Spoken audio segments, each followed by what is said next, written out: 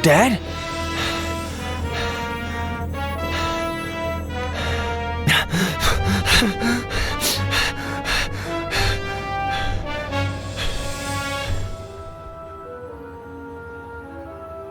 No! No!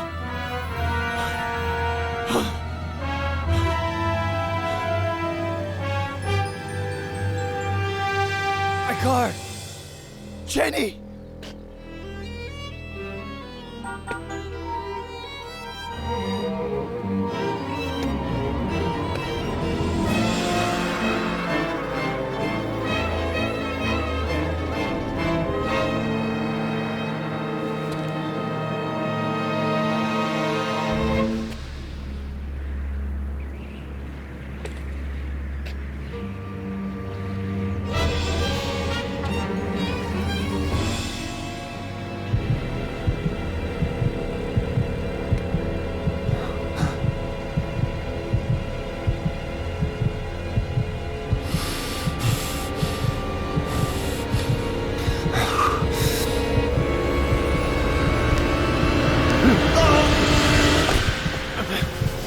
Let go!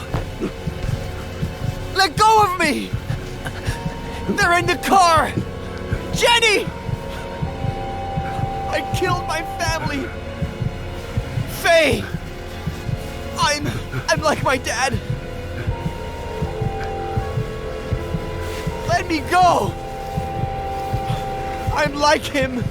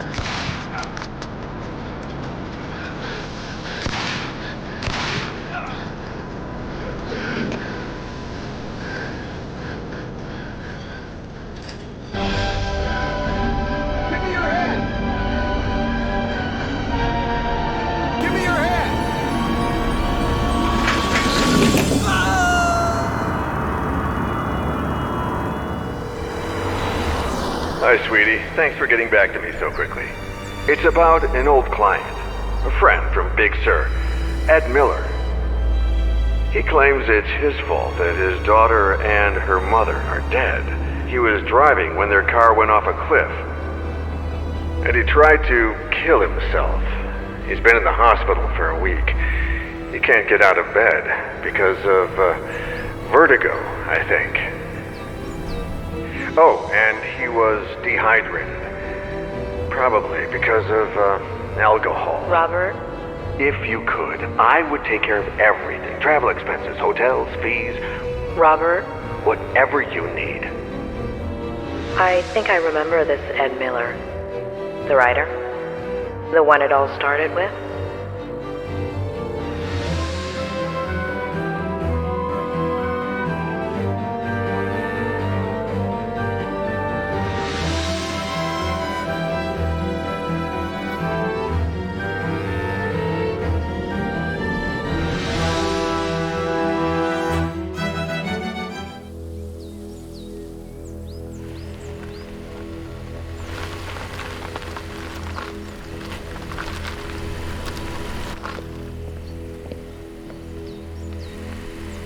Claire Miller, I'm Dr. Lomas.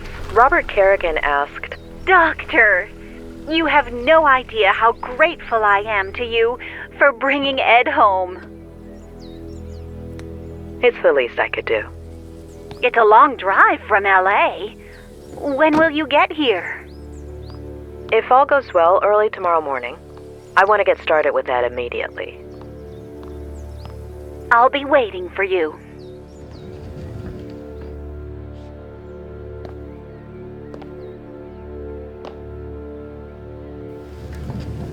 A pleasure meeting you, Ed. I'm Dr. Lomas. Doctor in what exactly? Doctor?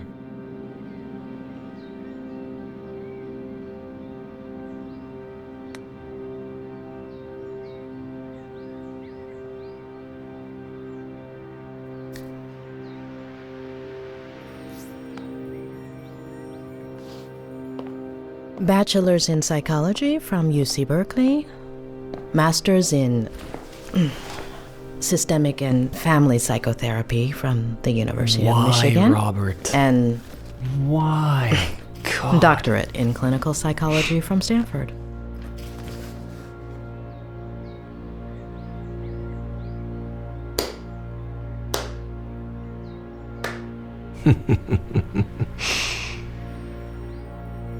Why? I'll give you free rein over my memories, my trauma, my room, my troubles. You got 1 hour. 1. Should we get started? Tick tock, doctor.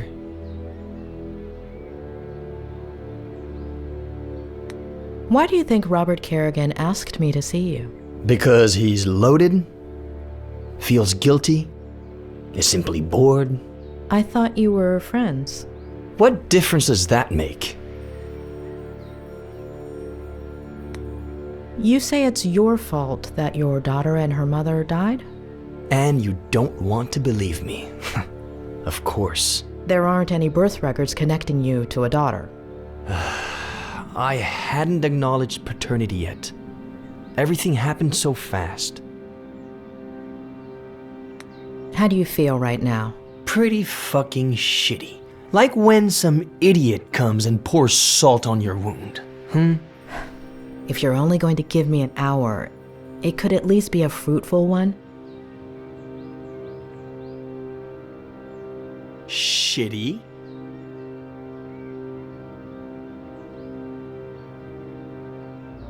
Why?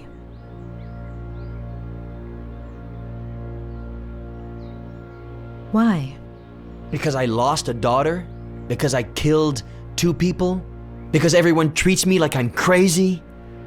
Because I pee in a bottle from a Dali painting? Because everything is surreal? Because of you. Does shitty work, or do you want me to keep going? Keep going. Okay, I'll keep going. Shitty, shitty, shitty, shitty, shitty, and shitty. Got that? Convince me that this woman Faye exists. What do you want to know? What do you want to tell me? It was about a year ago.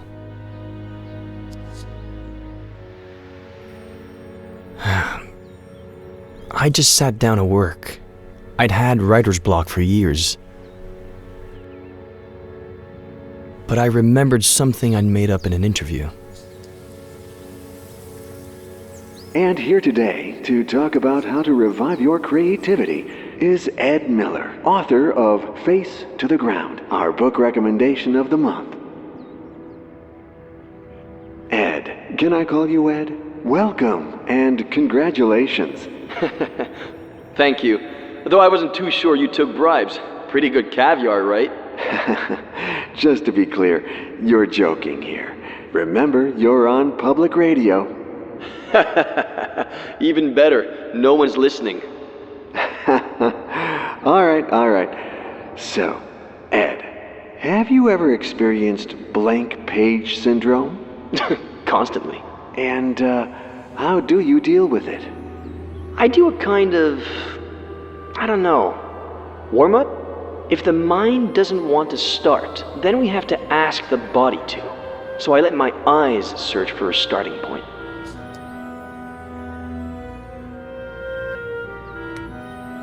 When my eyes find the word, then it's my fingers' turn.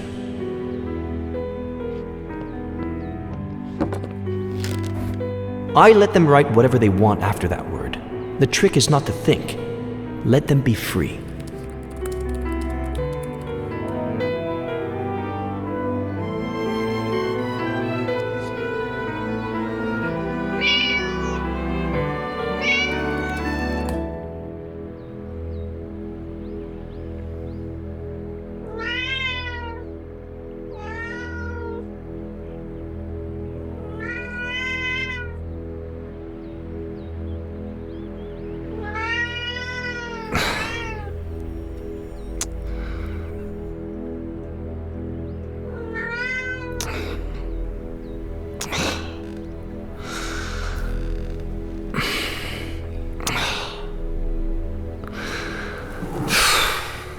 Really?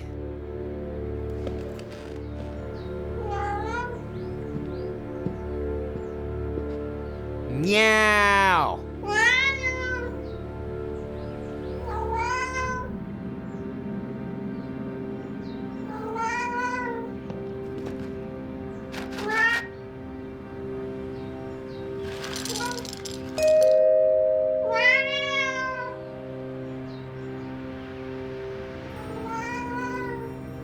I'm coming, Samuel! Please, open the door!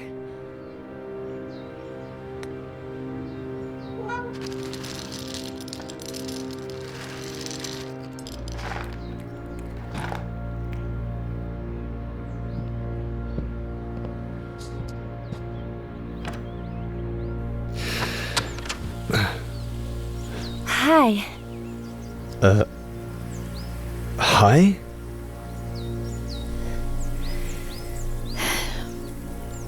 It hurts. Ugh, it hurts me just looking at it. Were you trying to get me to faint? No. I tripped, and... Can you help me? My battery's dead, and there are no other houses nearby.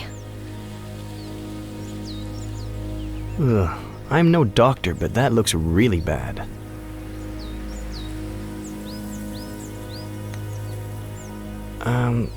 I'm kind of in the middle of something, but I'll take you to the hospital. No, don't. I'm between jobs. No insurance, no money. I need to lie down, please.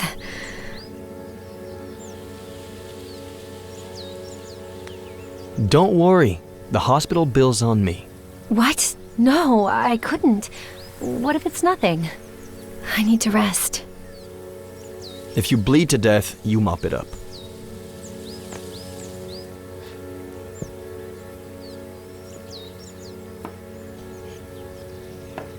Can I lean on you? Maybe you should ask before you actually lean on the person? Ow! Hold on. Slower. Hold on. Not so fast. Don't take this the wrong way, but this would be faster if I carried you. I can walk. Just don't go so fast. Ow! Fine. Carry me. Okay. I'm gonna grab you here, okay? And here. And lift you up. Okay? Yeah, okay. Is that okay with you? That's okay with me. All right, here we go. All right.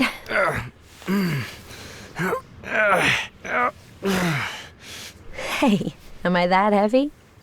If you had taken your backpack off... Okay. I'm going to let you go. Hold on. Let me take my backpack off. Now? You want my back to hurt too? Mine already does. All right. May I? You may. Do I? Please do. All right. Oh. Phew. Finally. Thank you.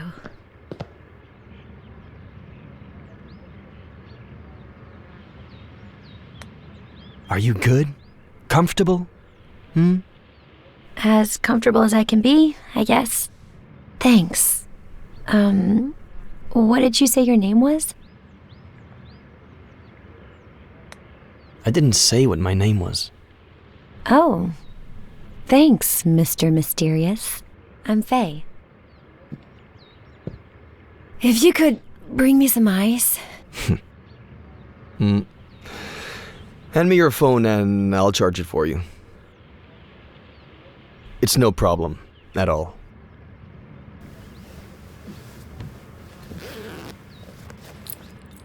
I left my car outside the Forest Park entrance. I'll go over there and let you be once the swelling goes down.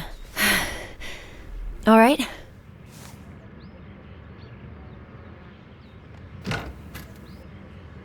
All right, if you can bring me some ice.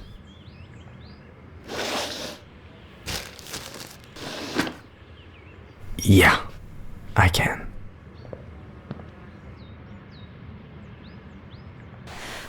Wait. Gently.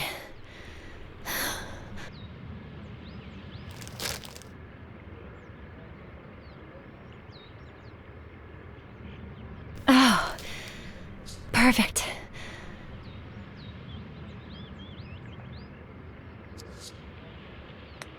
Does it hurt? It'll fall asleep with the ice. So will I.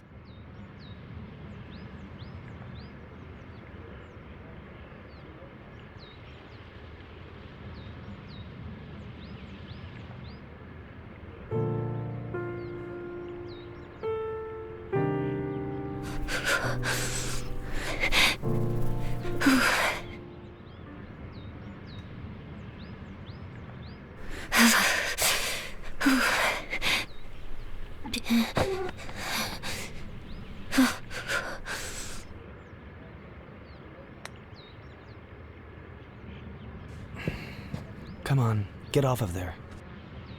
Come on, move it. Move it.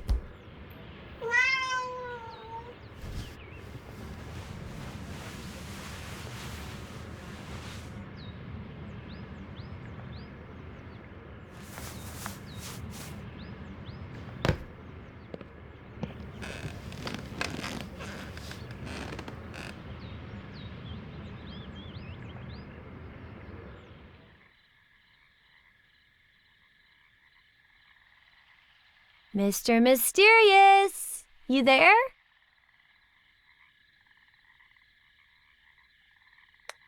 Hey, feeling better? I think so. Thanks. Hey, the ice worked. My ankle looks brand spanking new. Yeah, you healed quickly. Always have. By the way, thanks for the blanket. Thank Pet. It's his blanket. The cat? Bold move. I'd definitely go with a cold girl over a pissed cat. Besides, I usually warm up fast. Have you eaten? I'm hungry. I can order something online. Something? My favorite. It's the local specialty. I ordered it yesterday. And the day before. There might even be leftovers in the fridge. Something left over? Even better. I'll check the fridge. Don't order anything, okay?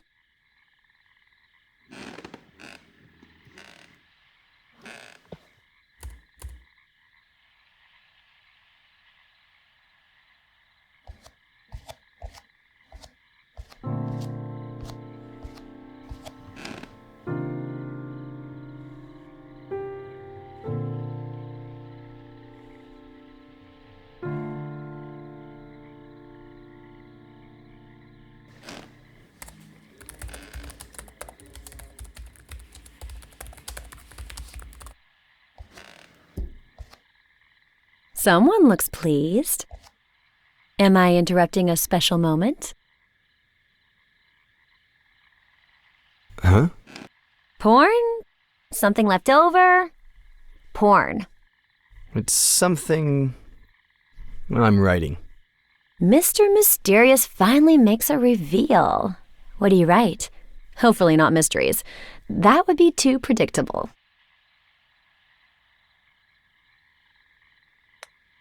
Honestly, I haven't written in years. Today was an exception. Oh, wow. We'll have to celebrate exceptionally. Consider it my way of saying thank you.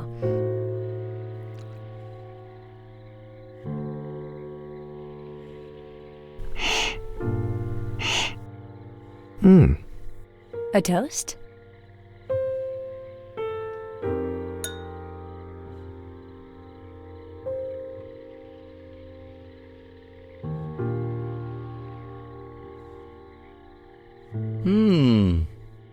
May I ask where you carried this from? Your kitchen. I was looking for something left over in the cabinets and...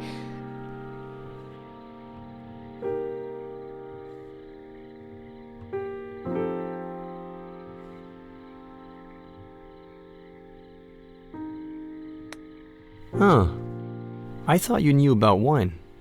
Are you doubting me? I'm offended. Convince me. Full-bodied with a deep ruby hue. Hints of red currant. Floral notes. Sweet tannins, thoroughly integrated acidity, persistent aftertaste. Red? I'm sold. A toast to you.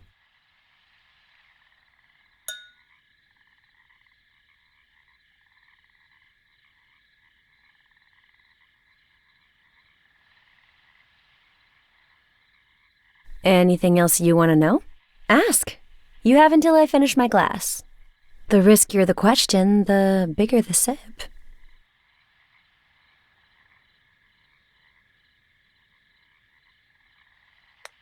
I hope this doesn't count too much against me, but, how old are you?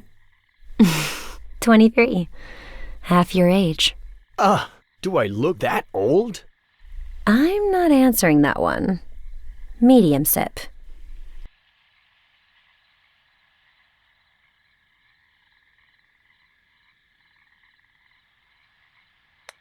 What are you doing in Cerro Lake? Guess. I'm looking for someone. Who? I'm not sure yet, to be honest. Short sip.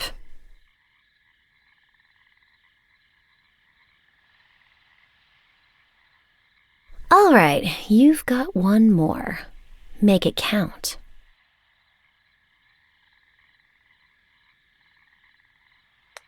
Are you sleeping at a motel?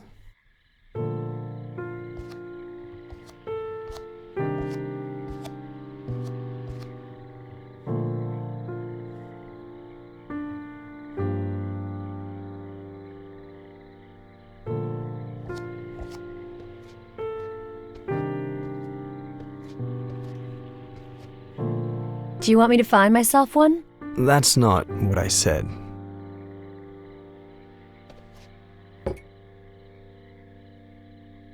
Words. Now I get why you're so well spoken.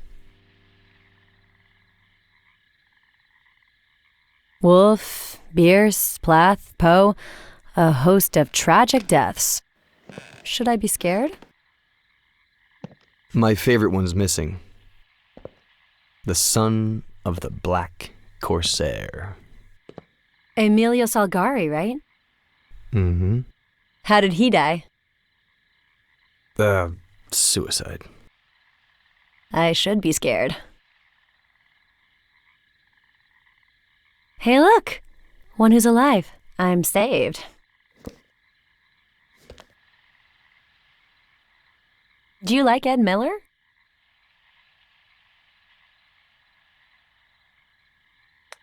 You say it as if you didn't. It's not that. You know what? Me and that guy have history. Huh. So, what kind of history? The bad kind. Oh.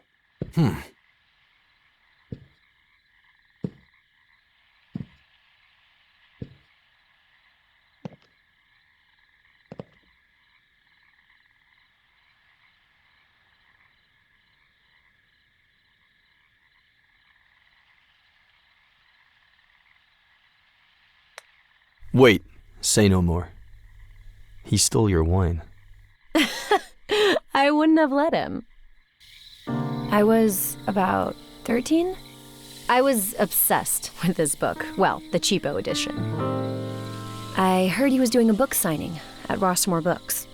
I pretended I was sick to skip school, but my parents didn't buy it. I tried to leave during recess and got caught. After school, I ran so fast that one of my heels broke and I twisted my ankle. But I made it. I got in line and waited and waited. And when there were only 3 people left in front of me, this old guy showed up, his editor, I think. White hair, white suit. You still here? What about the radio interview? And he took him away. The end. I never even saw his face. Getting grounded felt worse than the ankle, but not nearly as bad as the letdown. Anywho, 13 years old.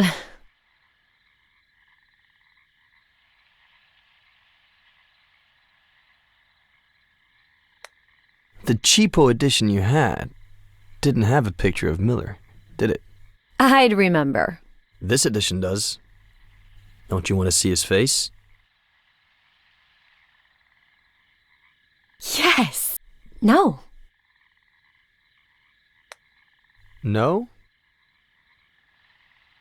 Of course. That's why you didn't want to tell me your name.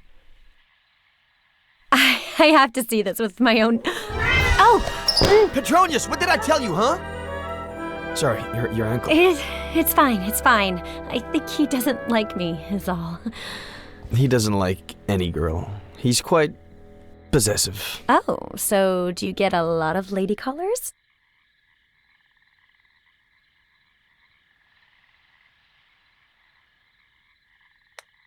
Lots. But I never open the door. Huh, weird. I'd say you opened the door today. First time for everything.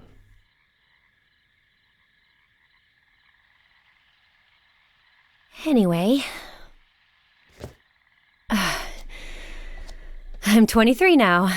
I'll never learn.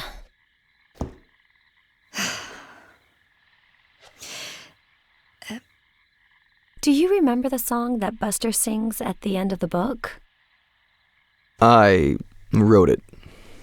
Did you write the music? It's a novel. You can't hear it. I could. What? What? No. No. Sing it. No way. Sing it! No.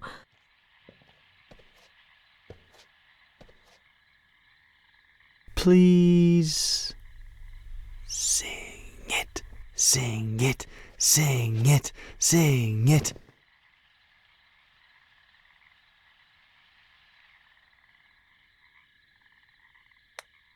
You have a beautiful voice. I'm sure you're a great singer.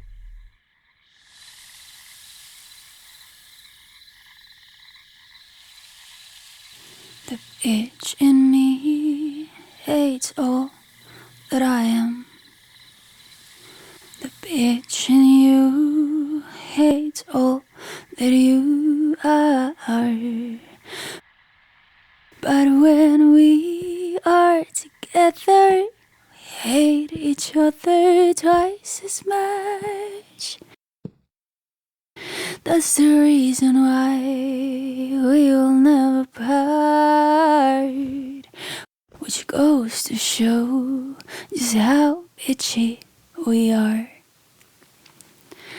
I never meant to cause you any harm. 'Cause darling, you need no help with that. But it's so fucking funny to see how you destroy your life. Or in your case, to see how I wreck mine. What a waste it'd be if we didn't team up. Which goes to show just how bitchy we are.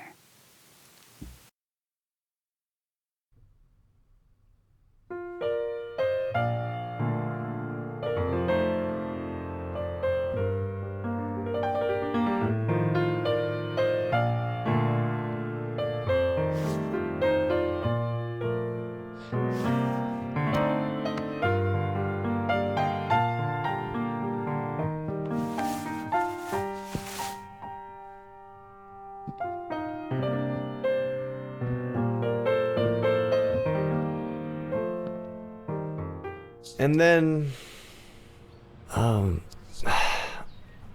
I don't think I need to go into detail about what happened. They're your memories. You decide. Okay, no. I'd rather not feed your morbid curiosity. But there's something I do want to know. Do you remember the date? I don't even know today's date. Our brain gathers much more information than we think. Look here. No. You want to hypnotize me? Please. I thought Robert would hire a real professional.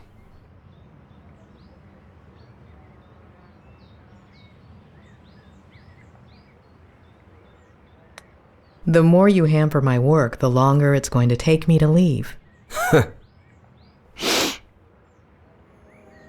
So let's go back to that day. You wrote a novel a while back, but you've been suffering writer's block for years.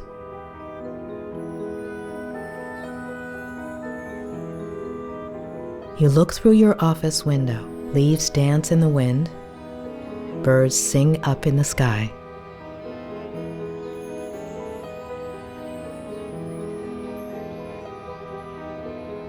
There's a mug in your hands, a warm feeling, a comforting scent. You look at a flock of birds and suddenly, an idea. Your cat interrupts you, begging for food, and when you go feed it,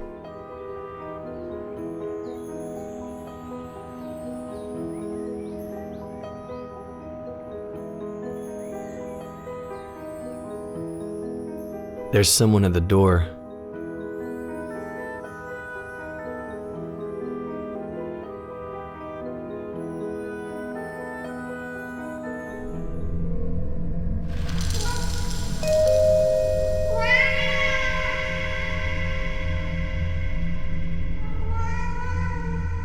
I'm coming, Samuel! Please, open the door!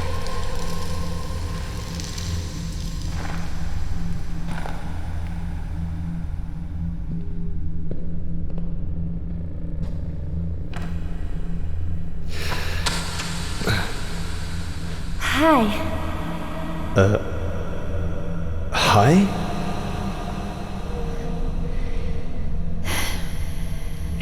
It hurts. If you could bring me some ice. Hand me your phone and I'll charge it for you. It's no problem at all.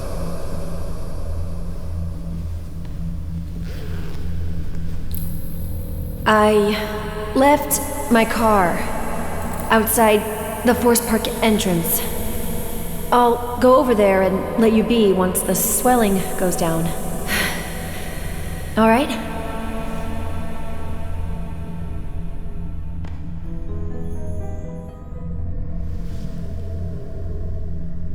Consider it my way of saying thank you.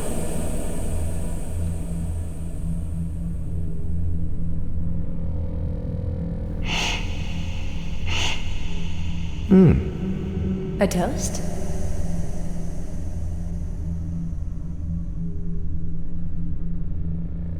I just finished my degree. In? Psychology.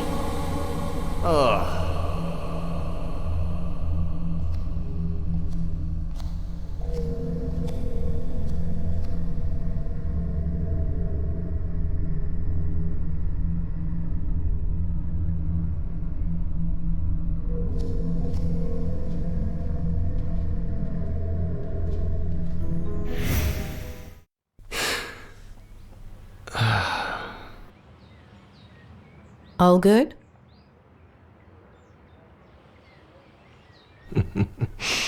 As I was saying, you have no idea how sorry I am that this didn't work out. I had to give it a try.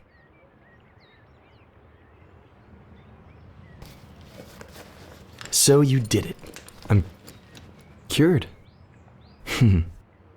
I'm not going to cure you. You are.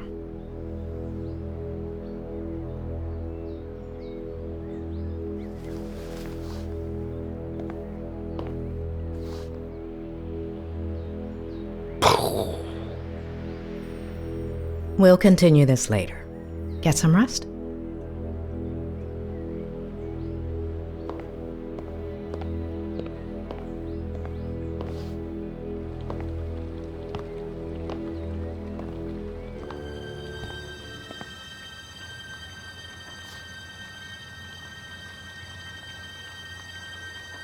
The smile of the nurse that tore you from your mother's arms.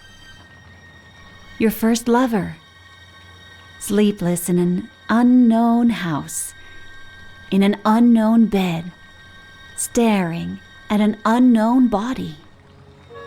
Spiders lining up to dive into your empty mouth.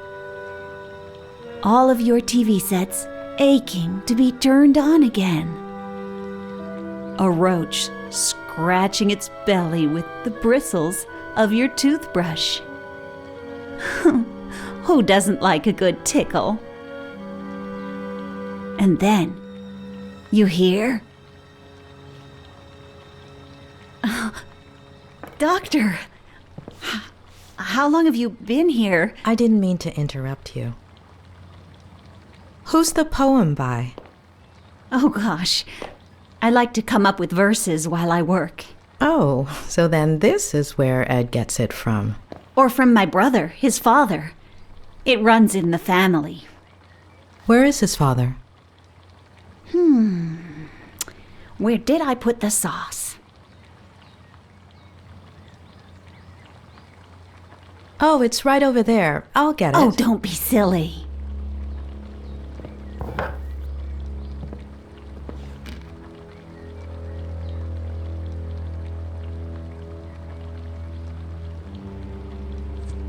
Eddie loves three-bean chili. He used to ask me to make it all the time when he was little.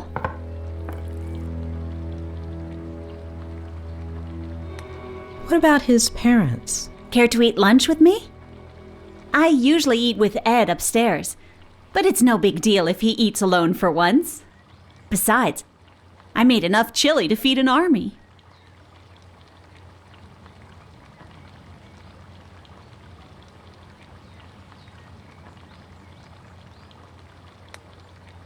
I appreciate it, but I think it would be better for Ed if you ate together.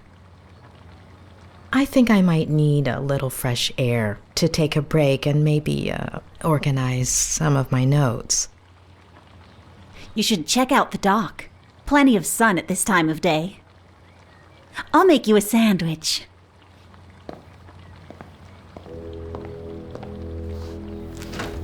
What do you think about Ed? He's a little stubborn, isn't he? Will he walk soon?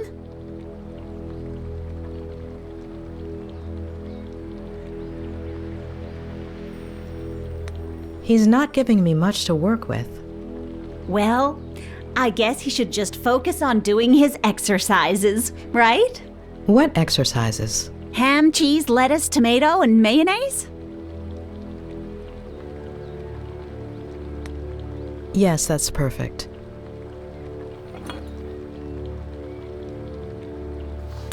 Well, if I was able to help him last time, I'm sure a doctor like you will manage. Help him with what exactly? Vertigo. Vertigo? Oh, let me tell you, Eddie was never afraid of heights as a child. No pirate captain ever is. You see that tree? The one with the deck chair?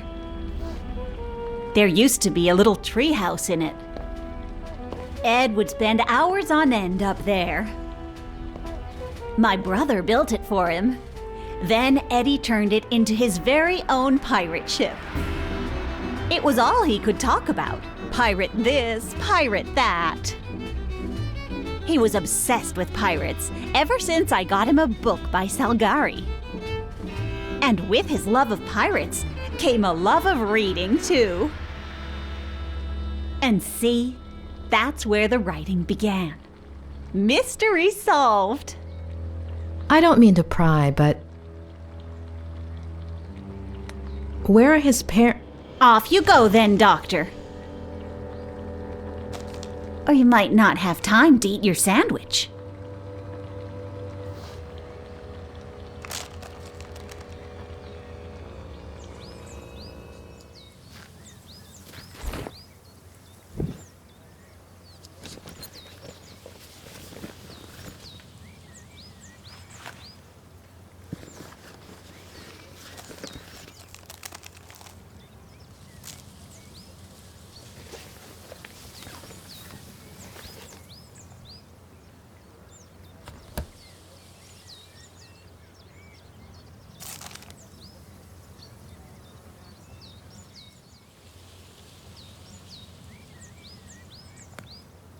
Ed is reluctant and even hostile towards therapy. Why?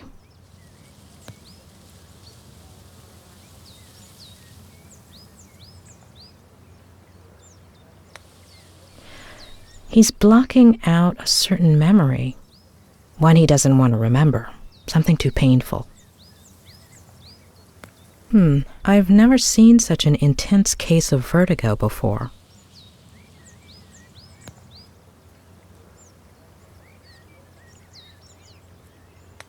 He's not the first writer I've known to exaggerate his symptoms, to get attention, make people feel sorry for him, make it more realistic in his mind, which is so used to fiction. Does she exist?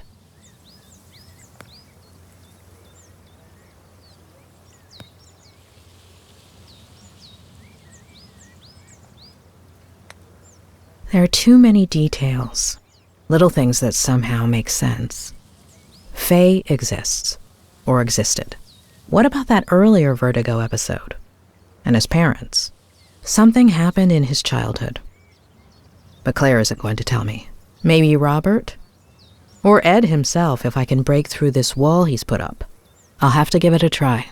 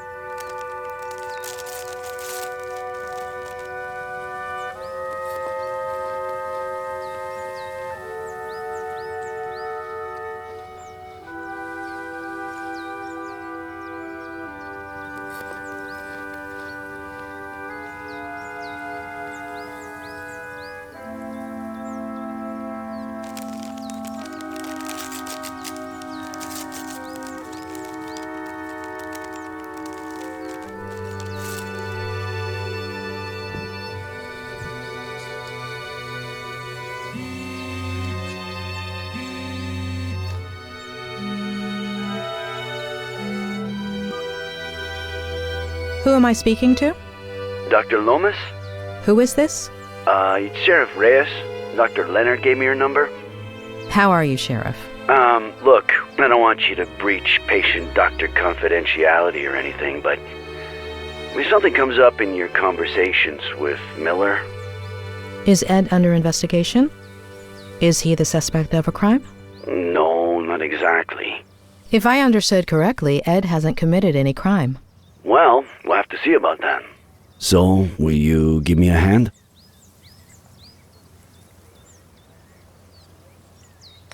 I'm not in a position to make any promises. Well, I understand, Doctor. I would settle for anything at all. Maybe someone saw something. I'm on my way to his neighbors as we speak. The Franklins? Nick, you there? Sorry, I've got to go. What is it this time, Adam? Tell me you saw my email with the slogan proposals. Yeah, great stuff, kid. I'm not sure which one I like the best. I like the sixth one. Yeah. That one was, Vote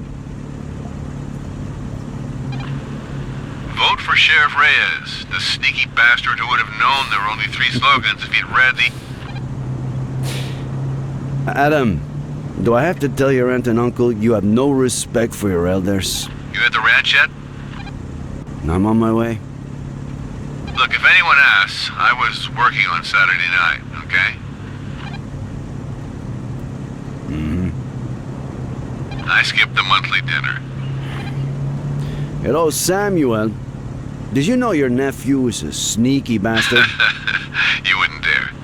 Hey, I'll check that out once I got a signal again. Okay?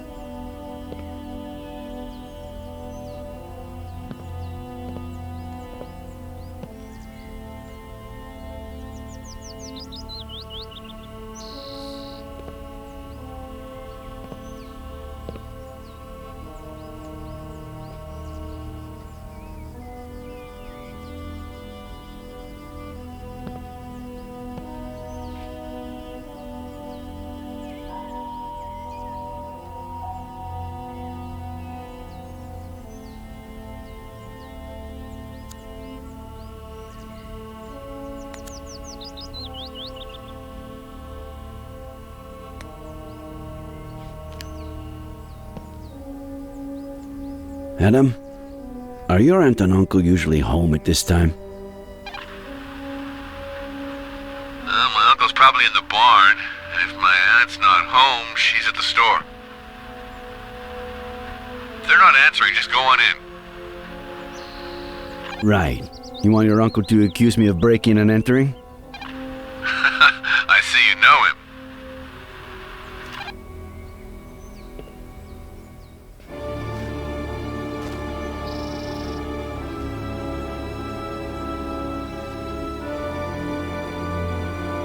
Samuel! Are you there? It's me! Sheriff Reyes!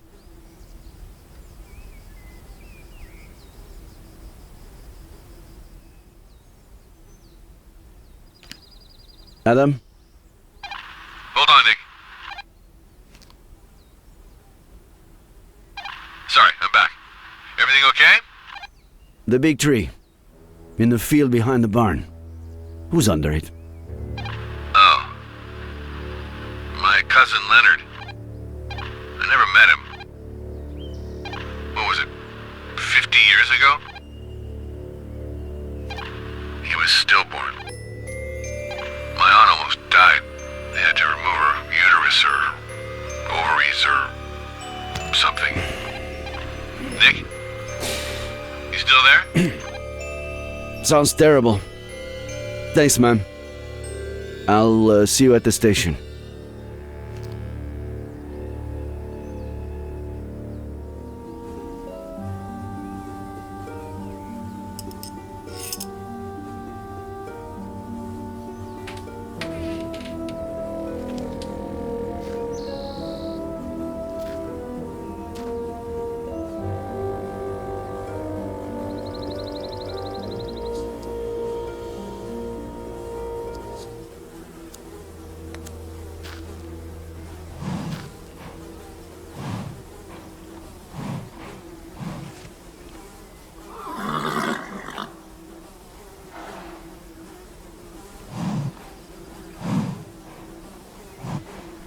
There. Tranquilo.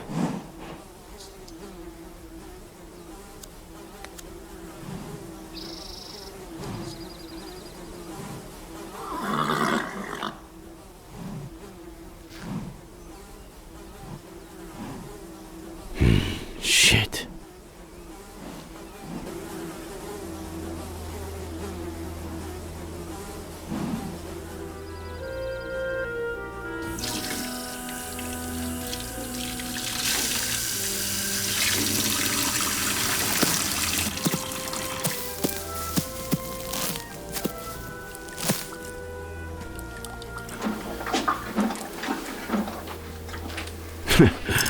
El gusto es mío.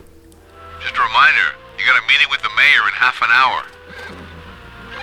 Oh, no. Hey, I can hear Frankie Lane. How is he?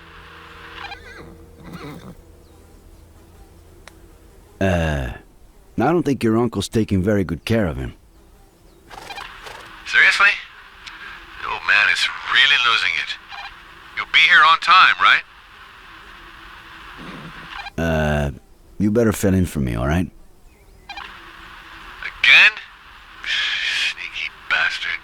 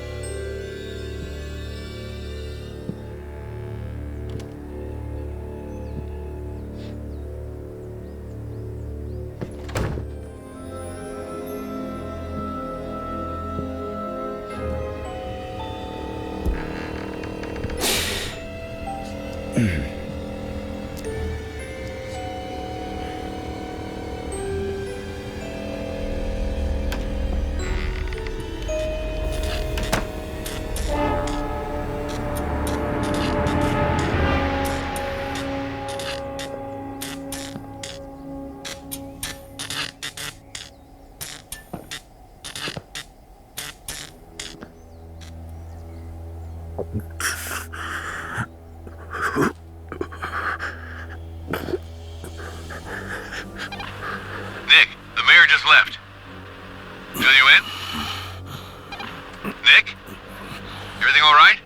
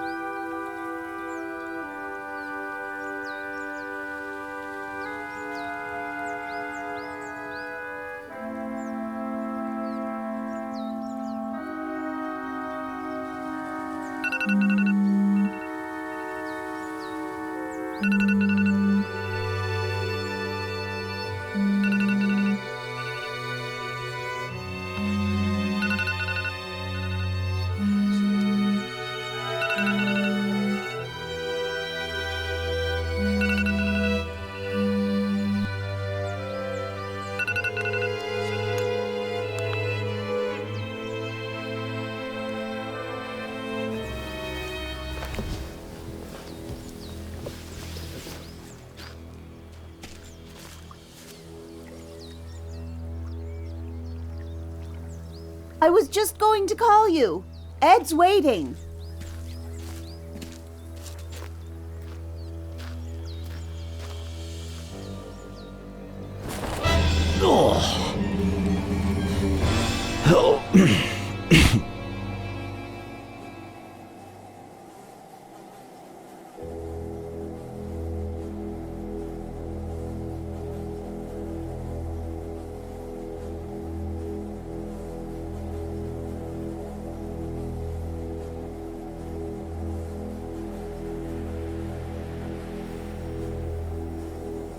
Adam.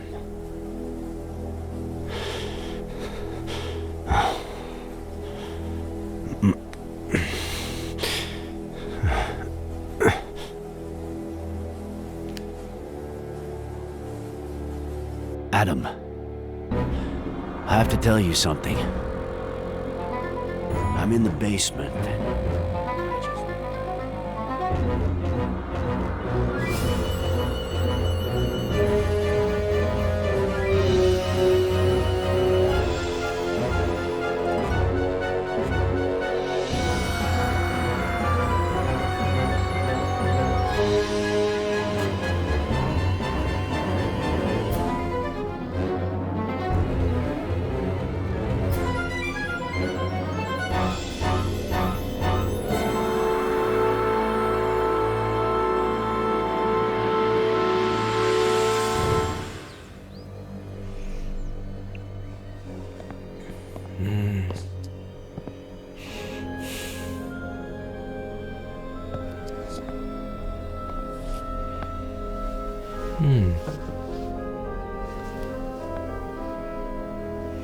Ed?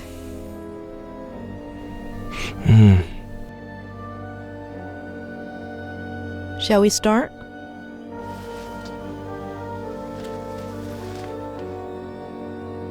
Why don't you tell me about your childhood? What'd you want to know? What you played? How high up?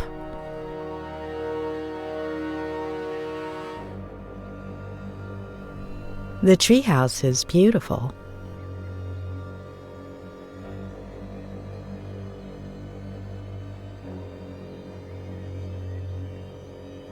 It was.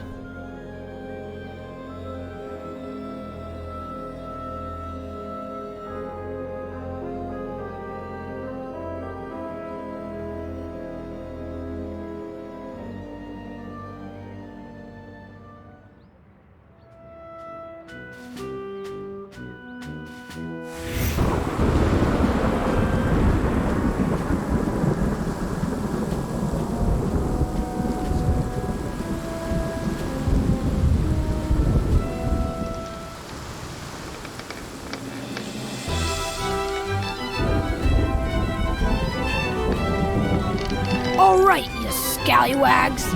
Now we got him. Heave ho! Flanagan, me hook.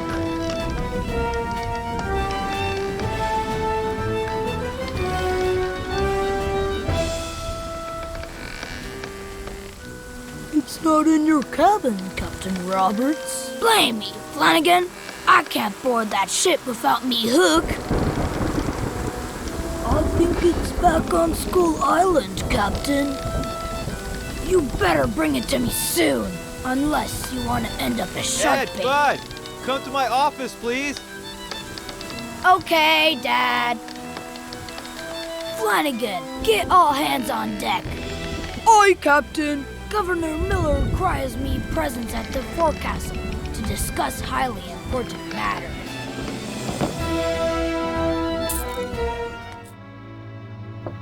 Yeah? Dad? Come in, bud. Come in.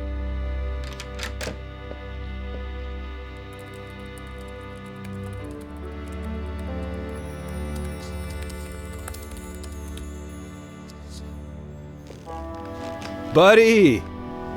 You knocked so softly that I barely even heard you. Come and say hi the way we do. Remember the Pirate Brotherhood secret handshake? There is no lost cause. As long as there's one remaining madman who fights for it. The Pirate Brotherhood will be victorious! We're getting better at this. Open the window for me, will ya? Secret handshakes are like everything else. The more you practice, the better you get. Anyway, do you have something you want to tell me?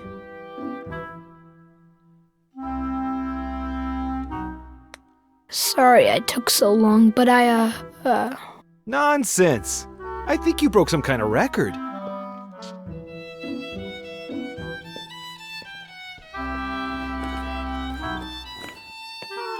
Anyway, that's not what I wanted to talk about.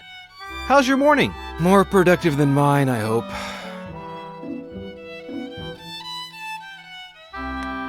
well, not good, because I can't find the hook you gave me. Darn! That hook is so cool! If I finish this never-ending chapter, we can both go out and look for it this afternoon. What do you say? Okay. By the way, do you... When you finish the novel, can we go on a trip? Yes, start thinking about where you want to go. And now, what would you say if... Is Mom back from the store? Mm-mm. Nice. What do you say you go to the garage and bring me a... You know what?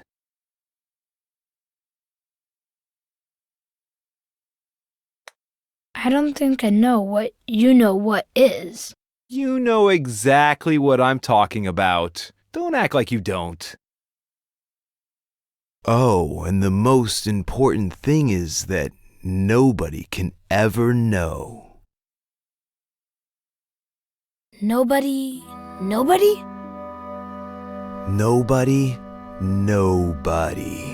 It's our secret. A secret pirate brotherhood Exactly. pact? A secret pirate brotherhood pact. Signed in blood. Signed in... ink. Wait. Ink? You'll see. Ink. Okay, so what could the symbol of the Pirate Brotherhood be? the Jolly Roger. Excellent choice. Let's do it.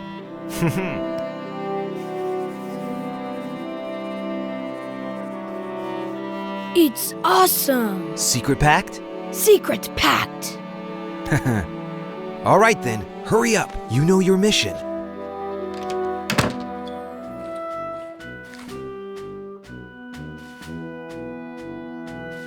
Captain, the thing we are looking for, I'm not clear on part of it. Explain yourself, Flanagan.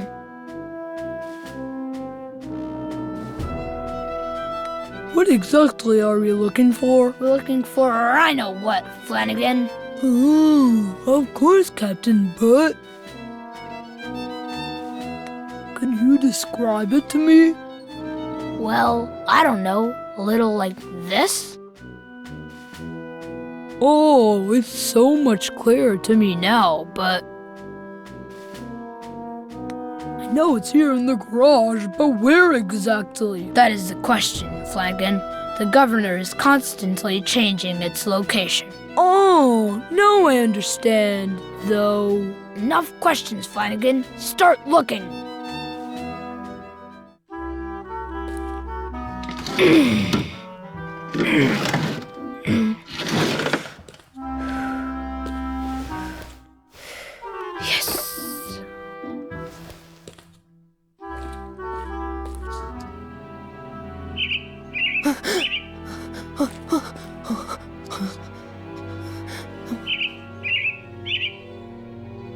The secret must be kept.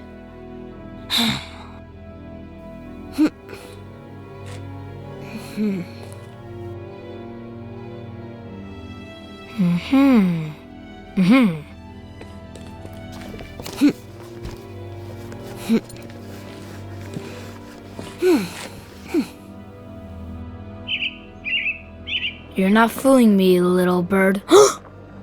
Mom! Where?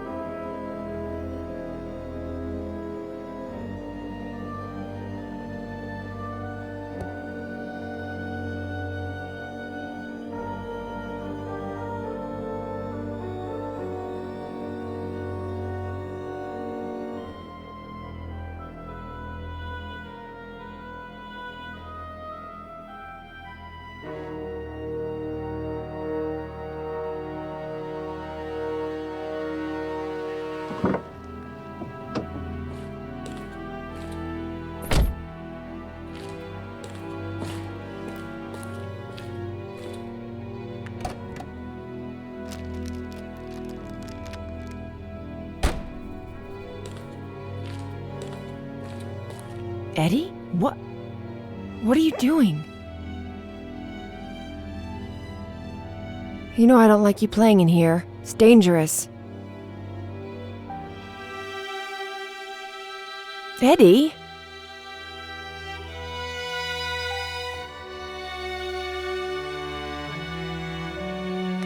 I'm taking something secret to Dad because... Something secret? Yeah. Okay, whatever. I don't want to know. Do as you please.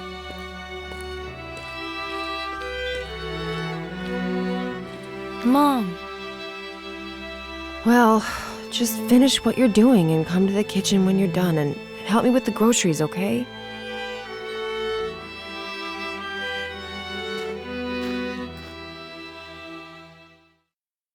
Captain Roberts was dangerously close to betraying the governor's trust, and even worse, has made enemies with Captain Morgan, a valuable ally. I must get her back, he said to himself, but first I have a mission to complete, and Morgan can't find out.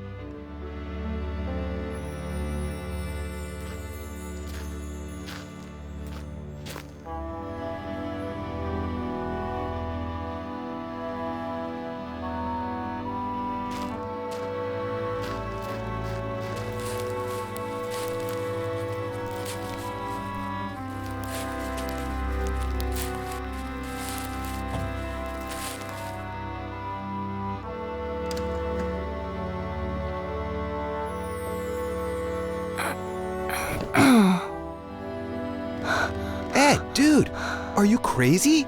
Why did you climb up if you've already fallen once? Are you okay? I just wanted to keep our secrets safe. Buddy, it's not that. It's just that it's dangerous. You have to be careful. I was very careful, Dad.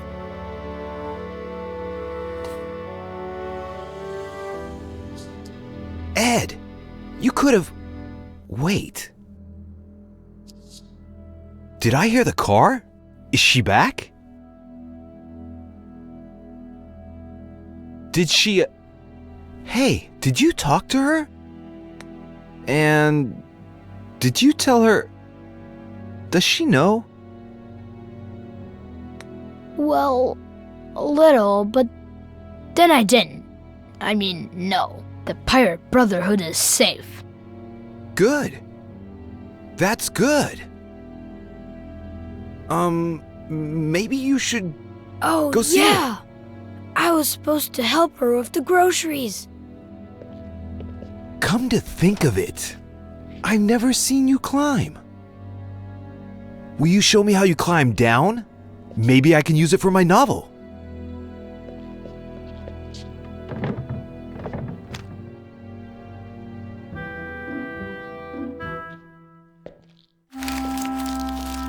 Hey, are you hungry?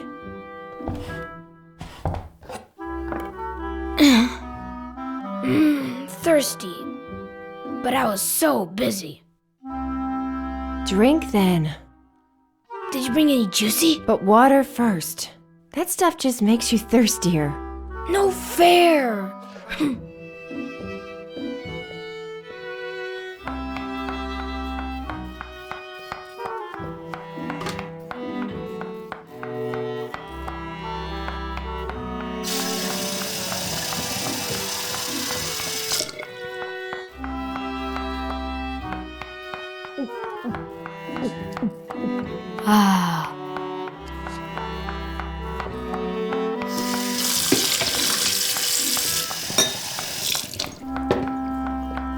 Did you see that? I drank a glass this big in one gulp. That's my boy. What are we gonna eat? Well, unless your dad cooked something and hid it so he could surprise us later. Roasted veggies. Veggies. Awesome. Too late. I saw that look on your face.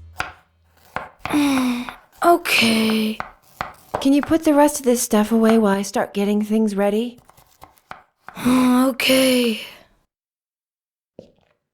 All right. Let's see if you remember where everything goes. Mom, I put everything away. Can I go play now? I'd say that was faster than ever. Wait. Are you sure there's nothing left in the bag? If I were you, I'd check again.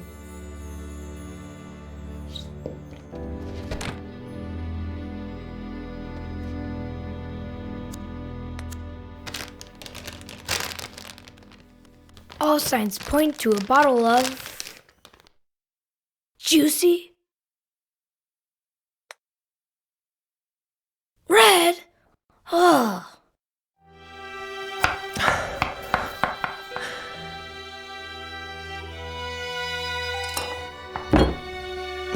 Give me a break.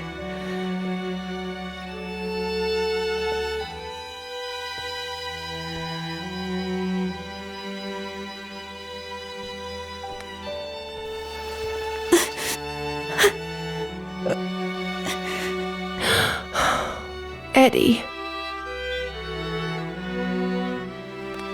The red one's good too. But you don't really.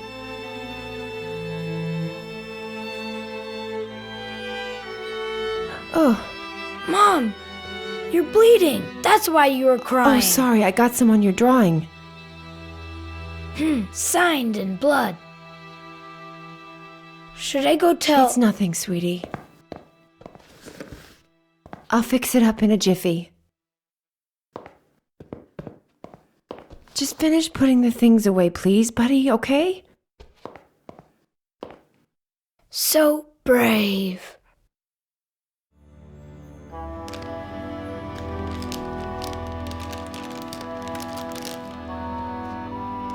I should give this to Mom. I wonder which bathroom she went to.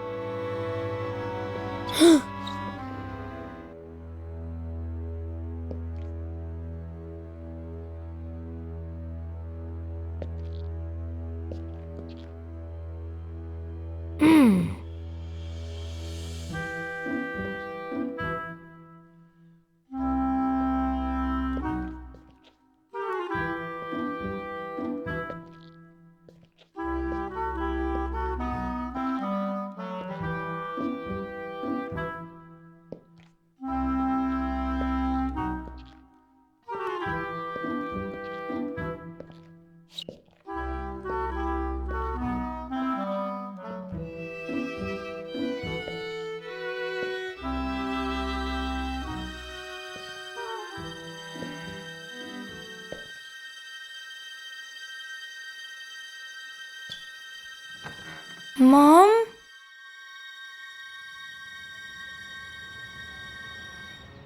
So? What? What happened next? Nothing. Nothing? Yeah, nothing. Ed, there are some things I still don't quite understand.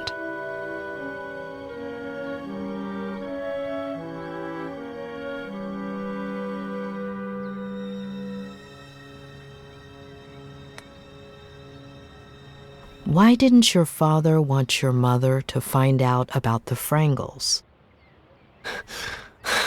You've misunderstood. My father always hid treasures around the house for me. Little presents or just some candy. It was a game. I see.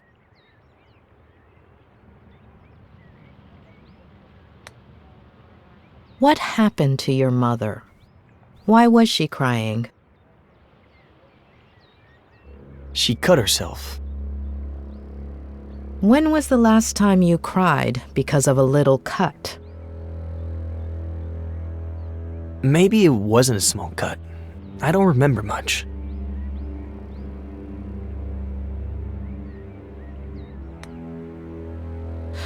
Would you say you were a little obsessed with pirates?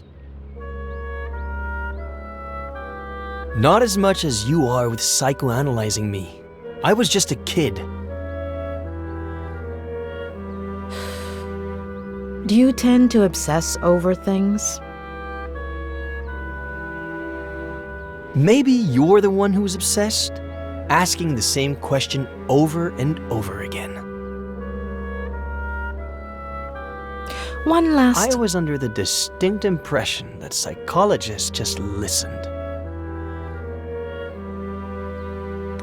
Let's just say we'd rather ask questions than listen to half-truths.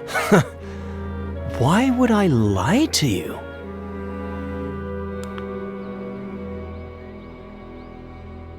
Ah, come on. Don't you ever get tired of being ridiculous?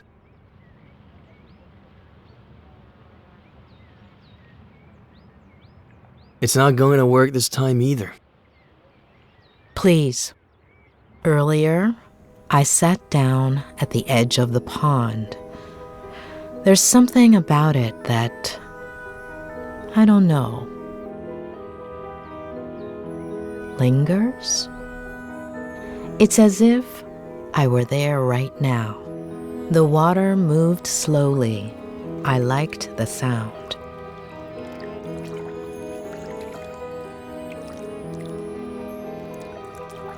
The air was humid, sweet. The cool breeze whistled between my fingers.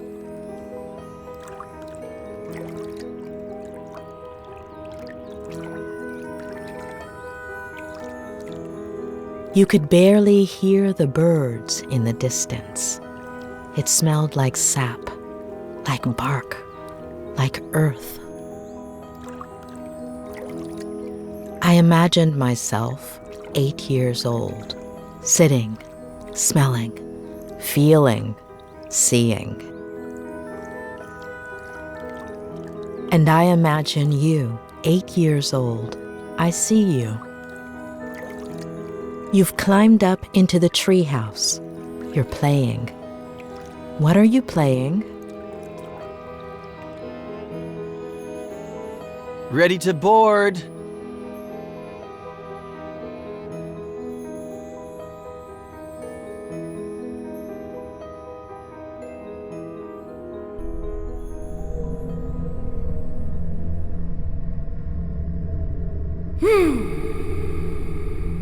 Flanagan, me Hook. It's not in your cabin, Captain Roberts. You better bring it to me soon, unless you want to end up as shark. Damn it, Eddie! Are you deaf? Come to my office, now! Okay, Dad. Flanagan, get all hands on deck. Aye, Captain.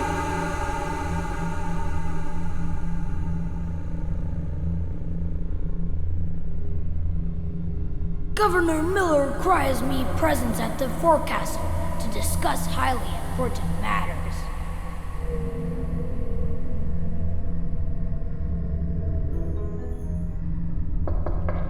Dad?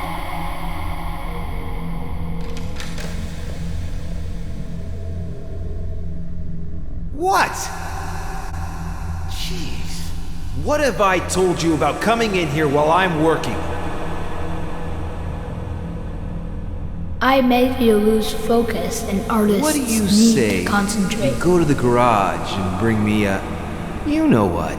I don't think I know what you know what is. You know exactly what I'm talking about. Don't act like you don't. Oh, and most importantly, your mom can't find out. A secret pirate brotherhood pact? Sure, but she can't find out. Come on! You're taking forever. No, it's here in the garage, but where exactly? That is the question, Flanagan.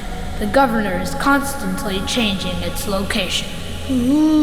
Of course, Captain, but... Enough questions, Flanagan. Start looking.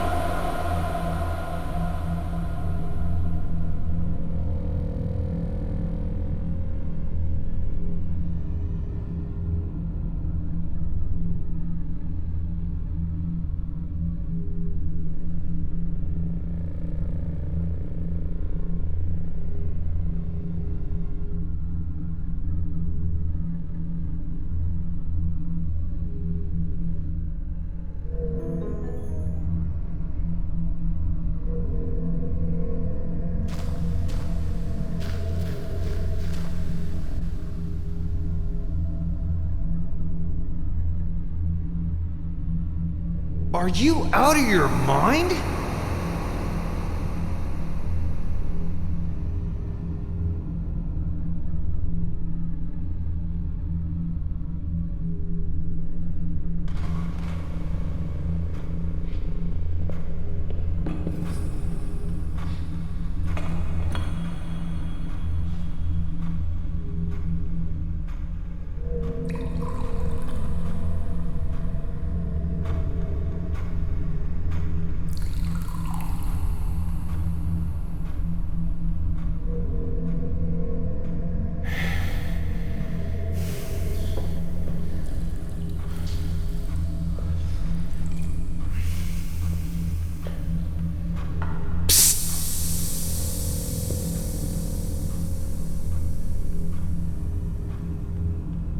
Sit down there.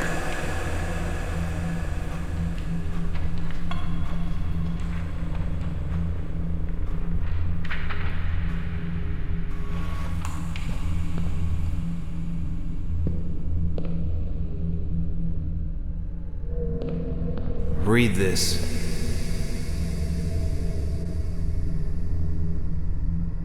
The next step in the long process of Joe human self-destruction involved an internal rebellion. his nervous system out of revenge for being mistreated by Joe.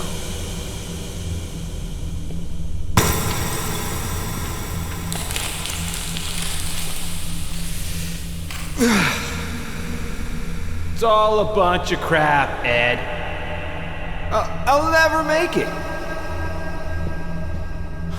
I'm worthless. You understand? Fucking worthless. I'm worthless. You're worthless. Waste.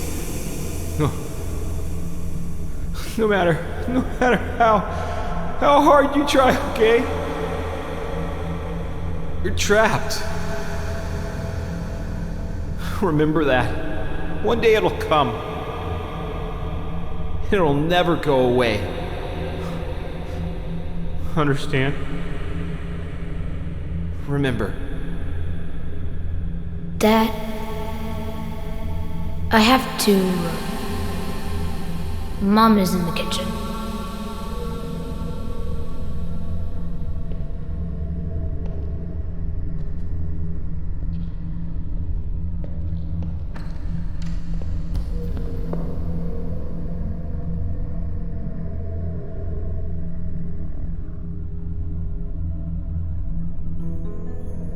Mom, I put everything away. Can I go play now?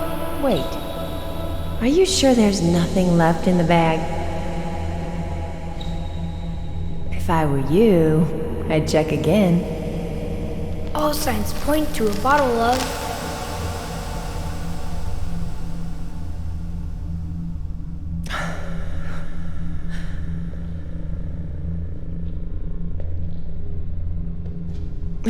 Give me a break.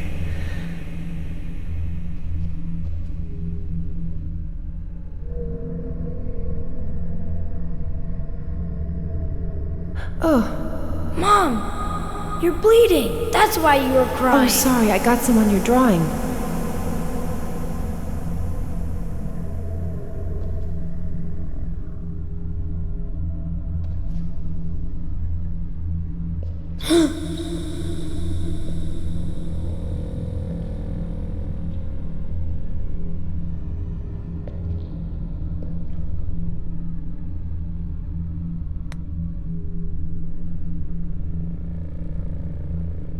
Does it hurt? Don't come in! Ow! Ow! Ow! Ed! Eddie!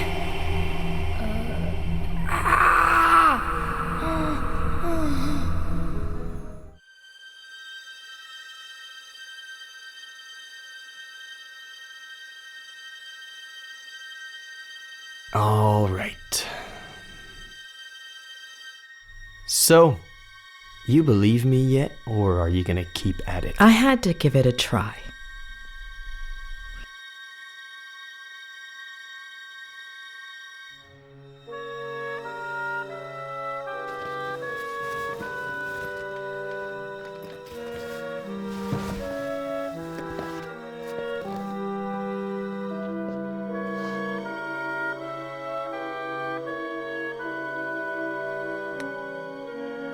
Well, we'll continue tomorrow. Yeah, like I have a choice.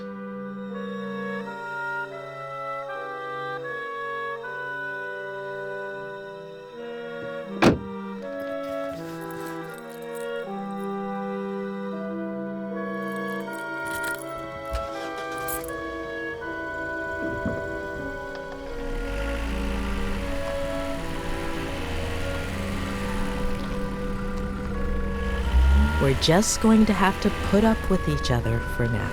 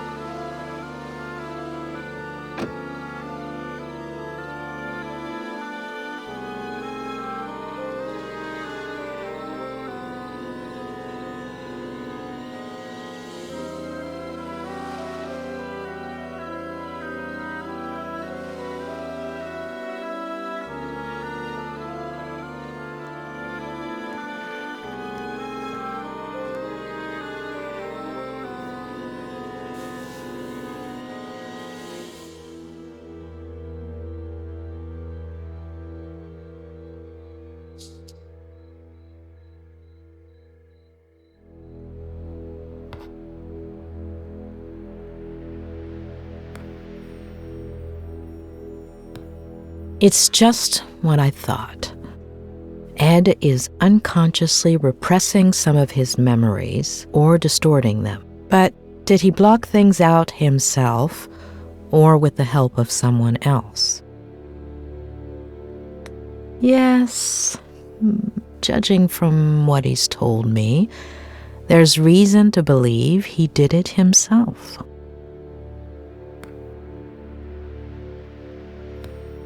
What if Ed, aside from fulfilling his father's dream of becoming a writer, followed in his footsteps in other ways? What if, by driving himself off a bridge, Ed was trying to copy his father?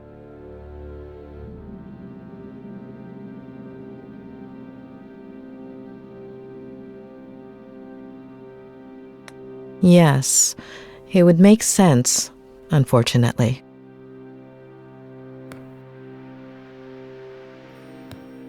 What about his mother? How does one deal with a situation like that?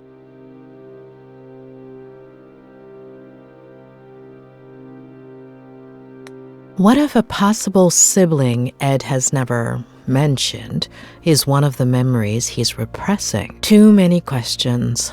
I hope Robert has some answers.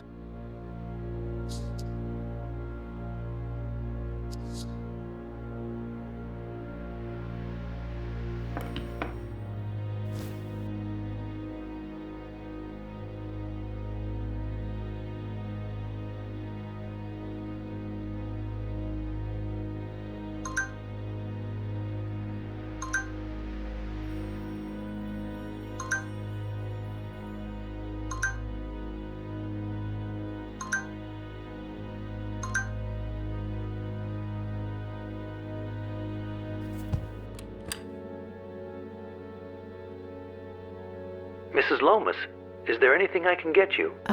You don't do dinners by any chance, do you? No, but there is a wonderful restaurant in Santa Anita, about 5 miles from here. Oh, thank you. I think I'll order in. It's been a long day. Oh, good luck with that. They don't usually deliver here. I could make you something, if you'd like. Just this one time. I can add it to your bill. Would you like anything in particular? Anything you have is fine. I'm not picky. Just give me a few minutes and I'll bring you something, okay?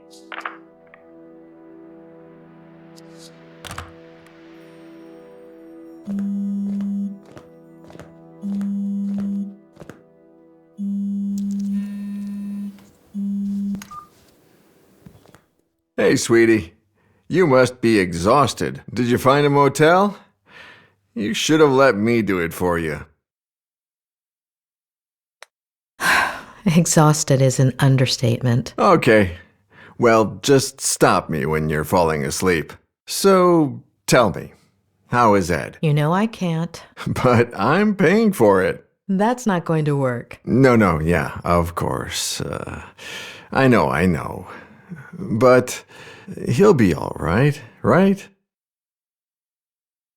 It's still too soon to tell, but it's not going to be easy. Hey, dish the dirt. So, what do you think of his Aunt Claire? Have you known her for long? Just over the phone these last few days, but hey, don't change the subject.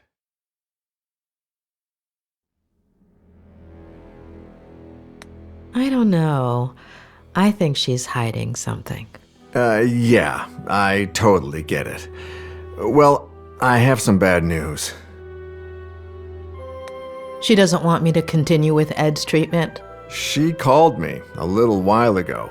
On the one hand, she says you're very professional, and she likes how punctual and responsible you are. Oh, and the bad news? She's thinking about moving things out of Ed's room, so you can bring in the equipment.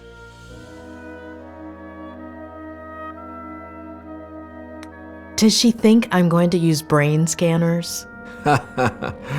No, I don't think so. No, physical therapy equipment. Walkers and stuff. I don't think she realizes you're a psychiatrist or psychologist. What is it? I always forget. Both. Really? Well, the lady has a whole different picture. I still don't understand why that's a bad thing. Hold on. Ed hates psychiatrists. I'm sure Claire does too. No, yeah, for sure. When they find out. Ed already knows and seems okay with it. As for her, time will tell. Give me a second. I need to think. Yeah, sure. Take your time, sweetie. I'm in no hurry. Although I did order some dinner, and it should be here any minute now.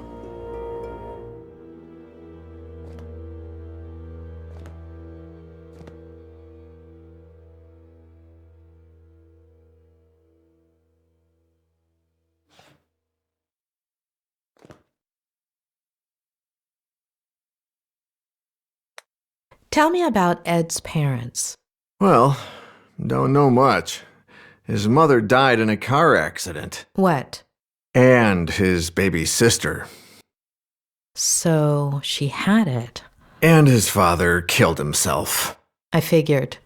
How? He jumped from a bridge. And you didn't think to tell me this before? Well, no, it just slipped my mind. Ed is following in his father's footsteps, and I'm sure his first episode of Vertigo came as a result of that trauma. Yeah, rings a bell. Robert. Yeah, I'm sorry.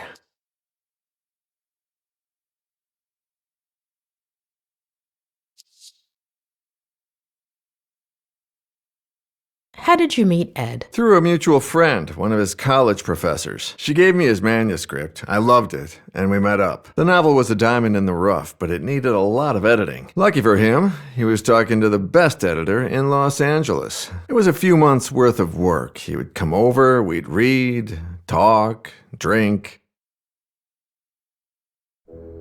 You and Ed, were you pretty close? Yeah, kind of. He became a good friend of mine until Vera... Robert? Yeah, no. Sorry. Are you all right? Yeah. No, I don't know. Yesterday... No. The day before yesterday was the anniversary of Veronica's death. I completely forgot about it. It's been 8 years, and that's never happened to me before. Do you want to talk about it? No, yeah, it's fine. It's just weird. It's like I remember. You said this would happen, didn't you? In our last session. Possibly. Oh, dinner's here. I'll be right back.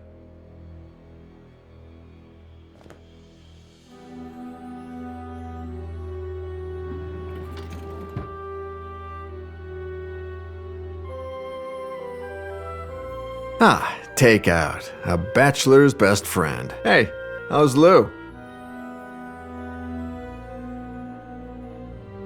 I need time.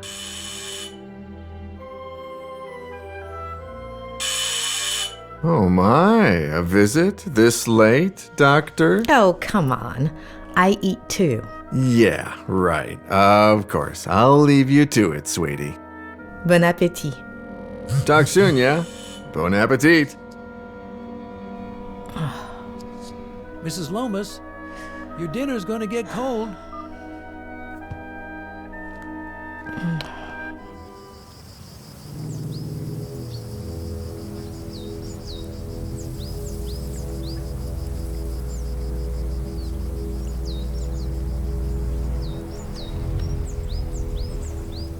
All right, kid. Let's go.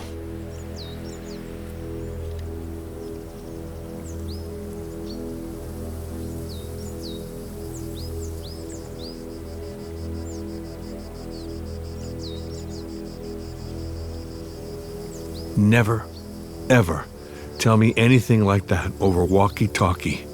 Not ever again. Adam, I wanted you to know as soon as possible. It seemed like the right thing. I've never needed a hug so badly. But you don't know what I'm talking about, do you?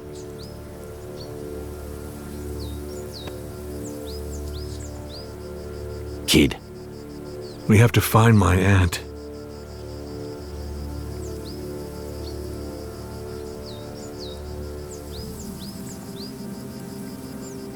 We'll find your aunt and the son of a bitch that killed your uncle. She's alive, right? She's alive. Harley is getting ready for the biggest search party you've ever seen, Adam. We've already got over 100 volunteers coming. We'll find her. All right? Let's go.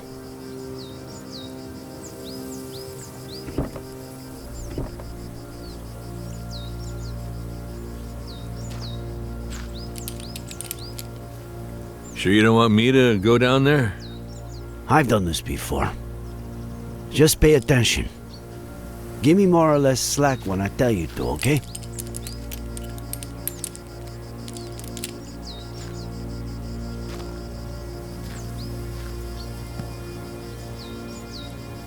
You think there's a connection, don't you?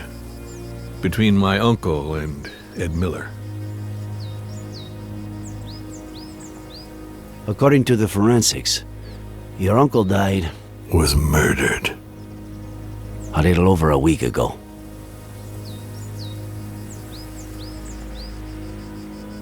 Nine days ago today, Miller tried to kill himself. We are talking pretty much the same day that Miller's car went over that cliff. And the jackass says he was riding with a girl and a baby that no one's ever heard of. But firemen went down and didn't find anything. We don't put out fires, and they don't find things.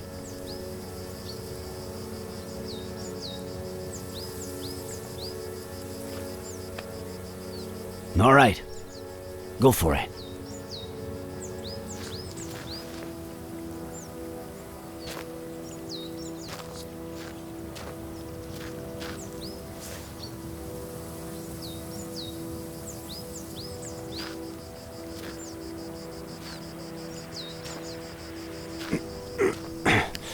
I'm on the ground.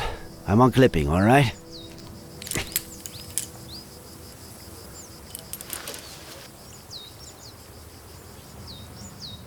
Roger that, boss.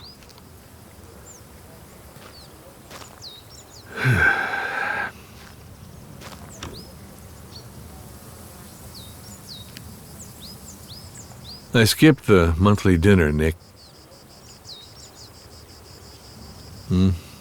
No reason. I just didn't feel like it. I don't know why. Just didn't, you know.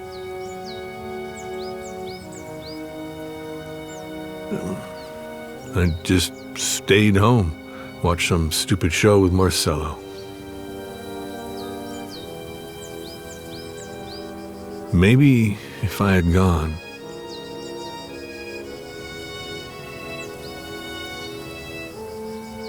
None of what happened is your fault. The real culprit is out there, and we're going to find him. Okay? Sure we will. I get why you feel that way. And I have no idea how one gets rid of that feeling. However much time goes by. All I know is that it's pointless. It's like a busted pipe. The more you force it... Nick, are you getting poetic on me now? If that doesn't make you smile, I don't know what will. Asshole.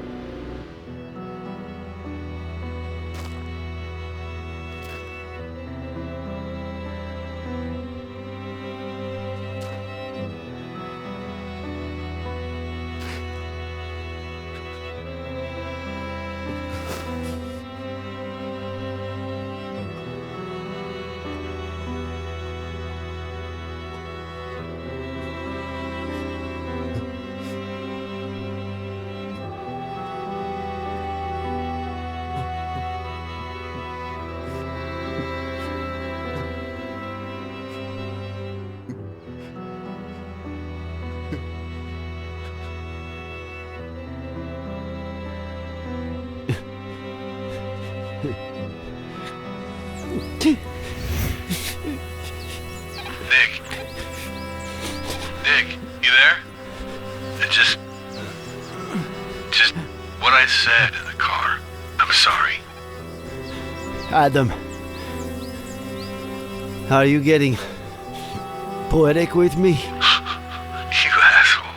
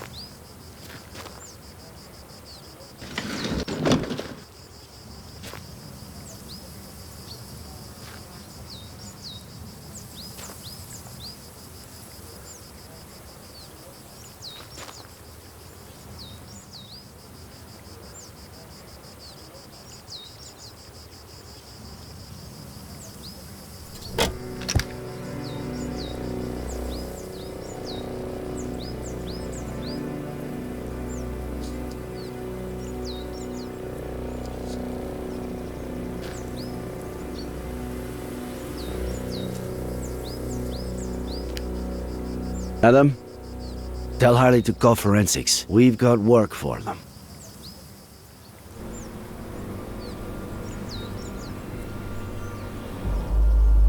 No! It's too early, John. I don't... Do you even listen to me when I talk? Oh, God. Next week. Here we go again. Next week. There's no traffic now. You know how it gets? If we don't leave before sunrise, we don't get there until lunchtime. I mean, honestly. Next week, we should leave at a reasonable time. The kids need their rest. You're saying that as if I didn't care. Not again, please. I'm their father. Are you saying I don't care? No one said that, John. No one. Okay.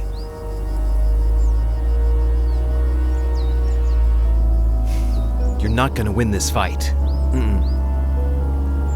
It's over.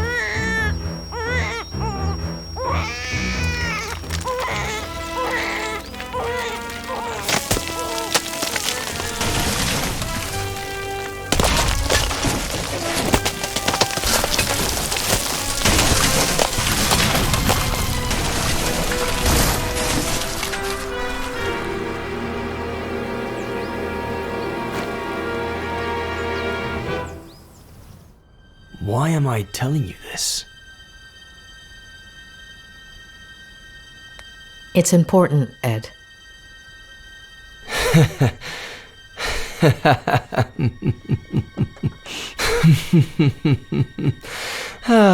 It's not just the money, is it? You shrinks are all addicted to other people's pain. You get off on it. Tell me about your father, about his... See, case in point. Please.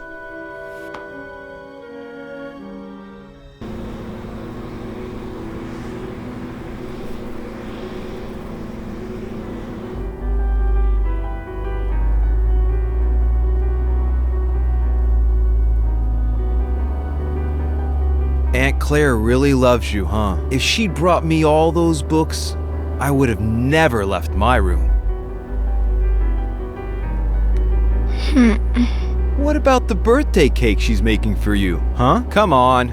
Let's see if you remember the ingredients we have to buy. Okay. I'll say one, and then you say one. Baking powder? Eggs? Yes. Flour? Yes. Butter? Yes. Molasses? Yes.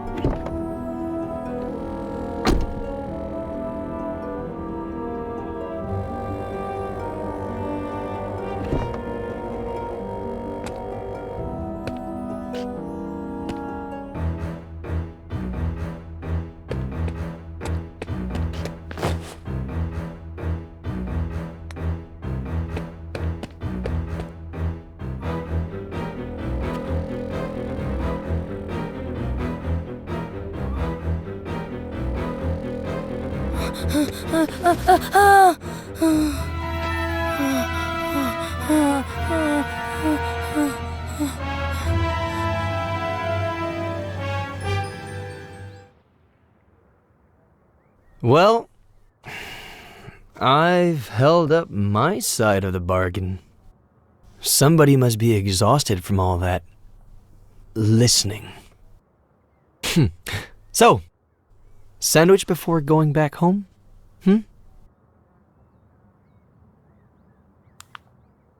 You know,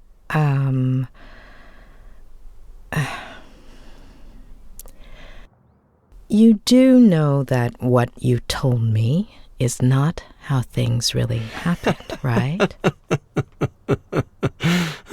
Addicts. That wasn't enough for you? You need a double dose of tragedy?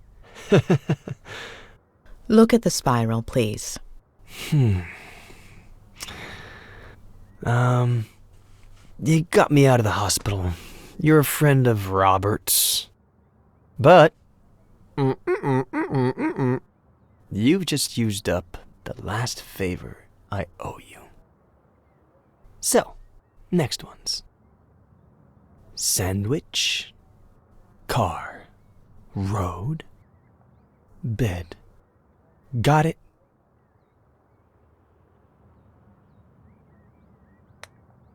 I'm not going anywhere until you're better.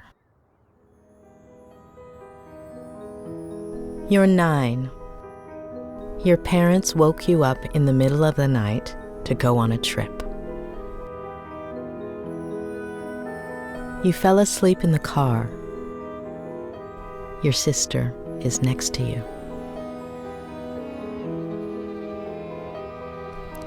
You hear your parents, and gradually you wake up.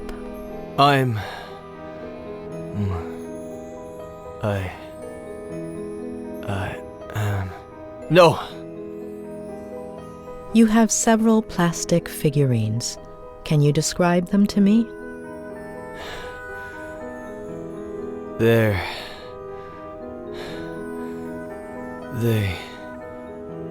are from... Please, no. Wake up, Eddie. No. Wake up. No. Wake up. No. Wake up.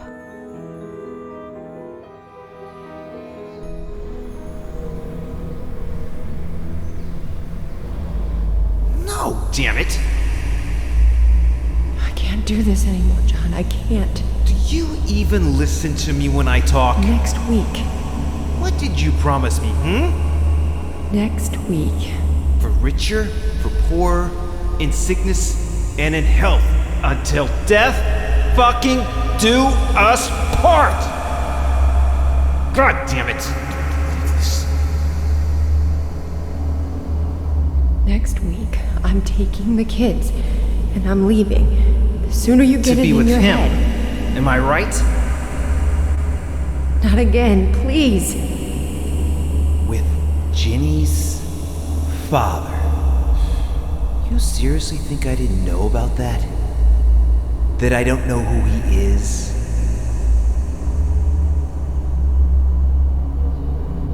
There's nobody, John. Nobody. You're not gonna tear this family apart.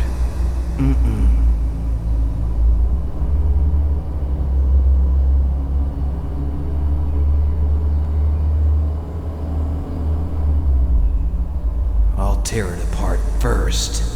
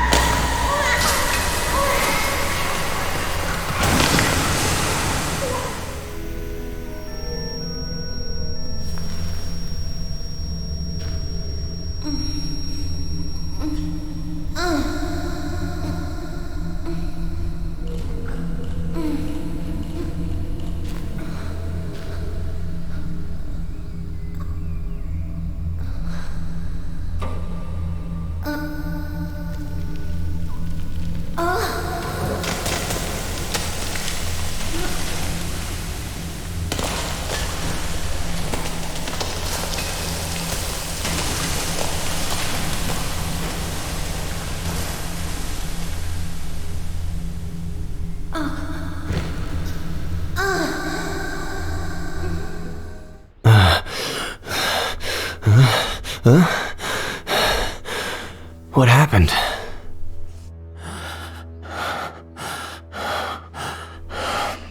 Ed.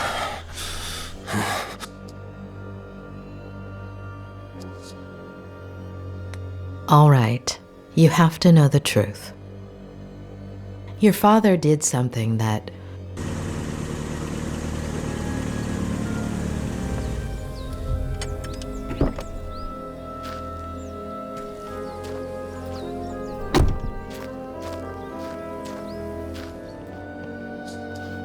He's in rehab. You can't go in there. What did you do, Miller? Sheriff Reyes. That's me. What the hell did you do?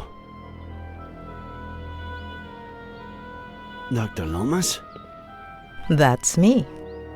Oh, sorry. I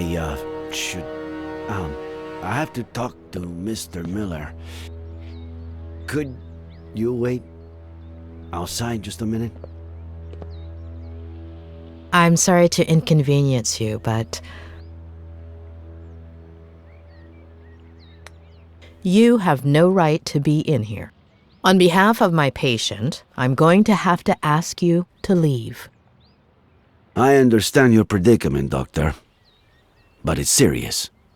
I wouldn't be asking you if... I understand your predicament as well, Sheriff. You barged into my patient's room without permission. What's so urgent?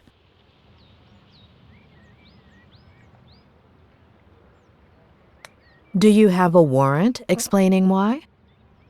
I know this might seem, irregular, but, if I could just... I don't care what it looks like.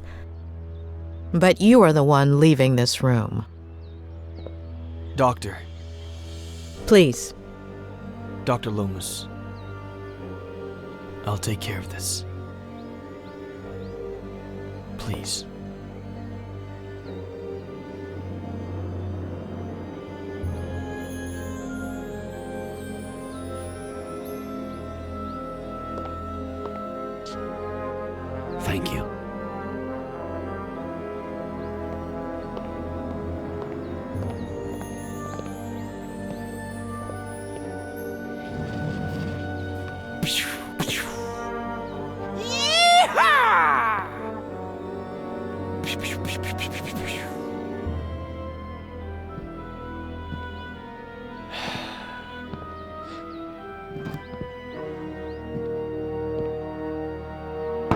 You don't like me, I don't like you. Let's get to the point.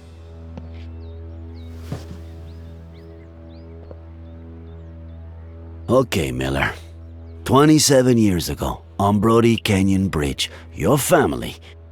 No. No. And now the exact same thing happens. And I'm supposed to believe it?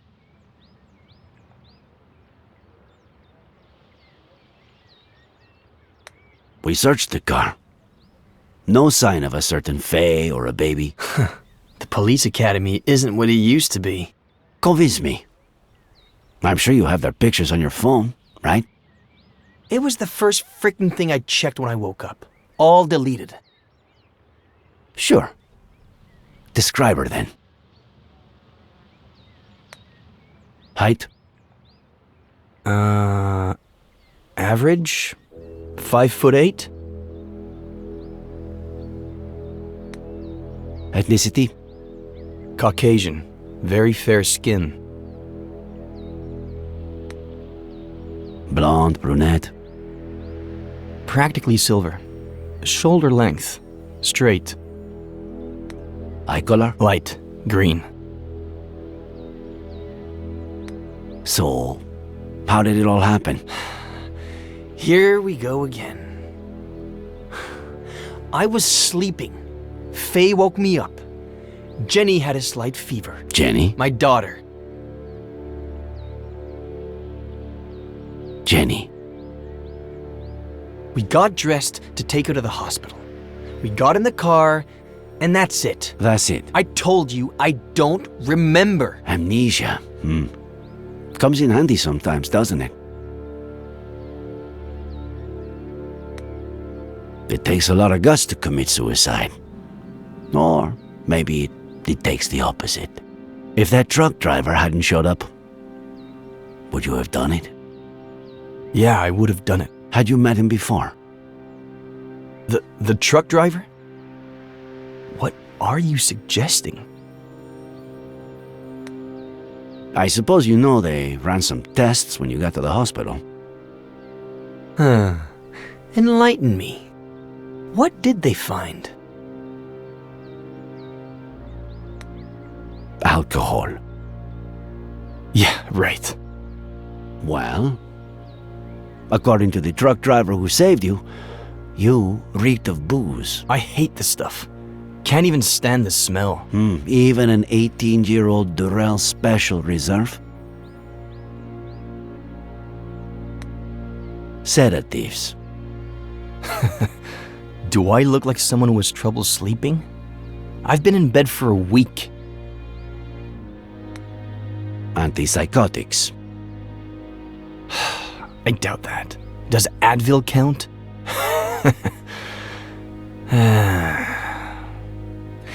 You had me confused for a minute there, Sheriff. I thought, how is this guy who's been out to get me since forever the only one who seems to believe Faye exists? But I get it now. I stopped counting the amount of times you pulled me over for a breath test. Now you finally have an excuse. You want to lock me up for a damn DUI?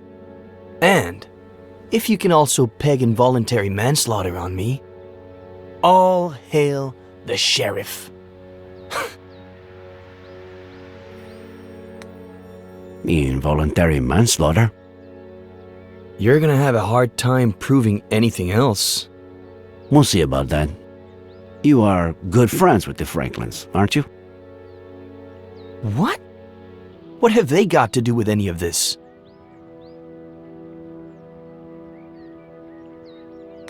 Do you and Samuel Franklin go fishing a lot? Is that a crime?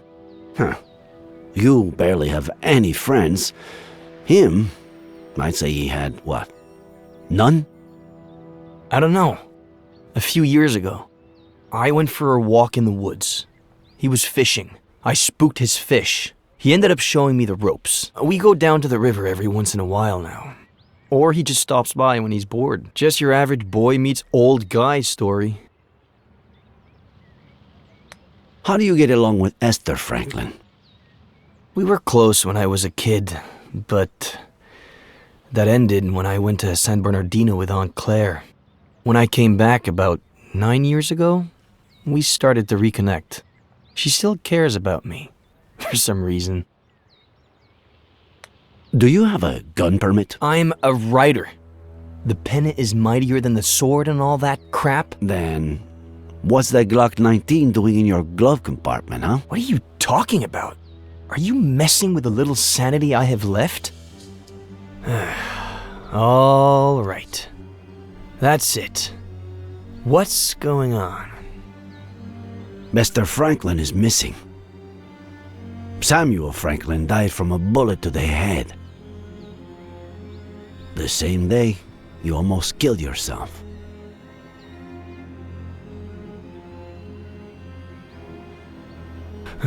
No.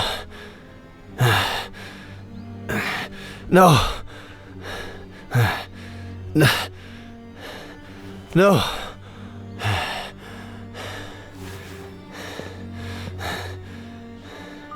No.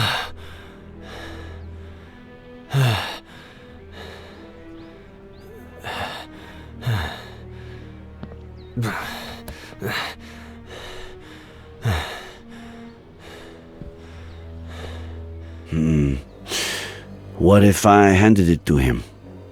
With some excuse to look at something. Maybe a picture of this Faye. What did he say she looked like?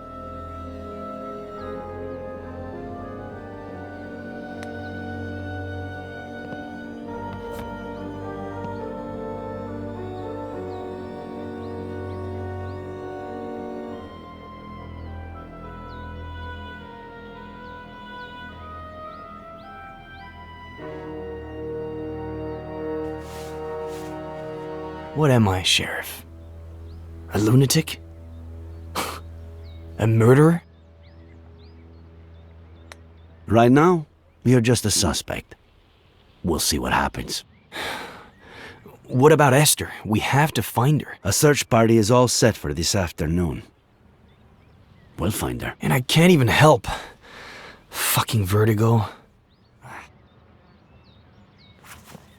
There's something I want you to see.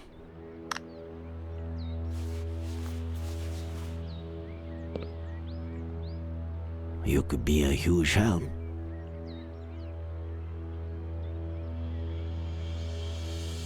This was just sent to me. She was seen around the park.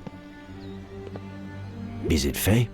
She was blonde and had green eyes, but no. Zoom in. Look at the details. Maybe she was wearing a fake nose or something.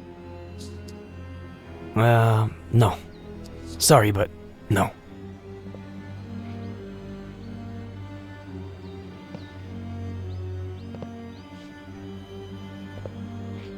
Hey, Sheriff. Find Esther. By the way, we found your cap in the ravine. What cap? The one with the stars and stripes? No.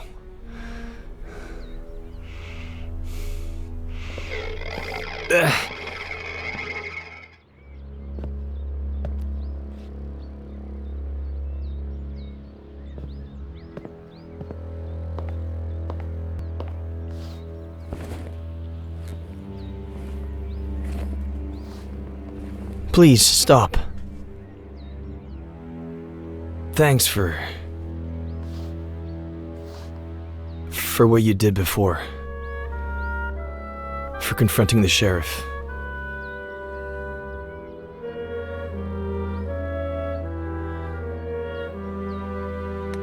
You were my patient. That's part of my job. I still am. Please help me.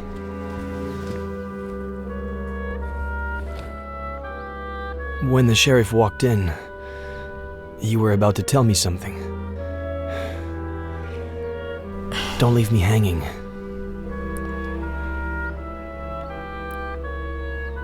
I'm still missing a piece of the puzzle. Just one. Give me that piece and I'll tell you everything without the fear of hurting you anymore. Before your childhood accident, days, maybe weeks earlier, if that's what I think it is, something your father told you about your mother, or the other way around. Something that made you take sides.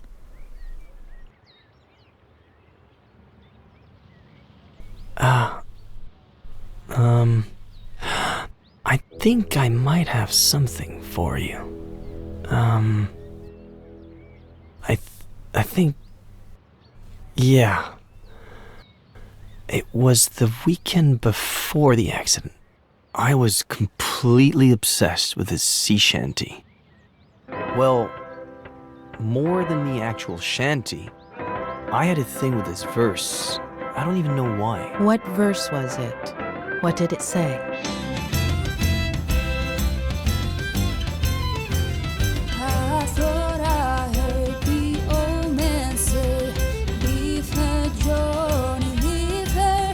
Tomorrow you will get your pay, and it's time for... I would play the same verse over and over. Why that particular verse? I don't know. Maybe because it was Saturday, and I got my allowance on Sundays. It's time for us to leave her. Leave her, Johnny, leave her. Oh, leave her, Johnny, leave her. For the voyage is long and the winds don't blow.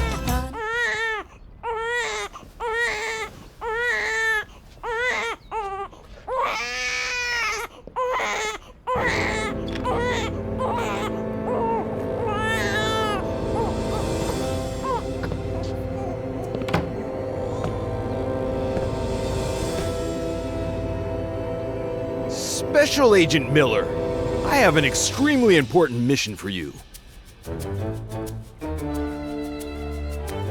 Yes, sir, Colonel. That's the spirit, Special Agent Miller. As you may well know, we're in the midst of a Cold War with our worst enemy. But they said on TV that the Cold War was over. That's exactly what our worst enemy wants us to believe. That darned KGB. Several of their agents have placed 3 nuclear bombs in one of our top secret submarine bases.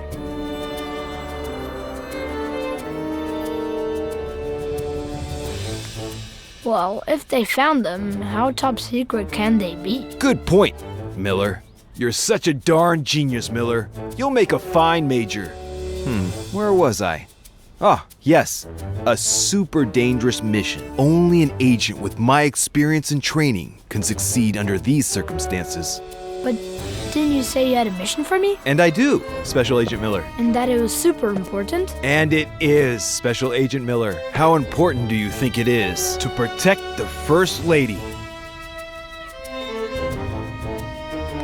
Extremely important, sir. I couldn't have said it better myself. Did I say Major? Miller, you'll make a fine colonel.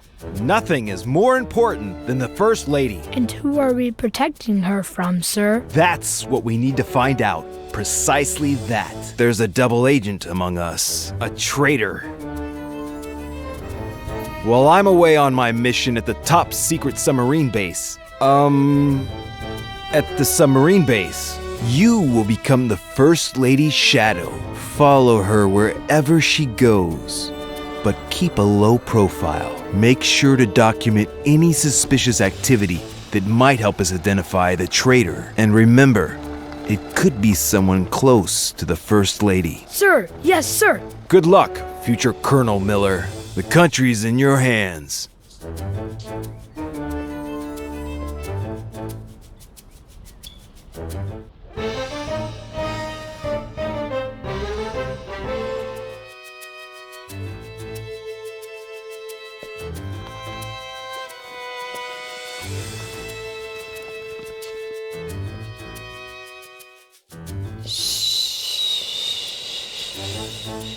It's okay, sweetie.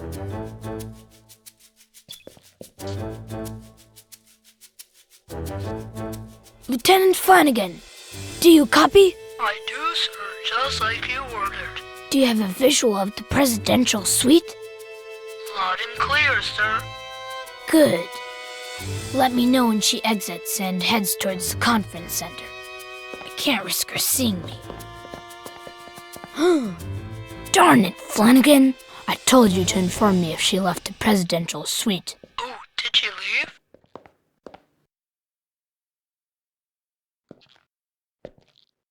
She's in the dining hall.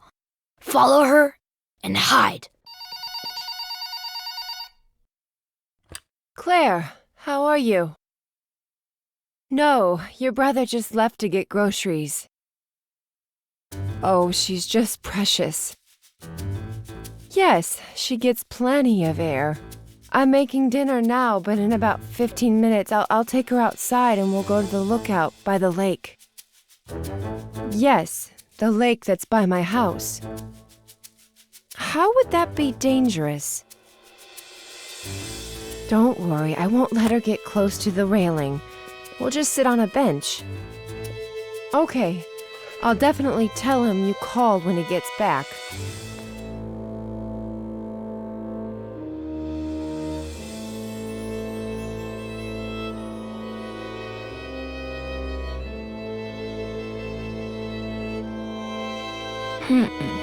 There's still something missing.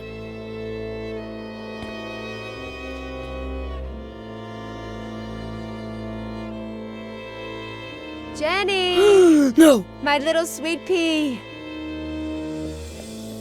Come on, sweetie. Time to wakey. Who wants to go see the lake views? Come on, don't be a little sleepyhead. Or your Aunt Claire will never let us hear the end of it. You'll see, it's such a beautiful day out there. And when we get back, you'll have your bottle. You like that, don't you? Close call. Flawless design brought to you by our chief engineer, Captain Samuel Franklin. Although, why is there no jungle camouflage on my jungle camouflage helmet, Flanagan? I removed it, sir. It was not aerodynamic, sir.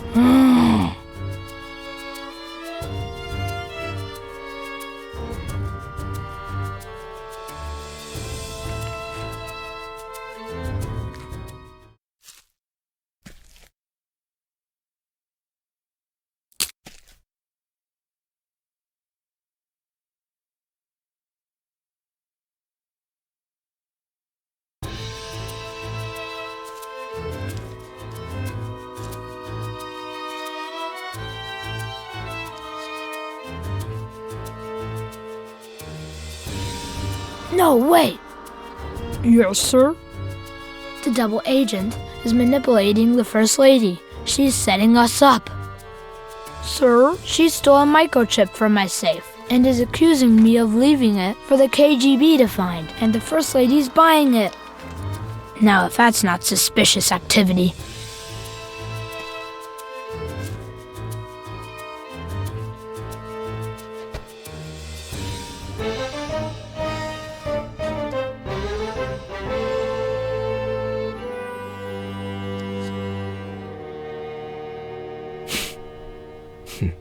Well, and that's all, I guess.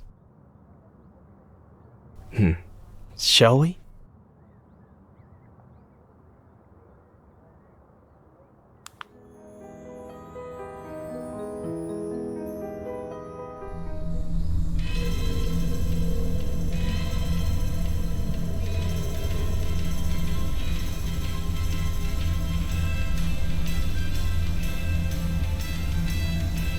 I've had enough. You hear me?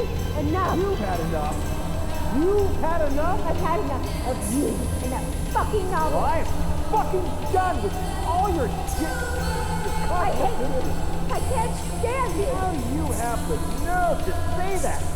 The fucking nerve! Do you hear yourself when you... Oh, I should have left you years ago. This is fucked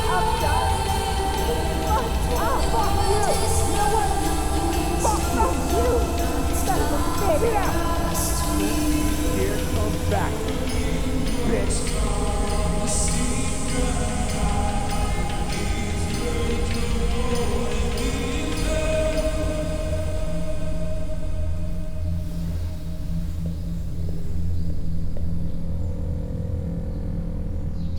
Lieutenant Flanagan, we have new mission. A KGB agent has infiltrated the presidential palace with a single goal: to drive a wedge between the president and the first lady, putting an end to a vital, long-standing alliance. But we won't let the KGB get away with it. We will unmask the traitor and save our nation.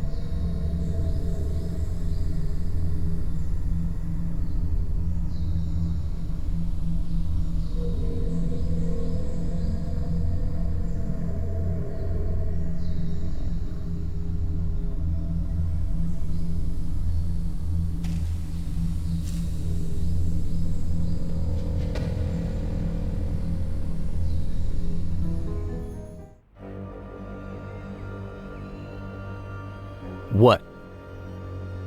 It can't be that bad.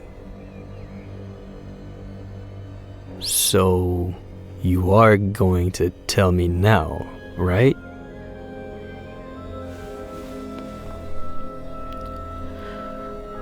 You've been repressing and twisting your own memories since...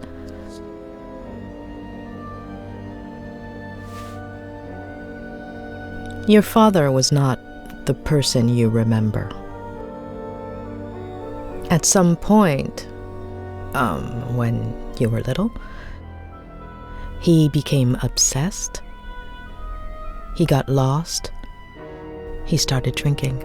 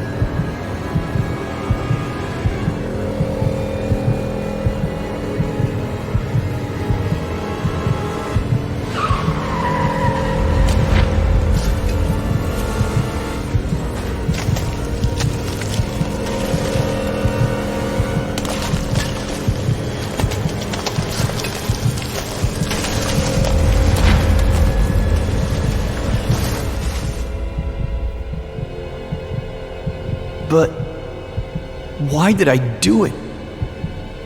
Jenny. Plenty of older brothers feel jealous of their siblings. It's normal. It would have passed. It was all my fault. No, it wasn't. The picture. If I hadn't... The same thing would have happened. Sooner or later, your dad would have found out. And instead of an accident, it would have been a slap, or a beating, or a push, or a knife. And what good does knowing do me? You've been carrying that guilt for years, building a prison of fake memories just to hide it. From yourself, from everyone. And it's been gnawing at you. But you need to let it go.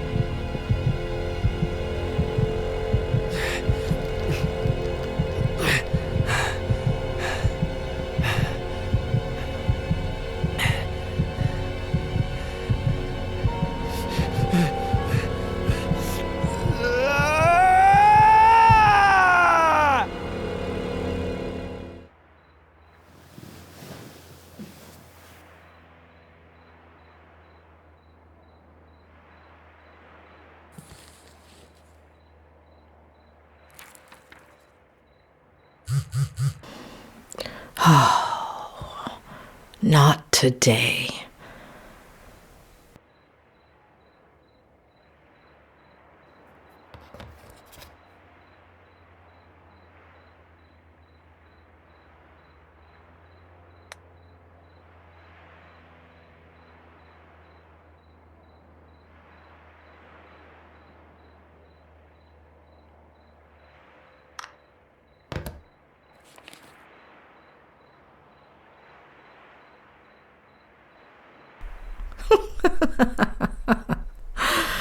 Oh, Ed, you're the most loyal person I've ever met. Doctor? It's Sheriff Reyes.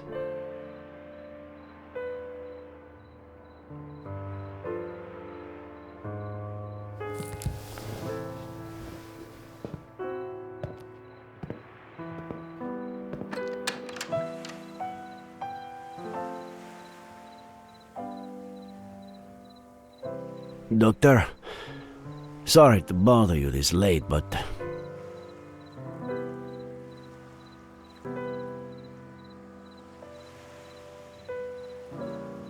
Were you the one texting me? I sent you a few messages on the way, but... It was you. Are you feeling all right, Sheriff? It's late, I know. We were looking for Esther Franklin until just now. Did you find anything? There's still hope. I'm sorry about this morning. And you know I don't want to put your career on the line, but... I'd really like you to know what I found out about Ed Miller. There's a really pretty lookout near here. We could discuss this.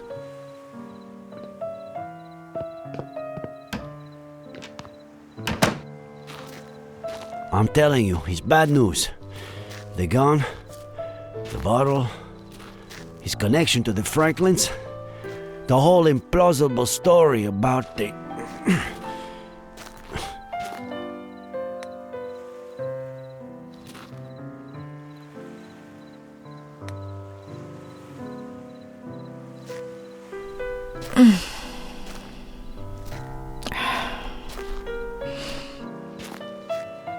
Like I was saying, there are too many signs, huh? I'm not saying he's guilty, it's just... It's hard to see it any other way. Don't you think, Doctor? There's one just like it in my favorite movie.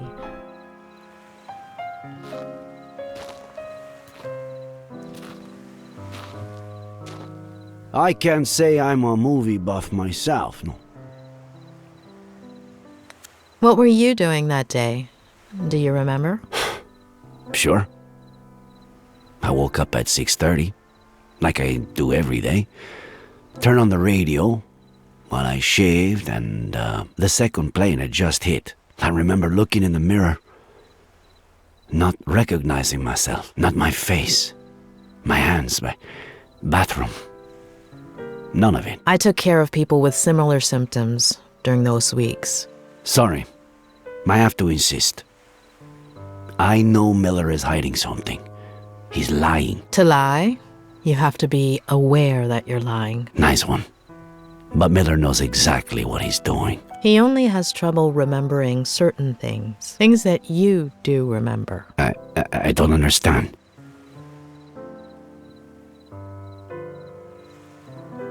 Considering your past, you can't exactly be impartial. Excuse me? Your romance with Ed's mother? In the early 90s, you did a little more than just work and study to be sheriff.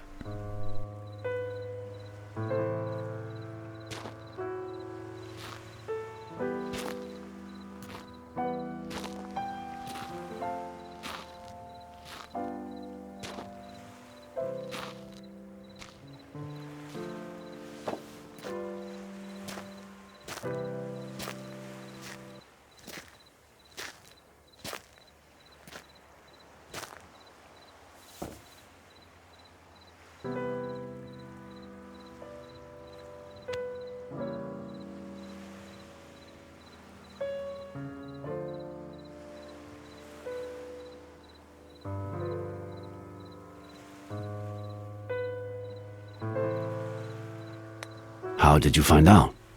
Through Miller? How did he... Did Maddie tell him?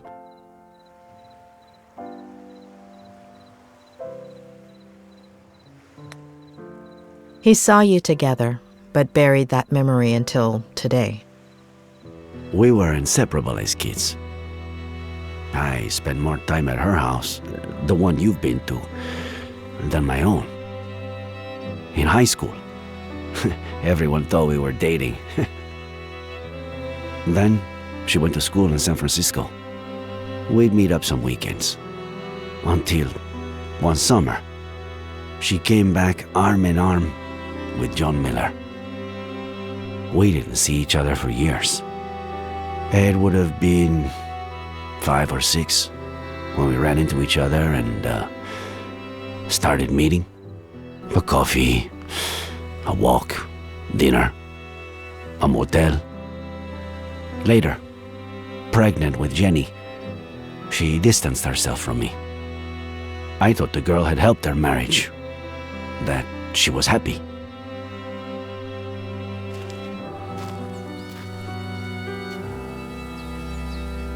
Fucking happiness.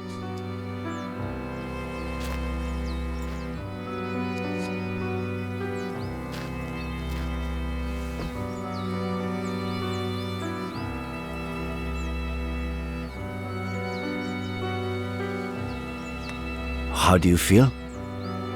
A little better now. Thanks for coming after all this time. How have you been?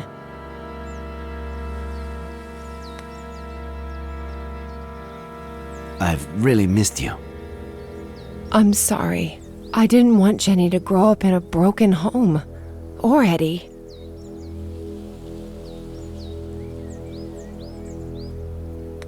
I understood back then, and I still do. You owe it to your kids. I felt guilty. John deserved a chance. I thought the baby... I was wrong. Is he still drinking? He's burying me alive. What did he do? if he touched a single hair.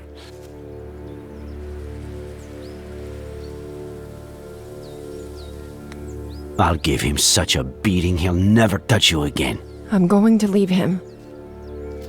I'm gonna tell him next week.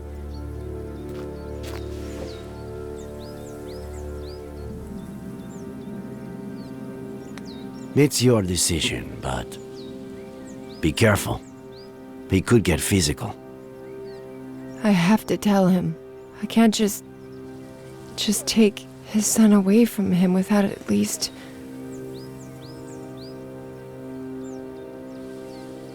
Jenny is yours. Take her.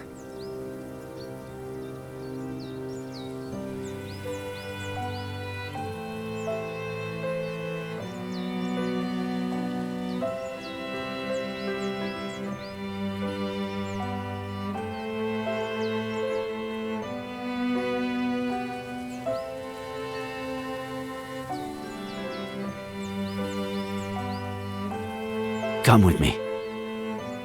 The three of you. Let's take it slowly. I can't risk custody.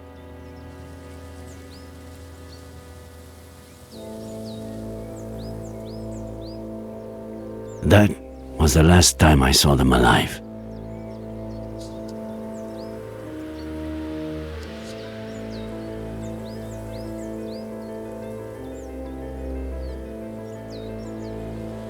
Was it you who found them? I wanted to kill that son of a bitch, but he took that away from me too.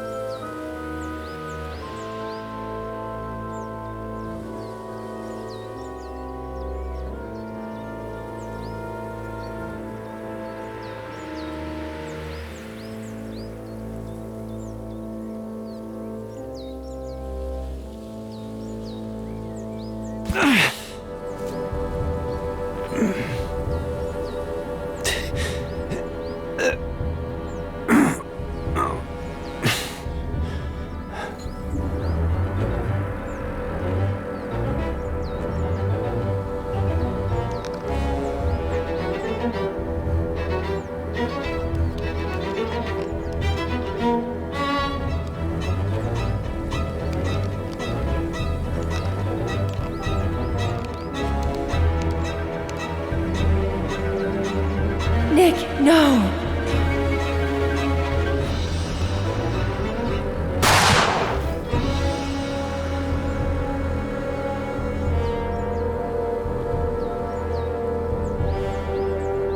What went through your mind in that moment? Why did you move it away?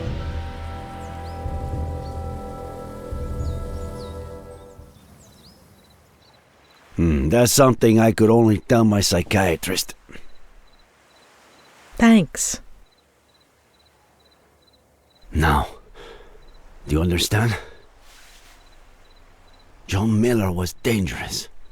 His son is too. The same look in his eye. I'm worried about you. I appreciate it, but I know how to take care of myself. I'm sorry. I didn't mean to offend you. Part of my job is worrying about others. I just meant... Hold on. You believe him? About what? Faye. Yes. No. You're certain Faye isn't the figment of a writer's, a psychopath's imagination? I'm not interfering in your job, Sheriff. Don't interfere in mine. Throughout my career, I've met a great deal of psychopaths. And believe me, when I know someone, I really know them. If there is a psychopath in this story, it's not Ed Miller.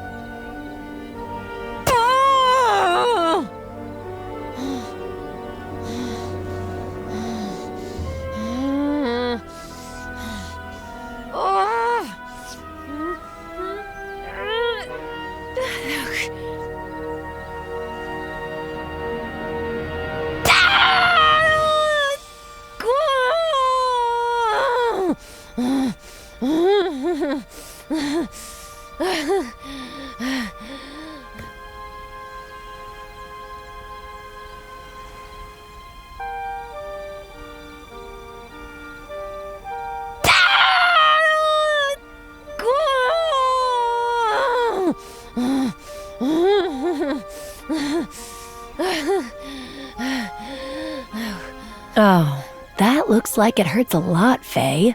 Come in and I'll put some ice on you.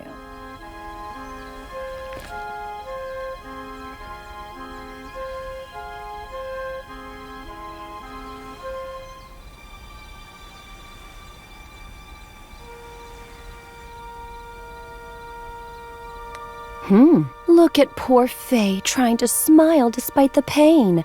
What kind of maniac wouldn't feel sorry for her?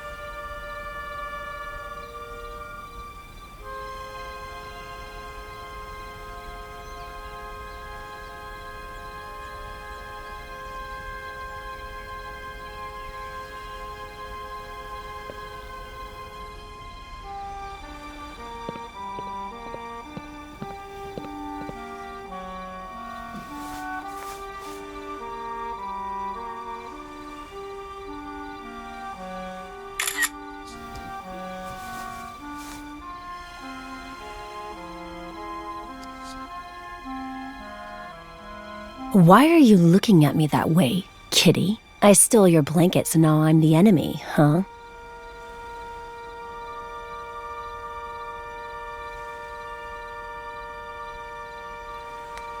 Not yet. But one day, kitty.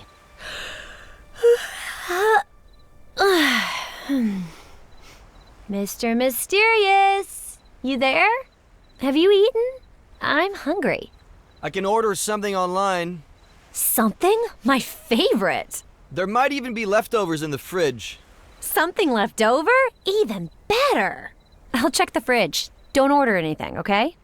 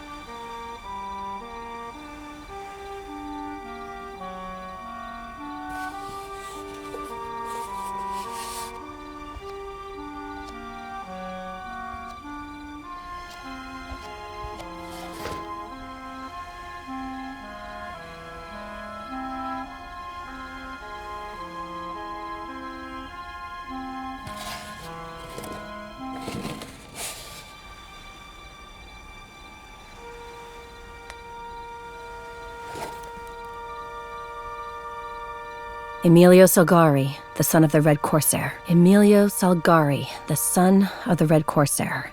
Emilio Salgari, the son of the Red Corsair. Emilio Salgari, the son of the Red Corsair.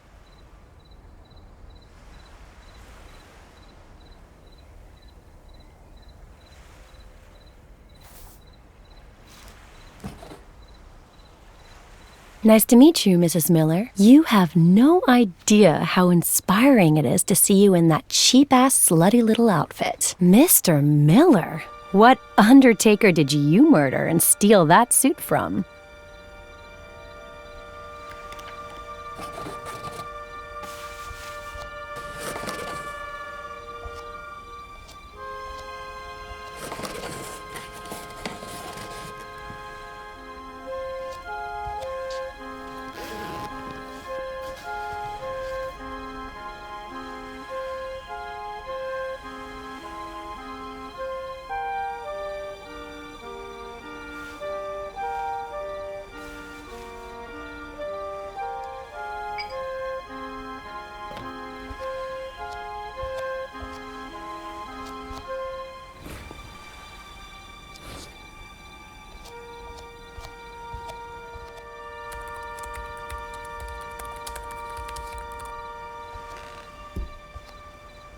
Someone looks pleased. Am I interrupting a special moment? Huh? Consider it my way of saying thank you.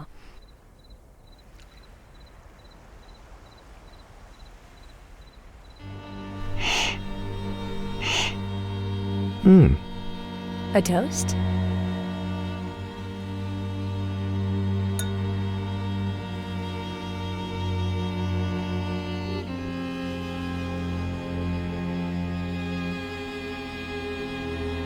My favorite one's missing. The son of the Black Corsair. Emilio Salgari, right? Do you like Ed Miller? You know what? Me and that guy have history. Huh. So, what kind of history?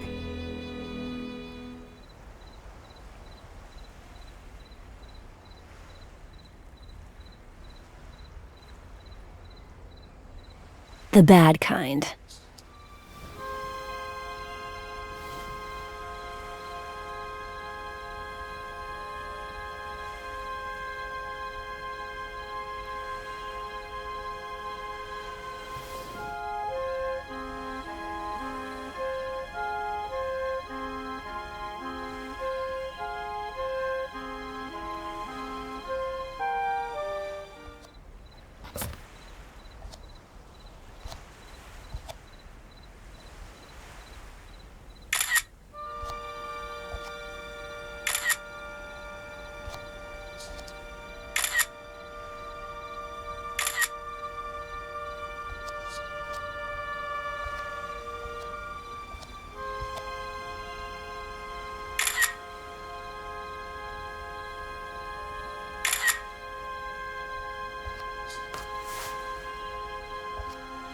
Don't worry, sweetie.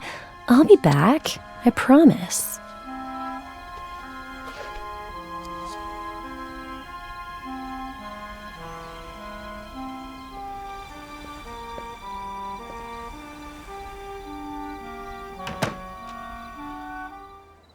Let's say I believe you.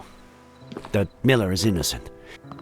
Where do we go from here, and what other leads do we have?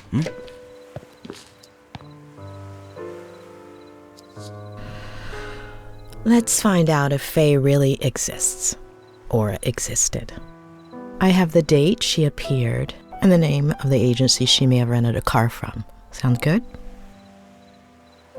Weren't you not going to interfere with my work?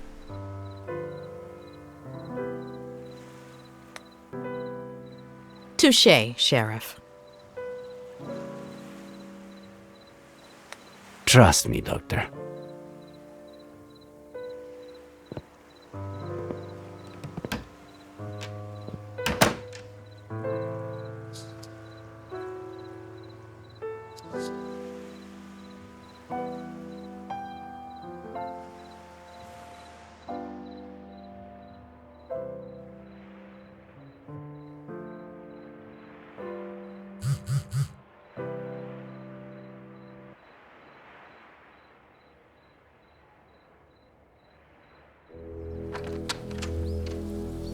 Good morning. How are you doing?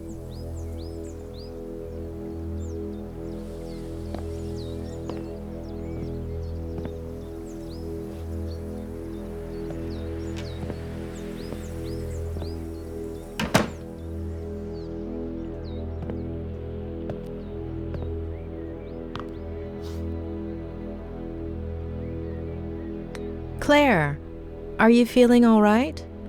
Do you want... Oh, don't worry about her. Come up.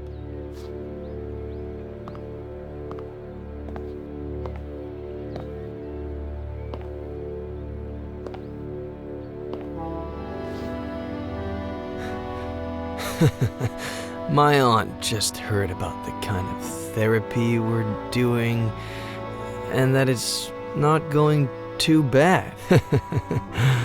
She's never been a huge fan of shrinks, you know. She's kind of a sore loser, but she'll definitely get over it.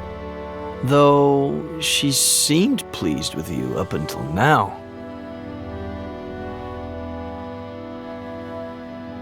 You've never been a fan of shrinks either. Well, since we're rewriting my memories, why not do one more? Ugh!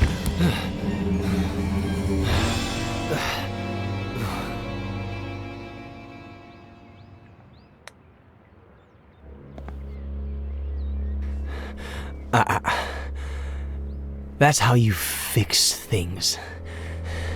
By offering to help me. Over and over again.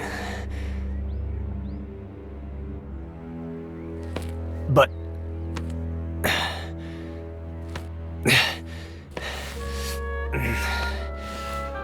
But do I deserve that help? Huh? Do I deserve it? Don't I deserve to rot in jail? Or an insane asylum? Or maybe... if that truck driver hadn't shown up.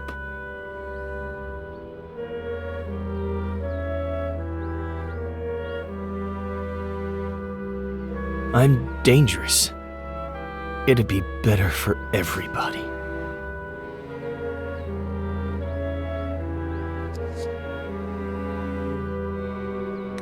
That wouldn't be better. Not for me. And yes, you deserve all the help I have to offer you.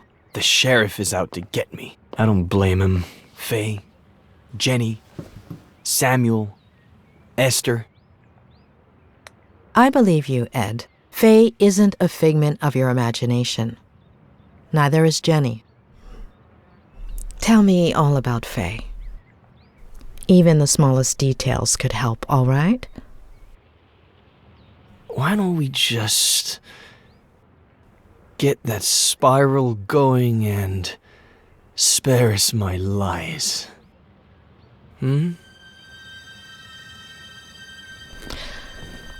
We need to know what you remember so we can understand why you forget.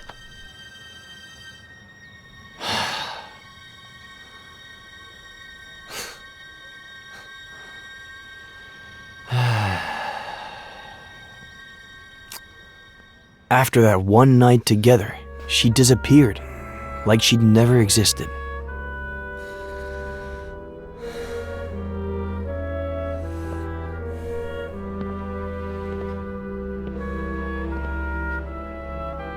Hello?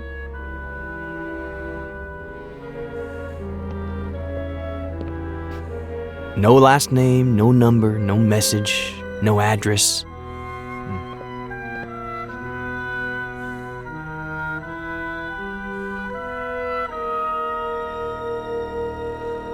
Just her wine glass.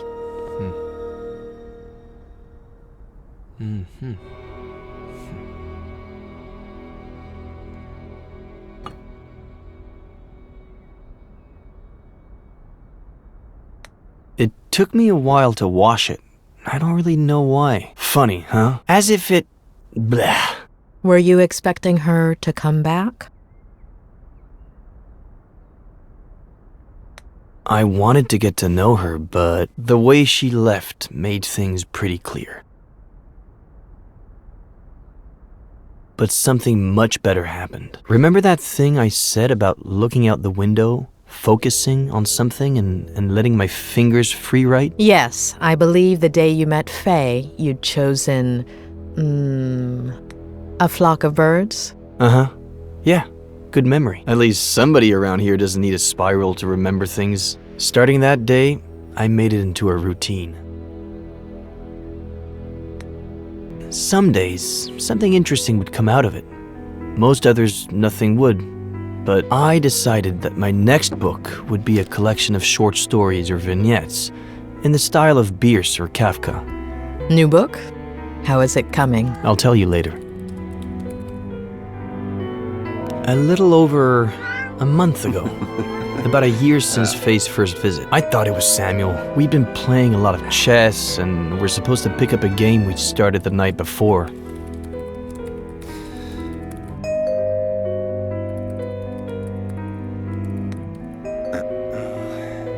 Knight to B6, Sam. You're still screwed.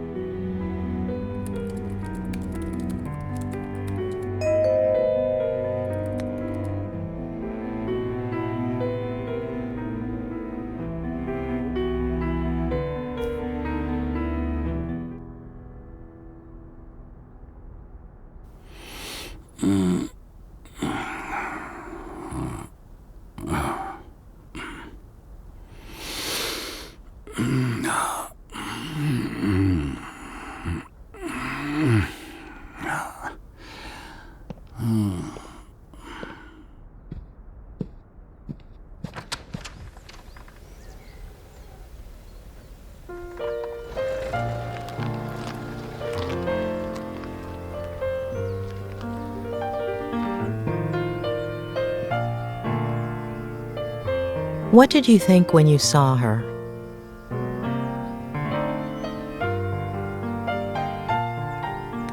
I didn't think it was her, just someone who looked like her. But it wasn't the case. Her name is Jenny.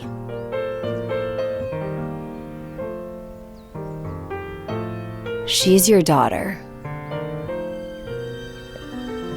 It wasn't surprising to you that she had the same name as your sister? Yes, it made everything even more odd. And so, guess what she told me, Doctor?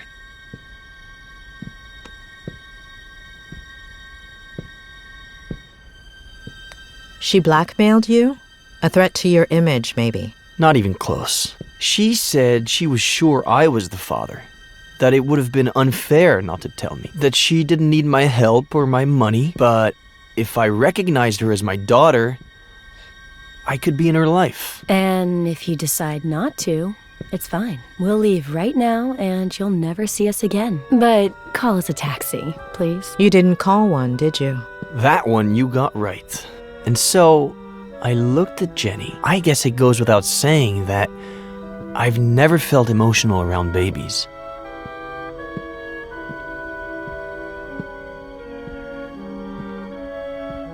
But she reminded me so much of my sister that, I don't know, I felt something.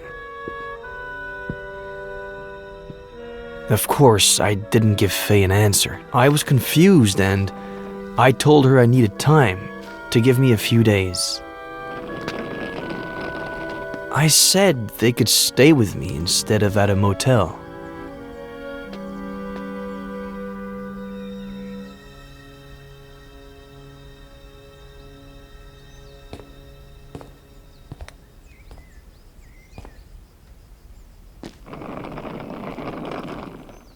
You didn't let Faye and Jenny stay in the main house?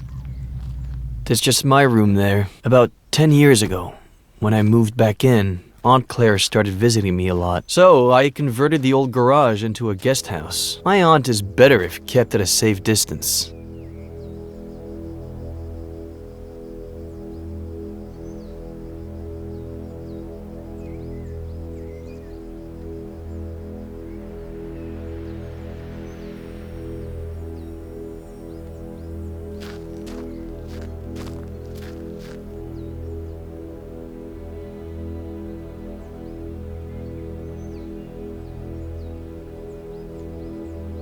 Did Faye do anything strange? Anything that took you aback? No. She spent the whole day with the baby, taking care of her, playing. It sounds dumb, but I was even a little jealous. We're all dumb.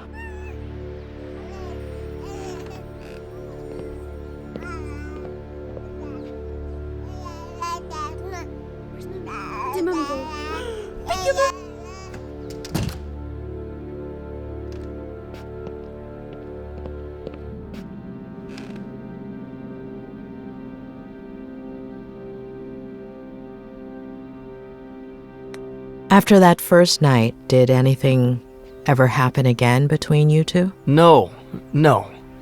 I don't know. It was all so strange, as if we were suddenly 20 years older.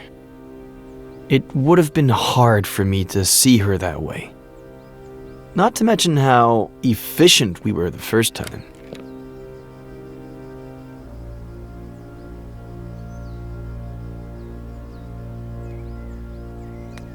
Did she tell you why she disappeared that first night? Did she apologize? No, and I didn't ask her to. You have any idea how many times I've done that? I've got the gist of it.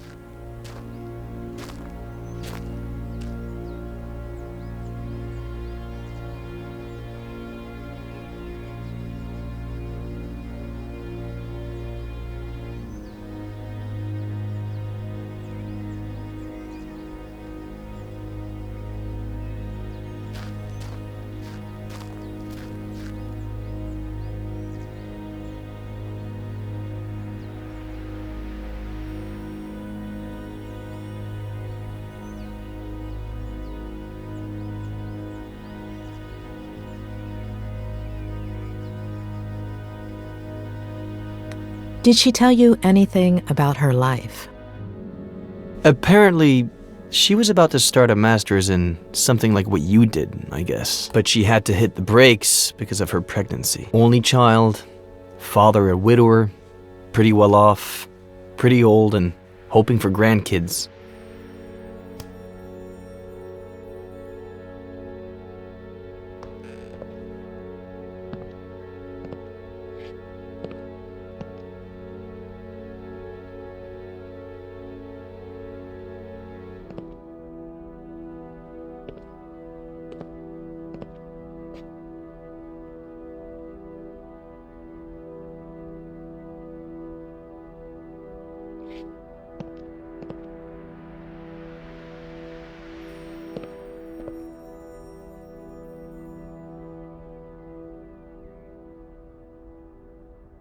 When you slept together the first night, she said she was on birth control, didn't she? Did you talk about it afterwards? She was sure she hadn't skipped a single day. But, of course, no method is 100% effective.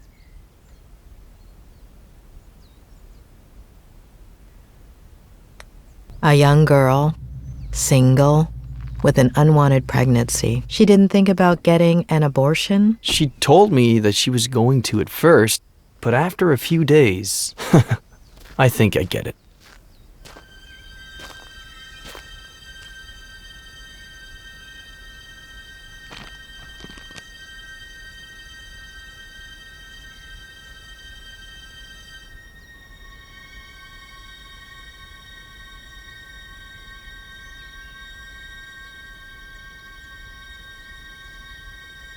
How long were they here? I've been thinking back on it these days, and I'd say it was exactly 3 weeks. They got here on a Sunday, and as you know, they disappeared on a Sunday. Are you okay?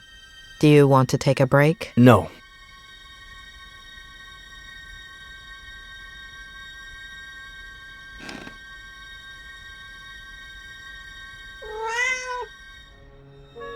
She never told you her last name? No last name, no address. I would have told the police. I didn't ask her for her number either. She never left the house that whole time, and I guess we were past that stage by that point.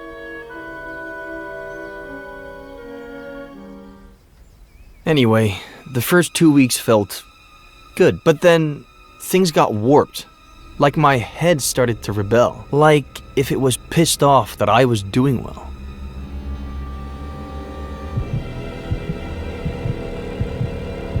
Wake up, Eddie. Wake up. Why'd you do it, sweetie? Mom? It was Dad. He meant to. We're doomed because of you, sweetie. You're no better than him.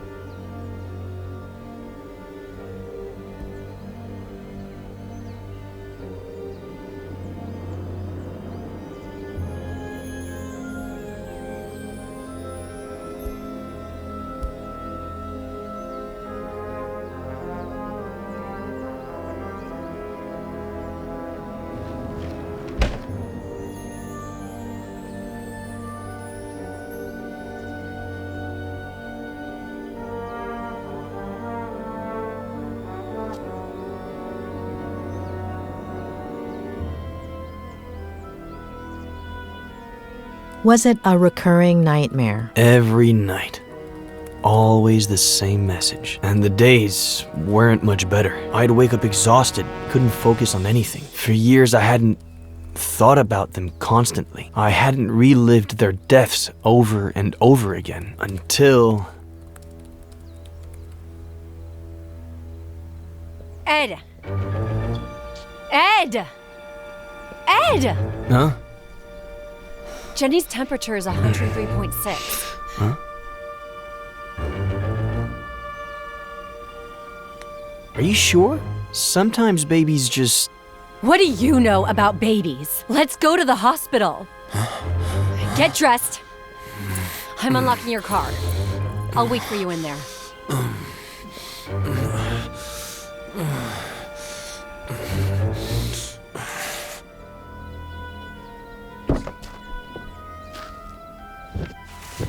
Why'd you take so long? I got the book, just in case. This is not the time for books!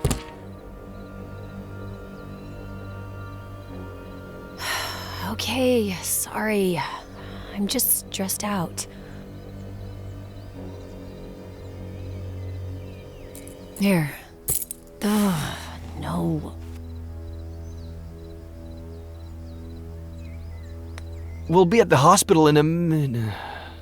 And that's it? Until I woke up on the bridge. Yeah.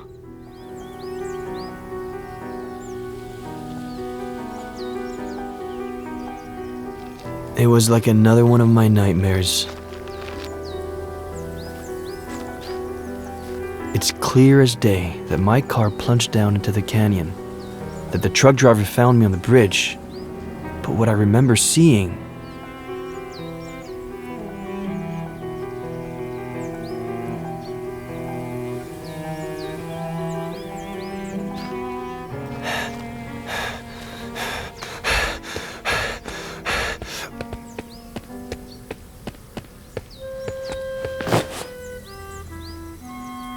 is my dad once again choosing to abandon me. I tried to reach him without him noticing me, but...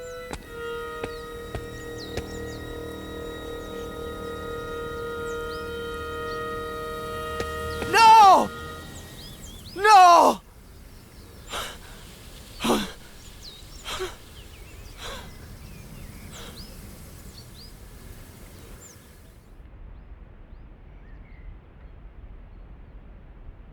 Well, we both know what I remember. Should we try what I forget?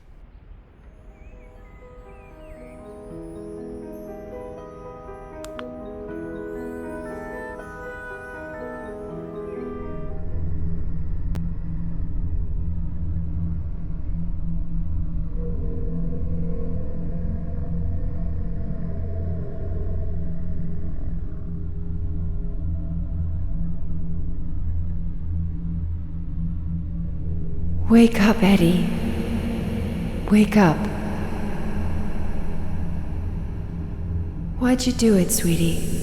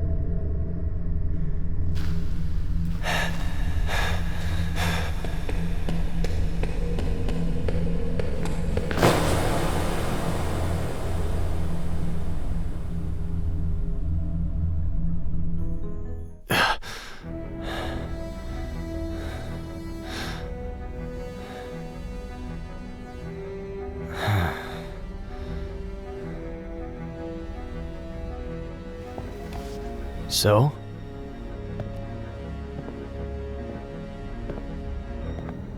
So?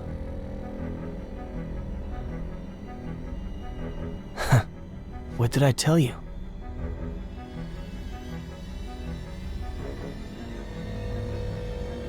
Doctor, you're scaring me.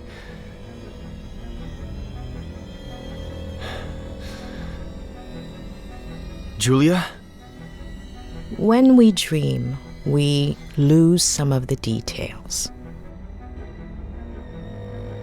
We see certain things extremely clearly, but the rest tend to be out of focus. You remember very concrete details, including the exact time down to the minute. Doing the math, the first time you dreamt about your mother, you should have been in stage 2 of NREM sleep. The probability of dreaming during that phase is minimal.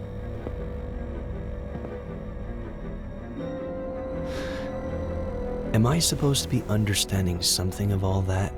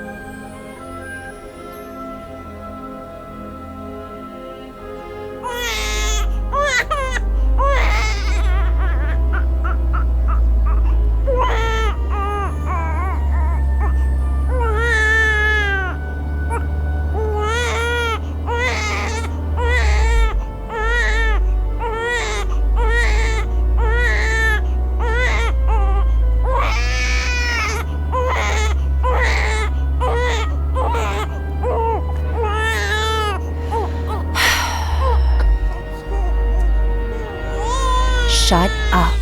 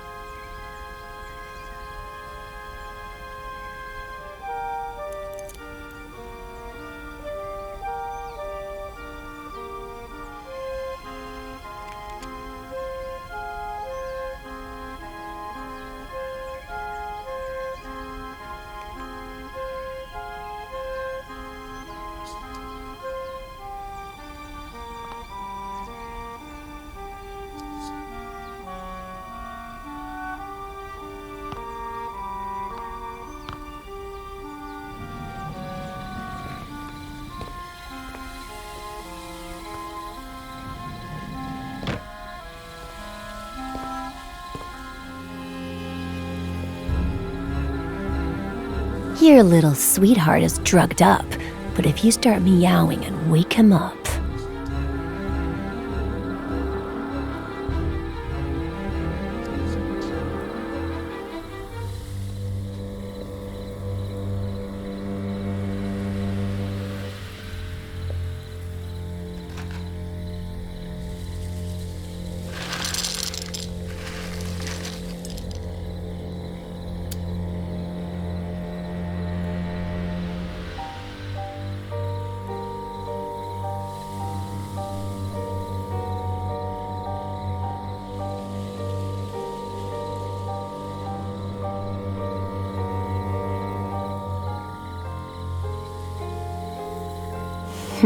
This time you'll wake up.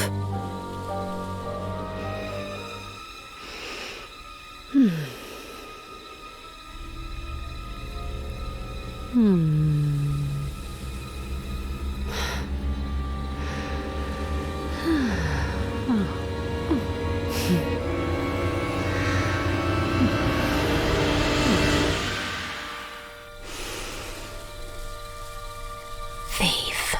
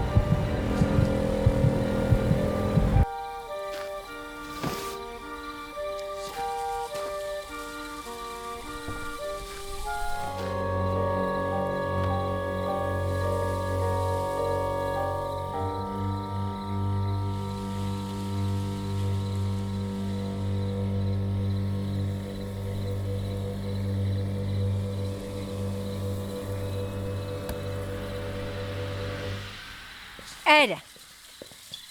Ed! Ed! Huh? Jenny's temperature is 103.6. Huh?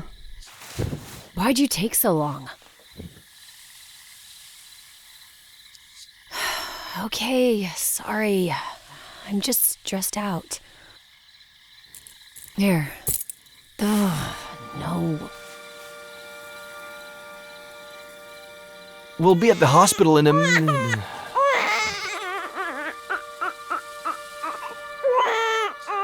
Shut up!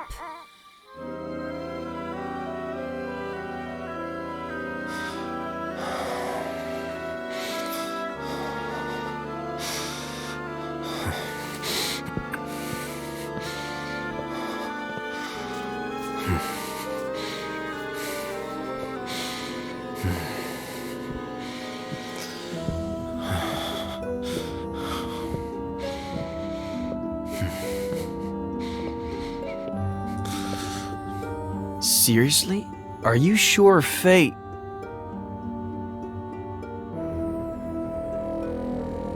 There could always be something that we're missing, but I'm almost positive. So, Jenny? Is she alive? Where is she? Who is she? That I do not know. What do we do? We have to find out who Faye is.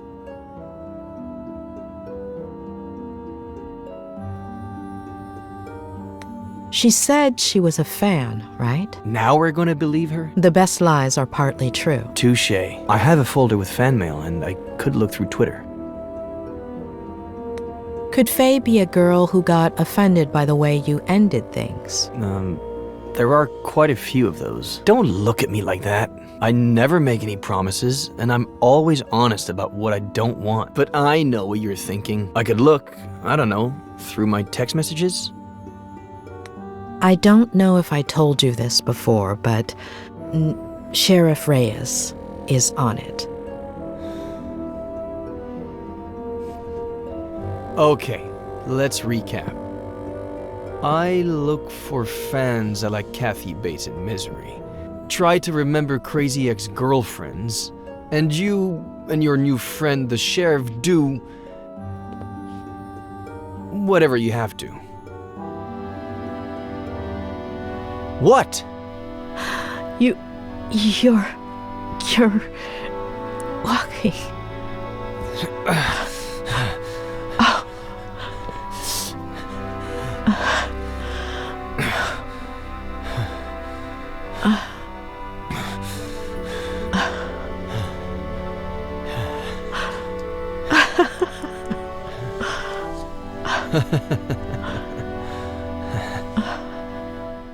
It's a fucking gunshot. Just analyze the damn bullet and see if it came out of Miller's gun. What's taking them so long? Why don't you call them?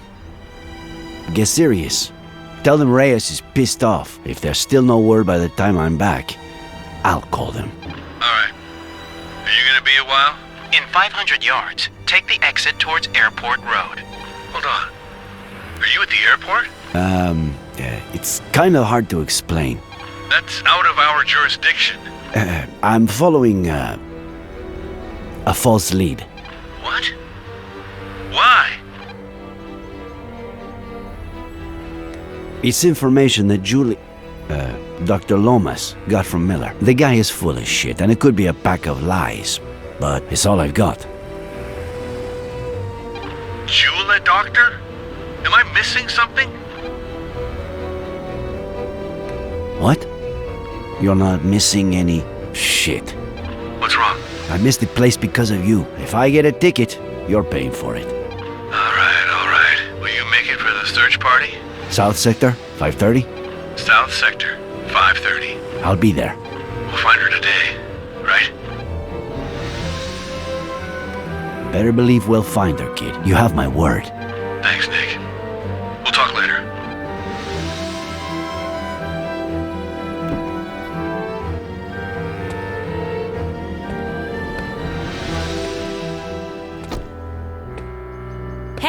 Hey, you!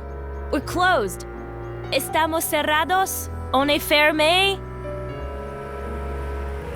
Wir haben geschlossen. Siamo chiusi. Moshiwake gozaimasen. Sorry, sir. Do you speak my language? We're out of cars, comprende? I do. I but- can't rent you a car. They're all booked. 0 cars available. Well, I should say I have -1 car available since this one broke down and they're supposed to pick it up in 2 hours. But I have 0 mechanics plus 1 shitty day, so if you'd be so kind, take a right on your way out. You'll see my competition in 300 yards. Tell them Amber Wong sent you and that they owe me one. Have a nice day. I wasn't planning on renting a car. My name is Nick Reyes. My daughter disappeared after renting a car here. About a year ago. Oh, I can't tell you how sorry I am, Mr. Reyes. But if it happened a year ago, I assume it isn't that urgent. I, on the other hand, am dealing with a major crisis. Any other day, I could really sympathize with you, Mr. Reyes, but I can't right now. Have a nice day. Unless you're a skilled mechanic. Know anything about motors? You think you could fix this car? Please say yes. You're gonna say yes. I wish I could guarantee it. I'll do what I can. It turns on, but no matter how much I step on the gas pedal, it doesn't budge. That selfish bastard. I should have known he'd bail out on me, asshole. A little piece of life and business advice, Mr. Reyes. If you ever start a business and hire your significant other, well, never break up during high season. Can you open the hood for me, please?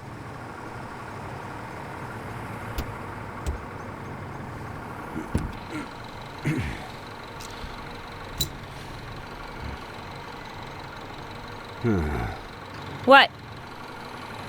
I don't know yet. Wow, that's a great start. Try turning the key in the ignition, please. Can you press the accelerator? I just told you the car won't budge no matter how much I press that pedal. Are you sure you know how these things work? Now I see why you said you'd try. Put the car in drive. What? It's what I thought. That's why I asked you to put it in drive. The clutch cable is loose. I'll need to unscrew the cables from the terminals, remove the battery, attach the loose cable. Where do you keep your tools? In the parking area. The big chest.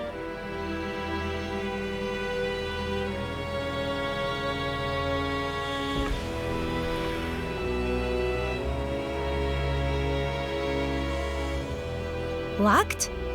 Locked. No worries. The keys are in... No, that son of a bitch took them. And he hasn't answered any of my calls or messages since we broke up. Oh, just wait till I find him. You. Break it, smash it, burn it, bomb it if you have to. Just open the damn box.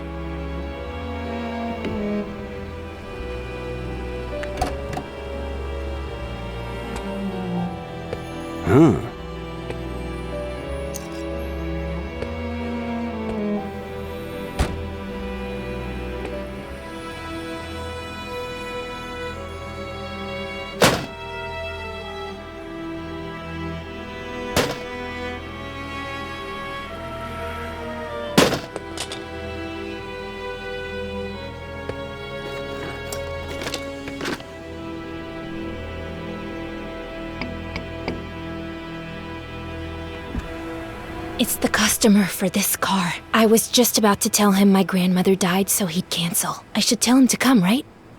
We'll have to give it a shot.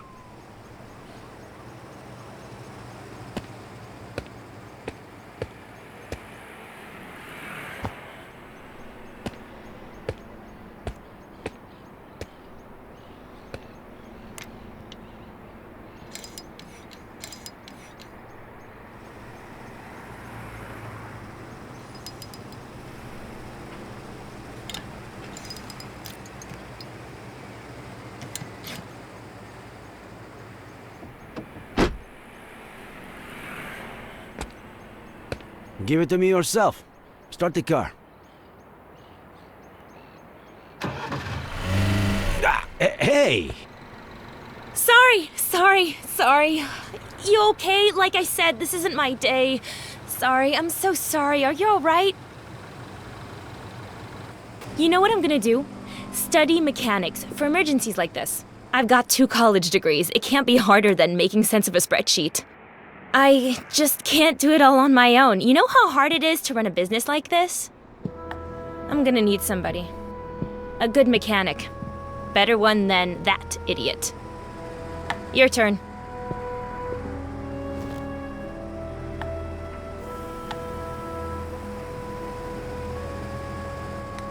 I appreciate the offer, but I'm not a mechanic, and I'm not looking for a job.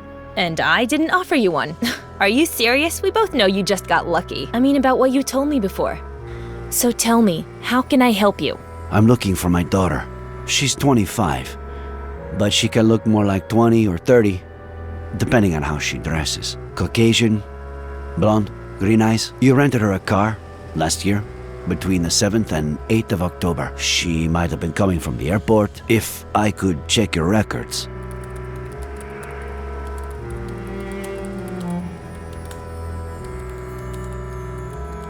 It'll just take a second.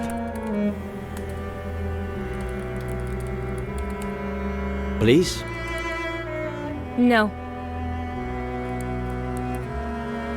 Any idea how serious the authorities are these days about data protection? So, I'm really sorry, but I can't help you. Of course, I can't stop you from stealing the information when I'm not looking. What's a girl to do if she has to run to the bathroom and has, say, 0 mechanics to watch her desk for her? Given the insane morning I've had, you'll excuse me, right?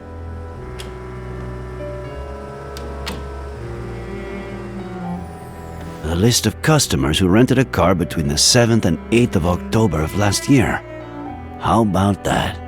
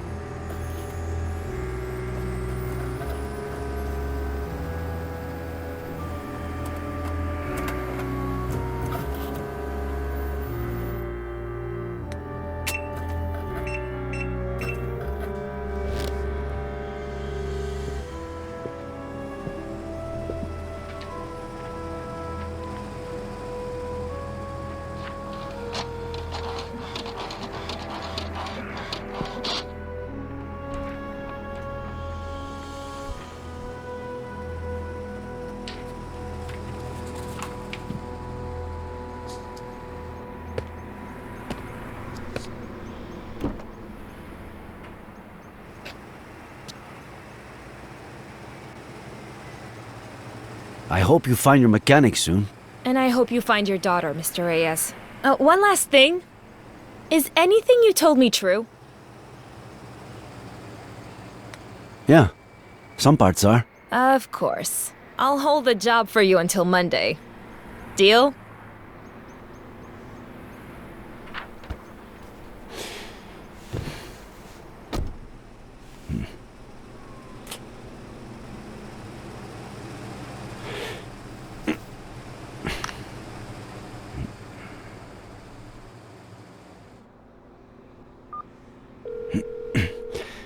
I'm all ears. Where the hell were you? Hey, relax. What's up? We got him, Nick. It's Miller. The bullet that killed my uncle is from the gun you found in his car. I'm gonna kill that son of a bitch. I know how you feel, kid, but... No, I'm not gonna kill him. I'm gonna smash his face in until he tells me where my aunt is.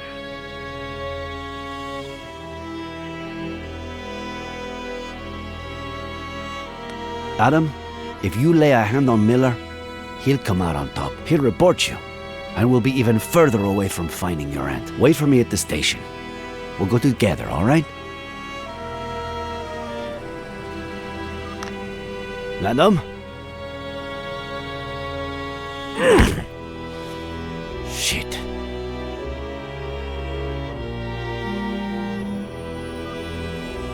Sorry, kid, but Sheriff?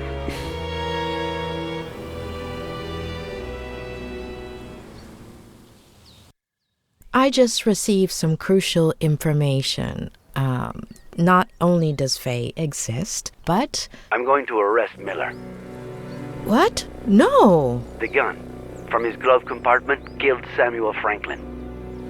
No, Ed didn't kill anybody. It is what it is. Please, listen to me, please. Okay, go ahead. Talk. Did you visit the car rental agency? Yes, I have the names. No Faye. If I'm right, it makes sense that she wouldn't use her real name. I know everything points to Ed, but it's a ploy meticulously organized by a sick mind. Faye. Do you have proof? Not yet.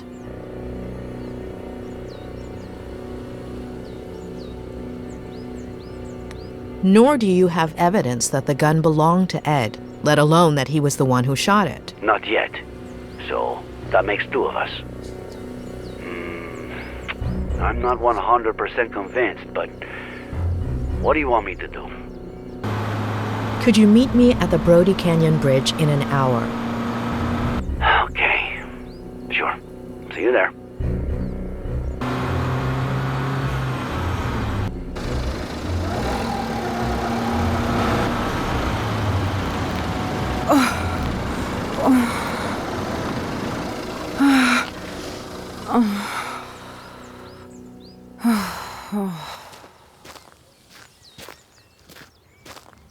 Are you all right?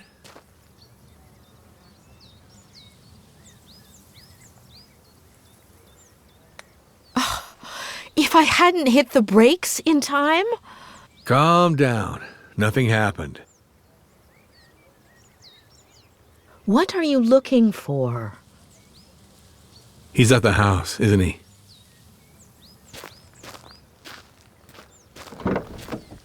Adam Franklin.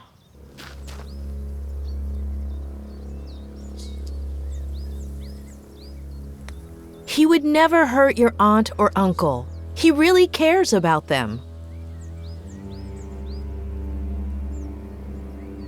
You won't find the person who killed your uncle in that house, but I know where to start looking.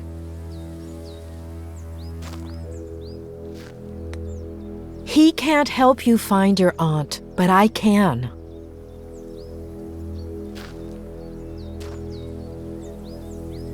I have to stop by my motel first, but in 45 minutes, we're going to do a little experiment on the Brody Canyon Bridge.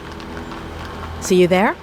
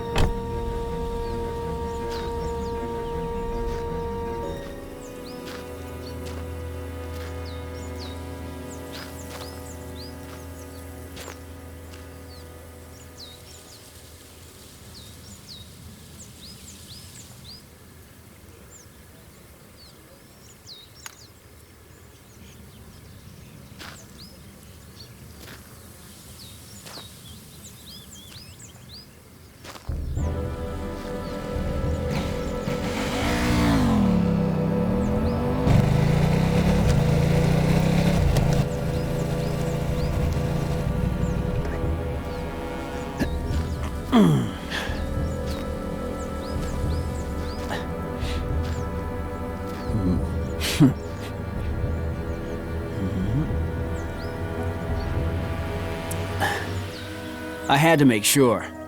You ready?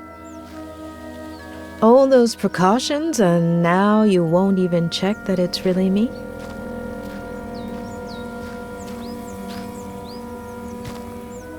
Come on.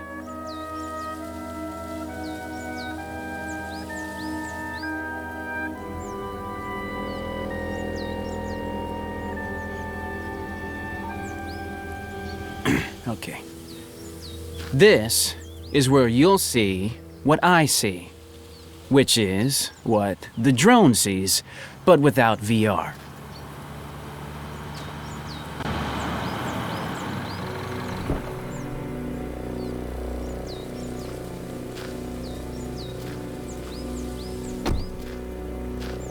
Dave, do I have to arrest you again? Oh, God, what the I'm not Are you a cop? and nobody's arresting anybody. Sky D, Dave, offered to help us. The images his drone provides will help us test out a theory. And we'll see everything from here. Okay?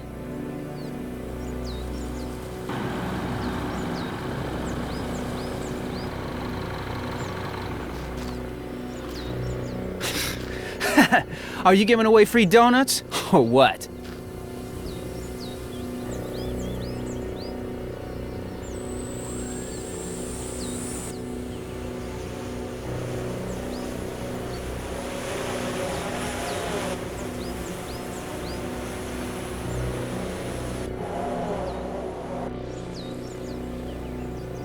A duffel bag? So what?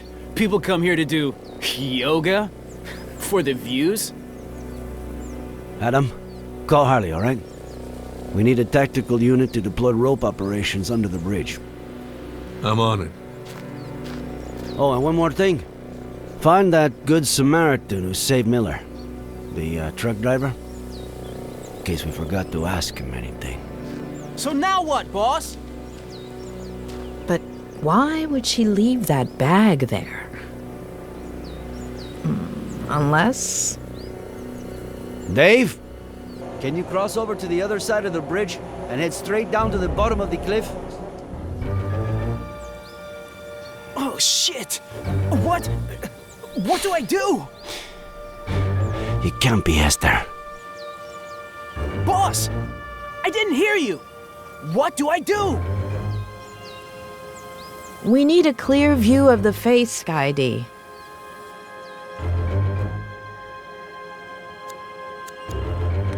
Are you seeing this? Anybody know that chick?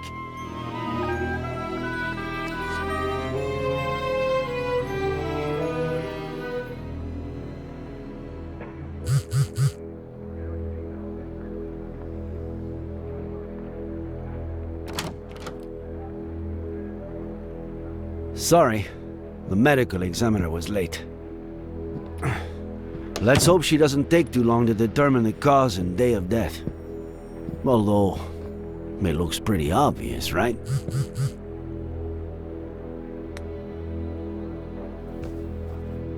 Yes, it looks pretty straightforward. Well, it always looked pretty obvious to you. If only I had listened to you sooner. I wouldn't have listened to me either, in your position. None of this made any sense, other than in Ed's head, and I was the only one who had access to his mind. Should we examine it all? Please. I honestly don't know where to start.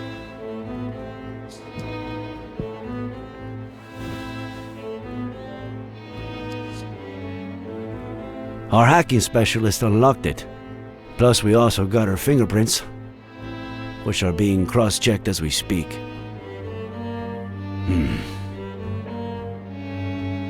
No text. No contacts. No calls.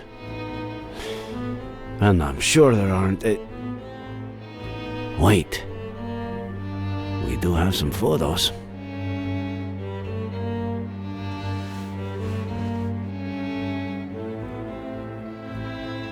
Miller sleeping. Miller on the computer. Miller at the window. Damn, she was obsessed. Miller and... the girl exists? She exists. But where is she? Oh, God. The living room. More living room. More living room. The kitchen. The office. What does she want? To build a model of the house? Basically, a mental one. Her smiling. Another smile. And another smile. Why all this smiling? She's practicing. She may have had difficulty reading facial expressions in others, and therefore reproducing them herself. Seems like a classic psychopath.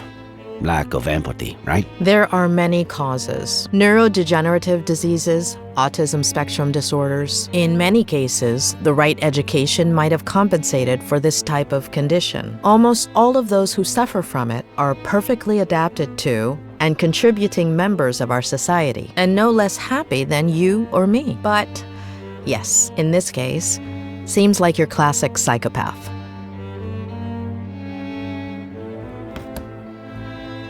That's a really strong neuroleptic. In layman's terms? An antipsychotic used in acute cases of schizophrenia or manic disorders. Medication belonging to Faye, or? It has plenty of side effects, the mildest being its narcotic properties. It can cause almost immediate sedation.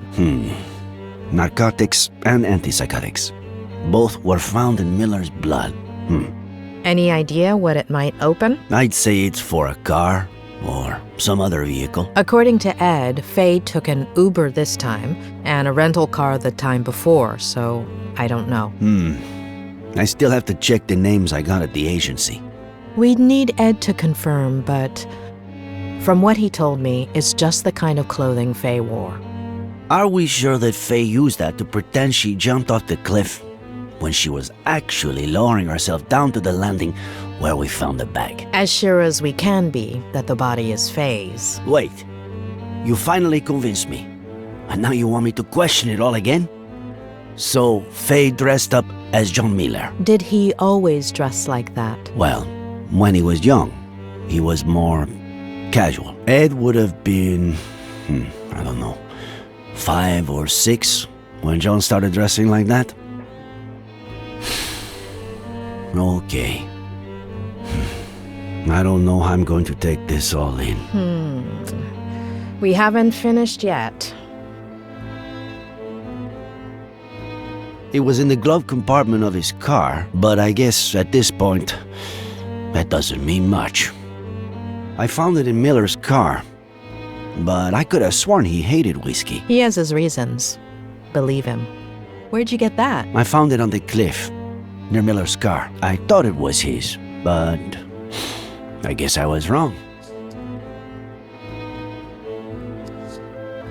Faye was a psychopath. She was obsessed with Miller. She sedated him, drugged him, planted false evidence all over the car, including the gun that killed Samuel Franklin. Dressed up as John Miller, waited till Ed woke up, pretended to jump off of the bridge, and ended up killing herself? Was that her plan?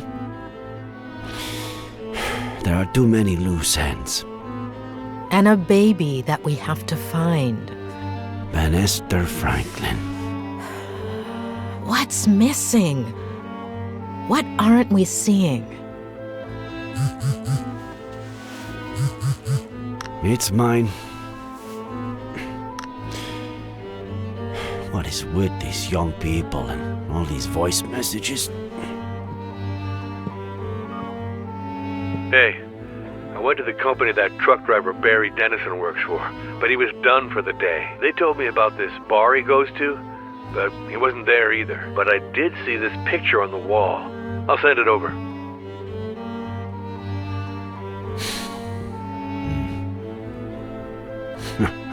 What? Now I know what I'm doing tomorrow.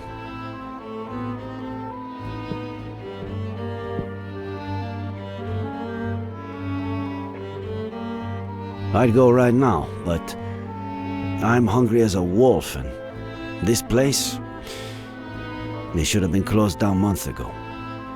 Actually, I know some much better places to eat out in this town. Well, it's way past dinner time. If you'd like to, we could eat at one of those places you mentioned. Huh. I was just going to suggest one. Mama Louise makes the best almond chicken stew in the county. It's a short walk from here. Who could say no to the best almond chicken stew in the county? Wait, we haven't even looked at the list of drivers. We can look at it tomorrow. Afternoon? Afternoon.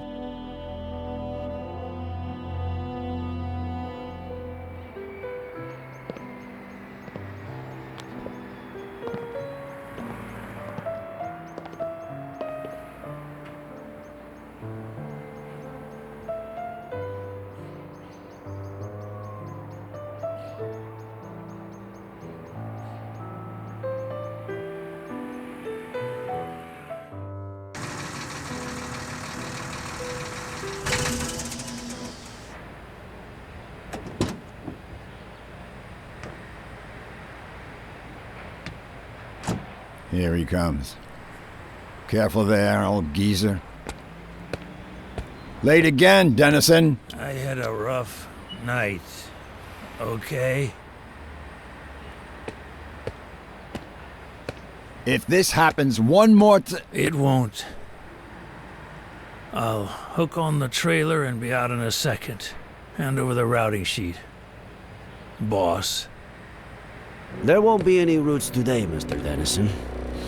The county, in appreciation of your work as a good Samaritan, on the 20th of September, on the Brody Canyon Bridge, would like to offer you a guided visit of the police station.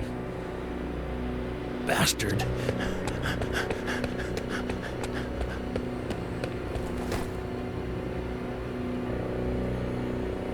Ah! Oh! I am an American citizen. I have rights. Does he? I do. And now I'm one driver short, thanks to the county. Fishing this Sunday. I'll get the bait. Normally, in these cases, my assistant plays good cop and I play bad cop. But unfortunately, since you two started off on the wrong foot, I've got to do it all. So, it's your pick. Which role would you like to see me in? In the role of a beaner? See?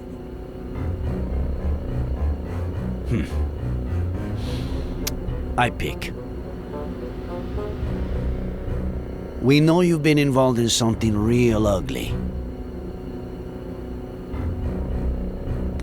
If you cooperate and tell us everything that happened at the bridge that morning, well, I can't make any promises, but you'll probably get off scot-free, or just about. I have no fucking clue what you want me to tell you. I see. We found the cap at the bottom of Brody Canyon. Are you going to deny that it's yours? Must have fallen when I was saving a goddamn life. I found it over 200 yards from where you held Miller down. It was windy, for Christ's sake. True. A little. Blowing the other way, though. I'm surprised you haven't said the thing about talking to a lawyer first. I don't talk to lawyers. Okay. I'll do the talking if you want. They're all a bunch of... Hey, what are you doing with my phone there? Saving you the trouble. I have my rights. Let's see. Lawyers? That's illegal. I'll report you. Ma, you need a lawyer for that. Many favorites in your contacts? Son of a bitch. I'll pick again. In fact, I have a few candidates right here.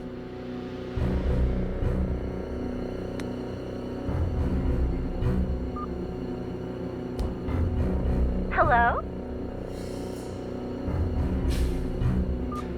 Sheriff Reyes, why is this number in Barry Dennison's contact list? Barry who? Oh, he looked decent on the app. I deleted his number after the first date. Bitch. Thanks, Miss Thompson. An agent will call you shortly.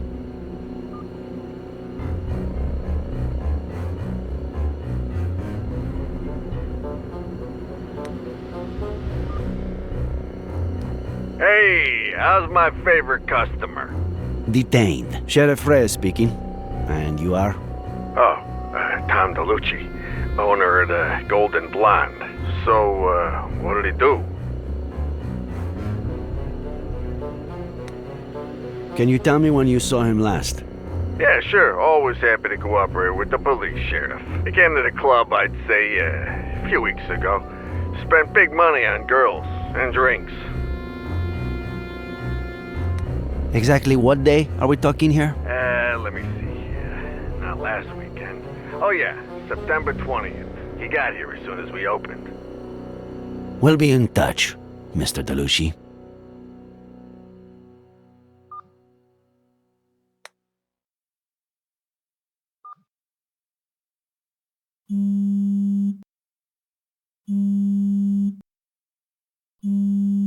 Who do you think it is?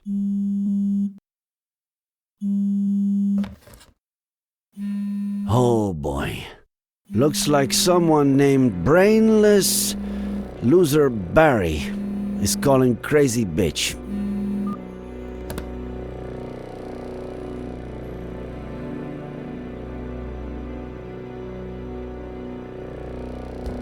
We found your hat where it shouldn't be. Your number where it shouldn't be. Maybe we should stop playing games, huh?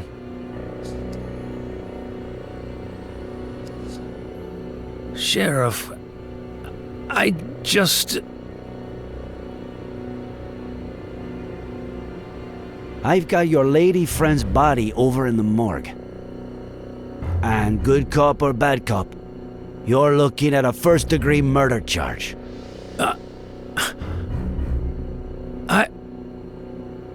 I didn't. She jumped. From the beginning, Dennison.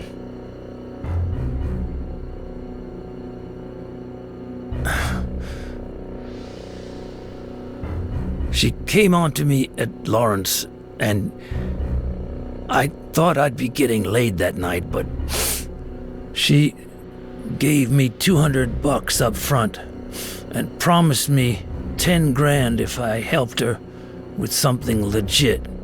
No strings attached. I had to be at the Brody Canyon Bridge a few days later at 4:30 a.m.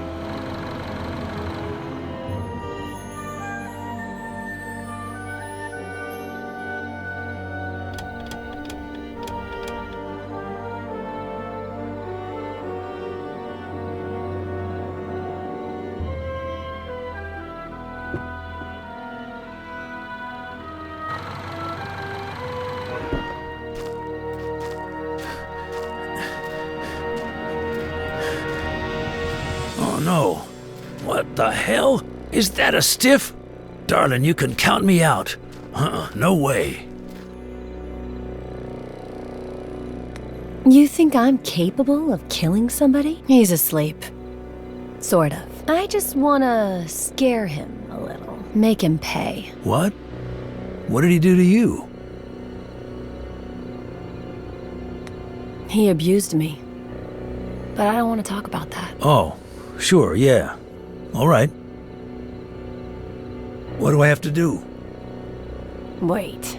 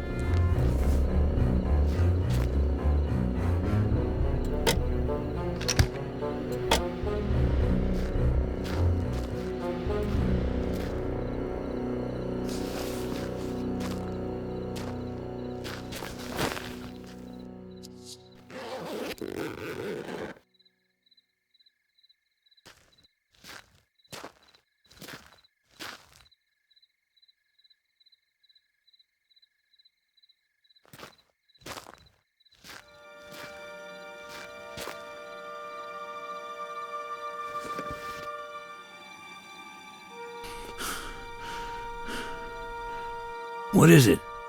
In your hand or in your vein?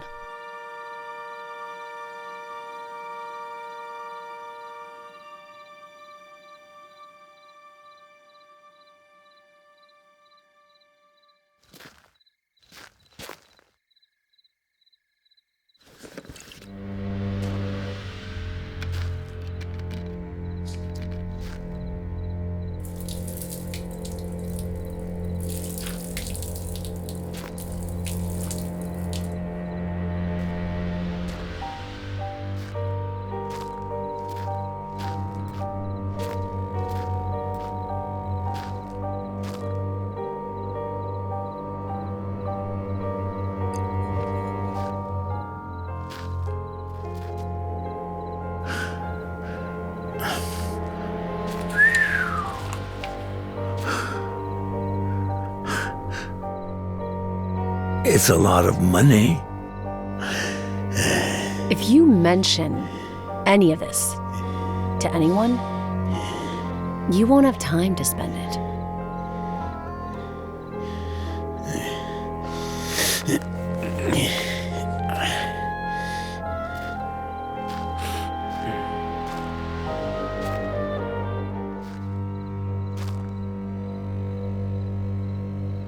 You. Come.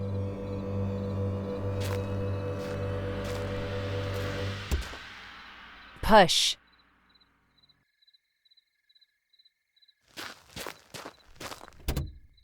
Come on.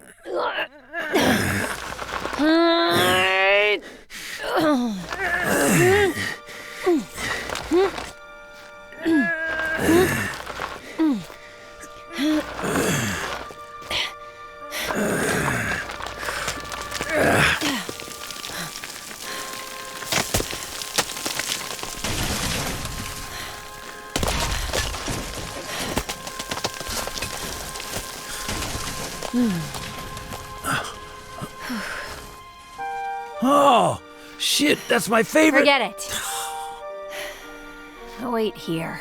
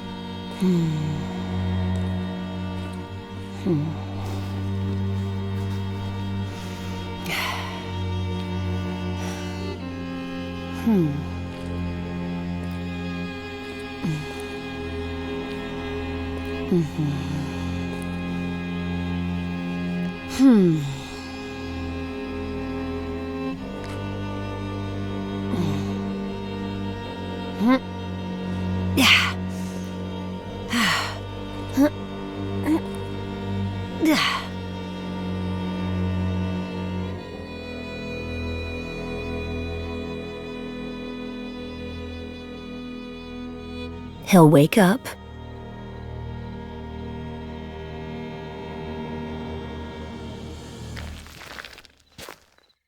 Don't let him see you.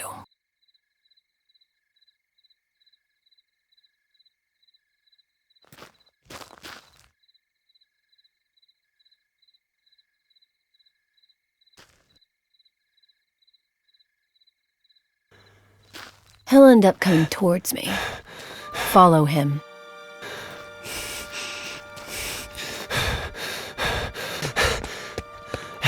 Dad!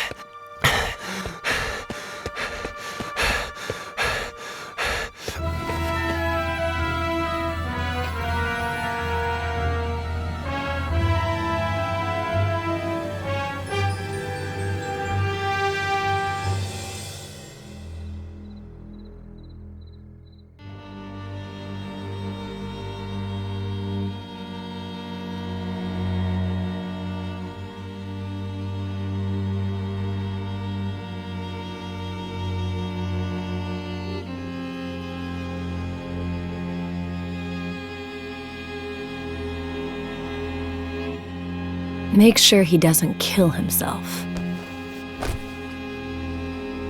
Let go! Let go of me! Then call the police and report an attempted suicide. Yeah. I'm on the Brody Canyon Bridge. I just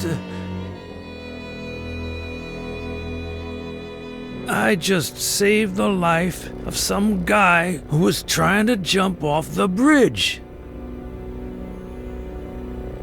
And, they came, and that's it.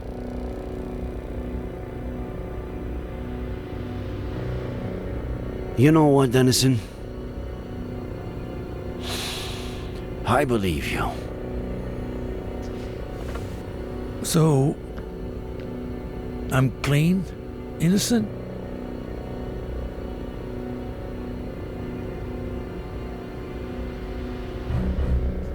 How could you have left out the part about the baby? What baby?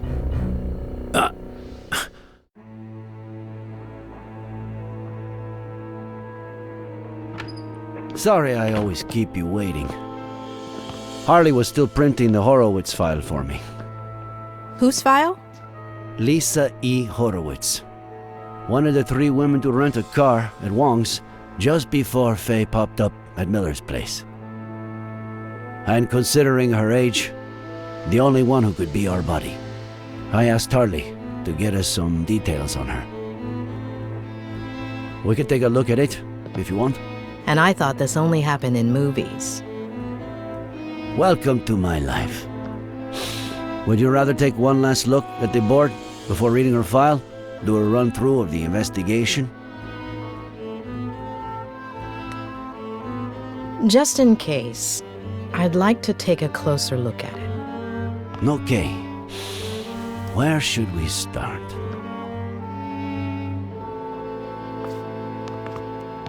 Ed has several issues that are not usually seen together. To start with, the death of his family at the hand of his father, which contributed to his becoming the most cynical patient I've ever treated.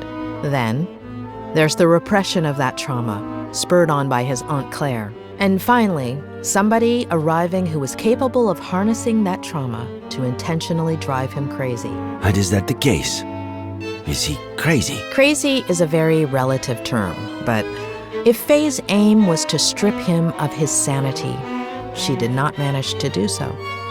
We know for sure that the bullet that killed Samuel Franklin came from the gun found in Miller's wrecked car, and which we now know was planted there by Faye. It's no secret that she wanted to frame Miller. So she may possibly be the murderer, but why did she kill him? What did Samuel Franklin do? What did he know? The Franklin's ranch has a lousy cell phone service, so somebody cut their landline so they'd have no means of contacting anyone the same night that Samuel Franklin was murdered. And just a few hours before Dennison called the police, claiming Ed Miller had tried to commit suicide at the Brody Canyon Bridge. Frankly, after 4 days of searching, I'm starting to lose hope. I really want to believe she's still alive, but we should prepare for the worst. yeah, shit. Adam. Faye paid him $10,000 to help her execute the last part of her plan. Together, they pushed Ed's car into the canyon. Later, Faye dressed up as John Miller, waited for Dennison to wake Ed up, and pretended to jump off the bridge. But wearing a harness with a rope hooked to it, she hid right under the bridge and put the disguise and the climbing equipment in the duffel bag, while Dennison made sure Ed didn't jump and called the police. There was a men's suit in a bag we found under the bridge, which Faye wore to look like John Miller, who'd committed suicide by jumping off the same bridge. There was also a neuroleptic, likely used to put Ed Miller to sleep. Rock climbing equipment, key to a vehicle we have yet to identify. Maybe it was her getaway car. Maybe. Faye reenacted with total precision the accident in which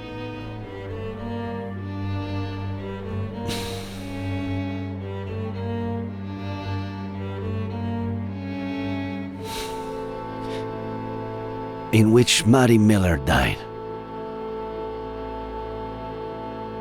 as well as her daughter. Ed Miller claims that his daughter, the new Jenny, was in the car, but the only evidence we have of her existence is a picture found on Faye's phone. On top of that, Faye wanted to make extra sure to frame Ed, so she planted a gun in the car, the exact same one that killed Samuel Franklin, and a bottle of whiskey, which is exactly what John Miller had been drinking before he killed himself.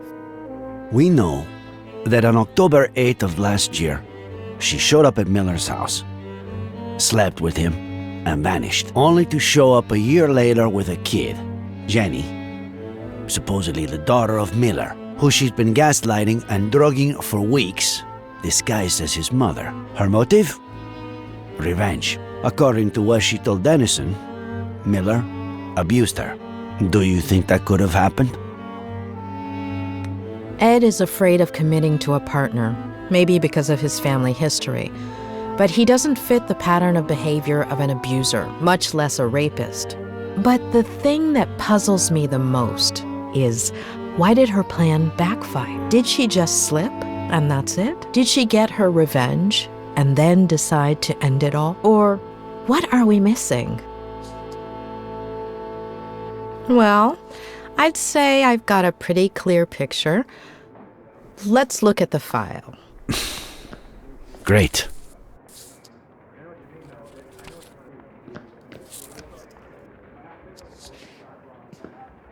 This is Lisa Horwitz, the day she graduated from Yale as a psych major, also as valedictorian. Anything come to mind? This isn't her best picture, but it's pretty clear this could be the same person. Faye told Ed that she just graduated as a psych major. So, it all adds up. Her studies would explain why she had knowledge of the narcotic effects of that drug, wouldn't it? Maybe. Let's see what the file says. Daughter of Peter and Marlene Horowitz, upper middle class. They were well off. They both died when Lisa was a little girl. Should we stick the picture on the board or skip to the next one?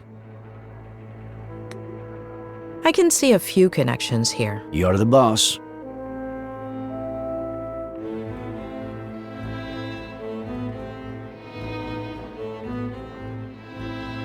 I guess her family's social standing explains why a 23-year-old girl would have $10,000 on hand to give to Dennison. Right. Though, with everything she seems to have done, I wouldn't be surprised if she got the money through other, less legal means. How did her parents die? Could she have... No. Cancer. Colon and throat. Within the span of about 2 years. Father and mother died when she was a child. Her story resembles Ed's. Now for the fun part. After her parents' death, she became depressed. Self-harm, suicide attempts. She spent several months in the New Jersey Psychiatric Hospital.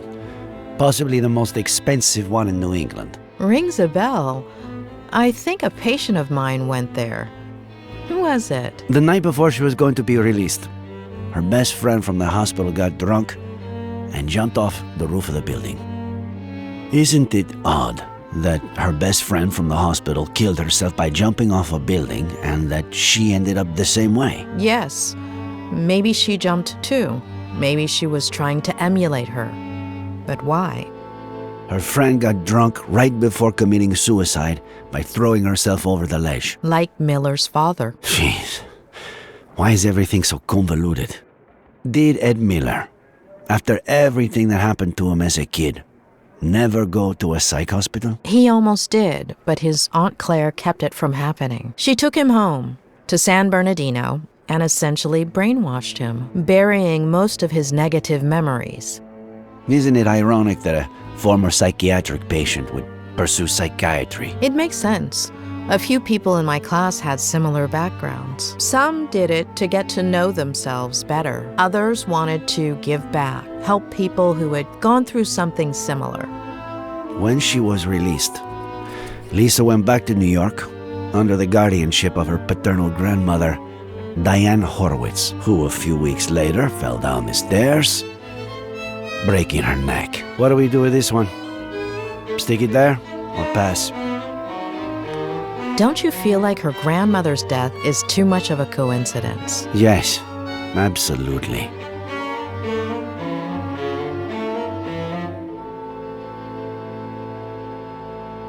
What does this woman have against the elderly? Why does she go through so much trouble keeping Miller alive, but then go and kill his neighbor like it's nothing?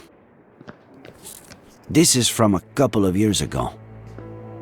A climbing wall in her neighborhood in New York. Another coincidence? There's no question. Lisa is our Faye. What? You're still not sure? I've been wrong too many times not to have my doubts. And this is from a few weeks ago. Lisa Horowitz applied for a position as a psychiatrist in training at the only psychiatric hospital in our county, and she got it. She's supposed to be starting at the end of the month, though I doubt she will. Why would a wealthy young woman from New York with an outstanding academic record want to work at a hospital with such a poor reputation and so far from home? The doctor who was assigned to Ed at the hospital before Robert Kerrigan hired me to treat him was quite inclined to admitting him to a mental institution. The mental institution where Lisa was going to work is almost certainly the same one Ed would have been admitted to. Are you saying that? That was the last part of the plan. Become his psychiatrist and torture him. Let's take a look at her medical record. She weighed Almost 9 pounds when she was born. At age 11, her appendix was removed. What is it?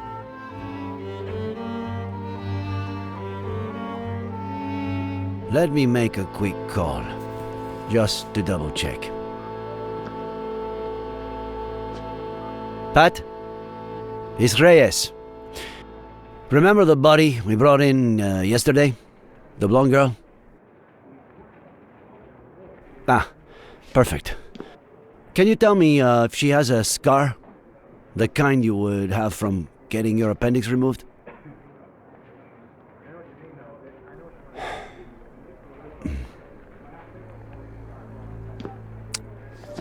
Are you sure? Okay. Thanks, Pat. I can't believe it. It has to be her. It's her. But no.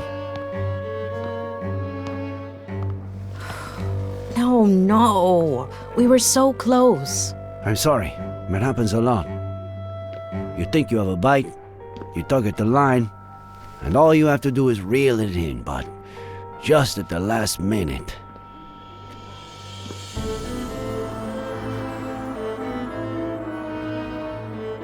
I wouldn't give it too much more thought right now. We should get some rest.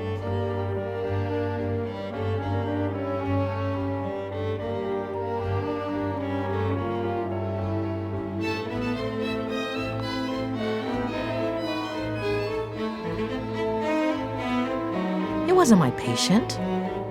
Who? What are you talking about?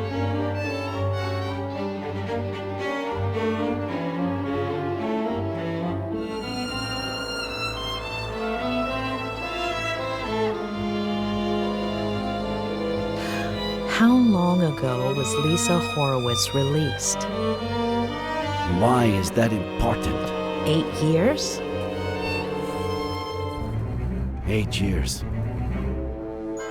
What was her friend's name? The one who committed suicide. Veronica Carrigan.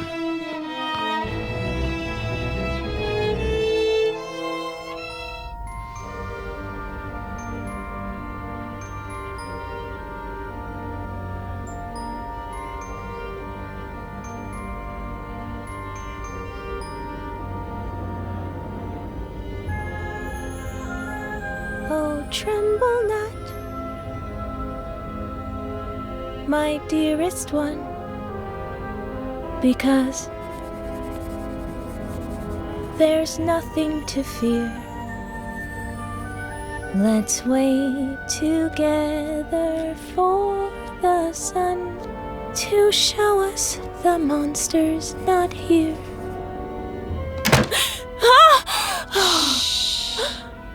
They're gonna find me. You scared me to death. How'd you get in? I stole this from Mr. Fatbutt. What if he notices it's missing? He got really sleepy all of a sudden. He'll be in bed for a while. If they catch you... I wasn't about to leave you all alone on your last night here. Are we best friends, or what?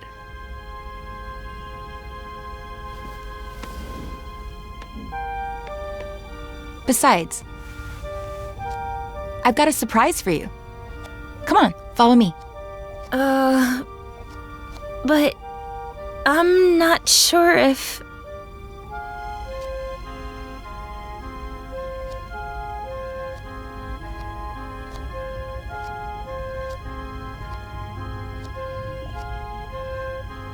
Are we best friends, or not?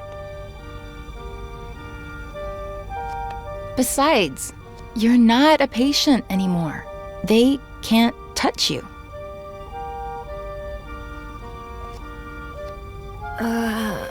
All right. But I have to finish writing my diary entry for today. It's my routine. It's your routine. I'll wait for you.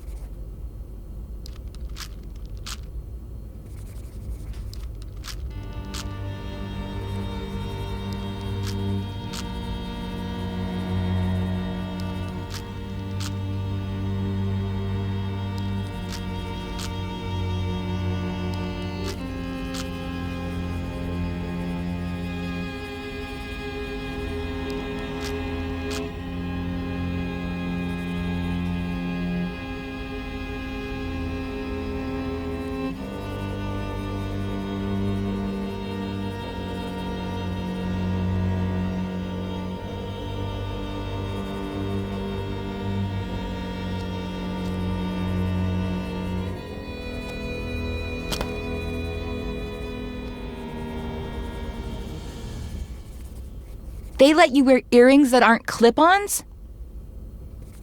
It's a reward. I haven't hurt myself in a long time.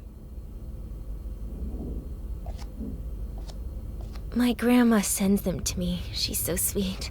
You're so lucky. You know what? Take one. No, I couldn't. Are we best friends or what?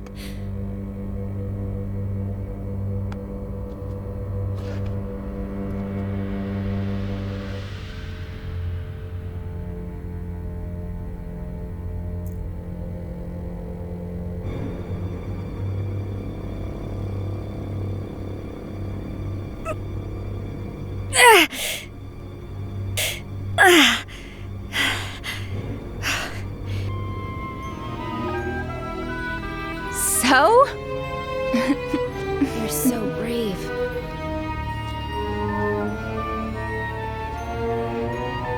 I finished my entry. I'm gonna go pee and we Hold can... on. I want you to have something of mine, too. It's my lucky pendant. Nothing bad can happen to you as long as it's around your neck. But... Are we best friends, or what?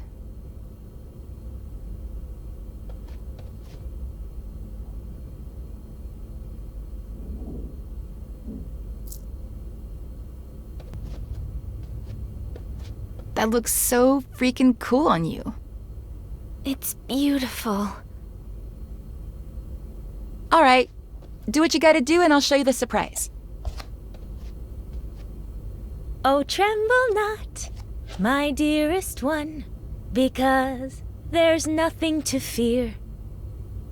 Let's wait together for the sun to show us the monster's not here.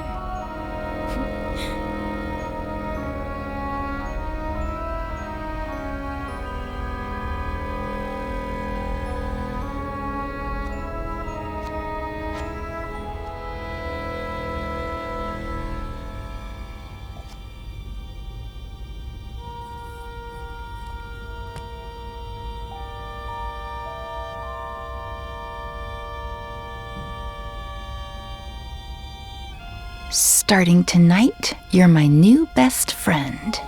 We're the same age, aren't we? You're 15 too, right? Why? No reason.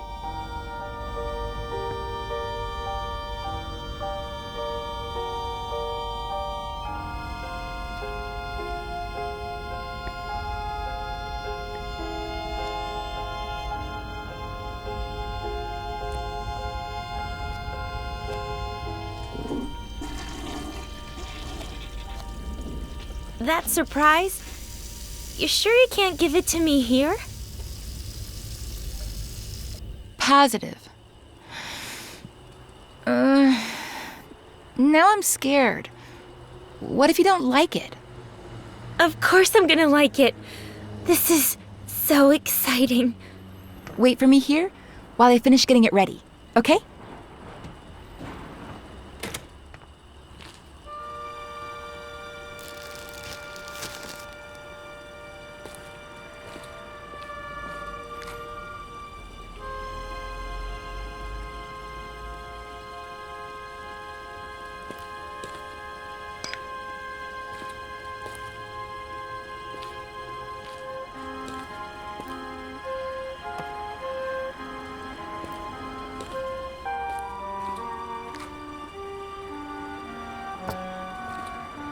This is the spot.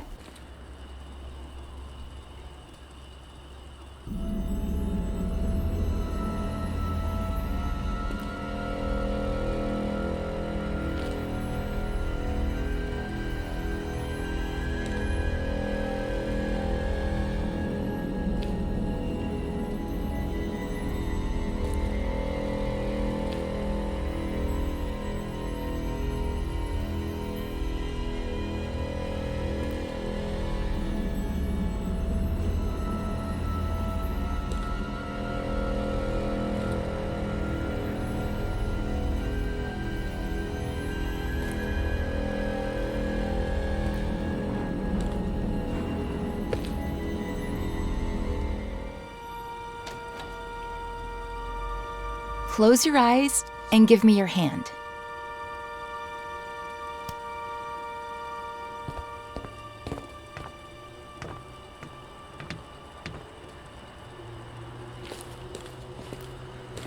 Don't open your eyes yet. Go ahead and sit down. Here. On the ground. Mm-hmm.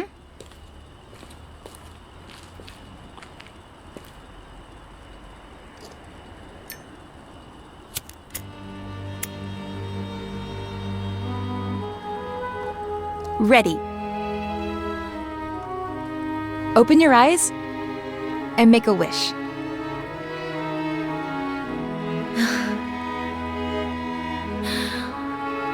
I'm gonna miss you so much. Blow.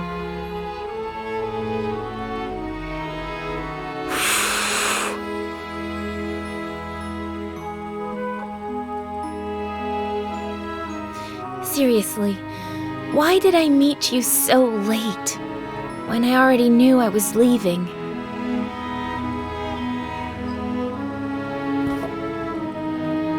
Want to open up a little more? What's that? Consider it my way of saying thank you. For the best week of my life. But, Veronica... Come on. You're out of the loony bin tomorrow. It's your last chance to do crazy stuff. I've never, ever tried it. Ooh, are we playing Never Have I Ever? My turn to drink then. Never have I ever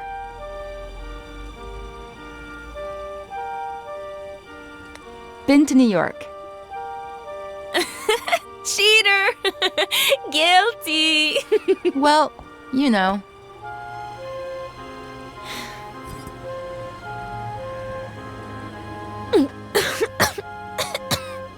Oh, this is disgusting. You get used to it. Your turn. Never have I ever kissed a boy. What about a girl? Veronica! Well, either way, really.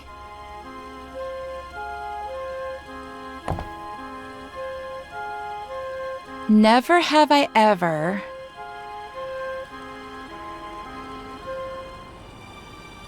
had a room to myself. You haven't? But here... Here doesn't count. This isn't real life. Ugh. I had a really pretty room at my grandma's house. And now you're going to be living there again. Tell me everything about it.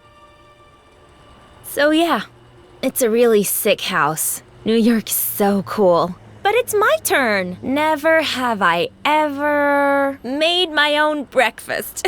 You haven't? Back home, the maid did it. Here, who knows? Well, I've never made my own breakfast either, so I don't drink. Never have I ever lived with my grandma. Ha, you're saying that because I told you I lived with my grandma before coming here. You've barely told me anything about her. She's cool. I don't know. And now you're going to be living with her again? I want to know everything about her. And she's a cool grandma. She doesn't even look like a grandma. She goes up and down the stairs like she's Rocky. My turn. Never have I ever... Come here. I want you to feel the coolest thing you're ever gonna feel in your life. I think I'm a little cold.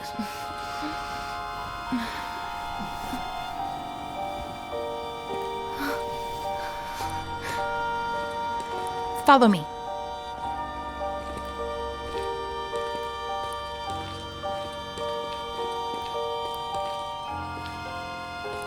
I'm scared.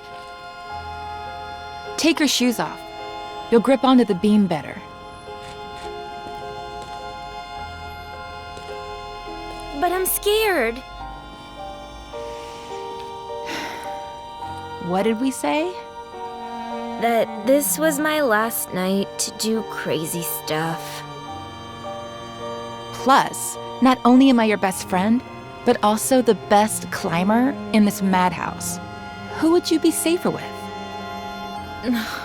But I'm a little drunk. Give me your glasses. That way, you won't see so blurry.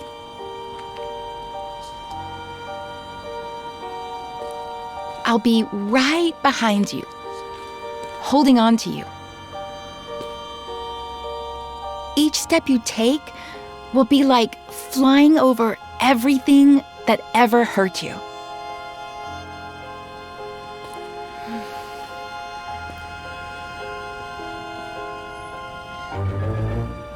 Veronica?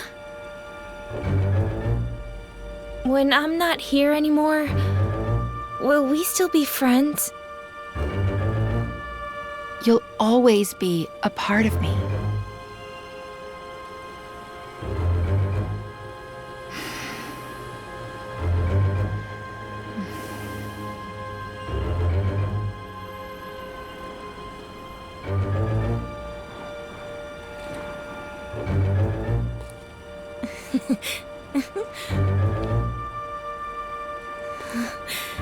You were right. It's like flying.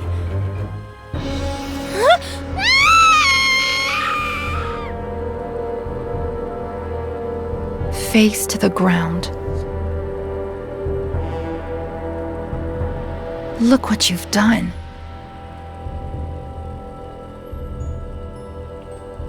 I hate you.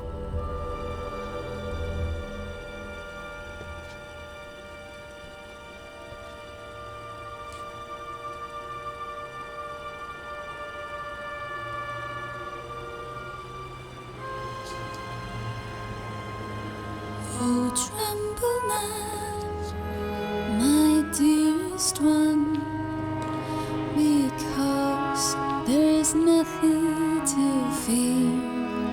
I have to talk to Ed.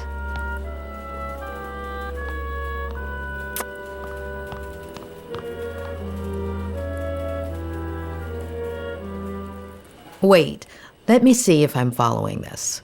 All of the girls on this list are random hookups or fans that may possibly have something against you, with reason? Oh, no. Oh, no. No. No way. Oh, I was worried there. It's 3 pages long. Those are the ones I remember. I've lost contact with a lot of the others or forgotten their names. The number on the left is my guess for how angry they are, if that helps. Doesn't help, does it? Anyway, there was something important you had to tell me? I don't know what the best way to put this is, but...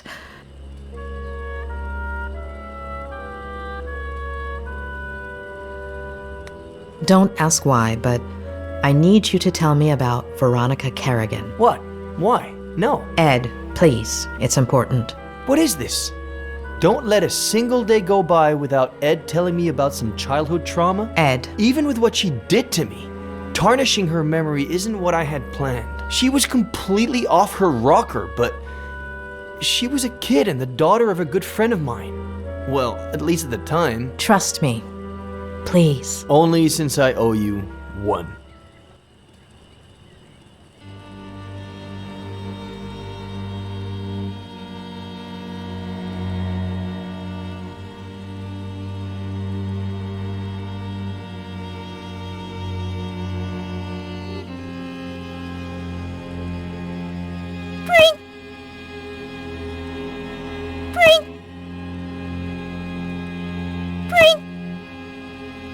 Sweetheart, what did the bread do to make you want to torture it like that? I don't know. It's fun. Can we go to the movies? Yeah, sure. If you take your medicine, we can go this weekend. Oh, Dad. What did the doctor say?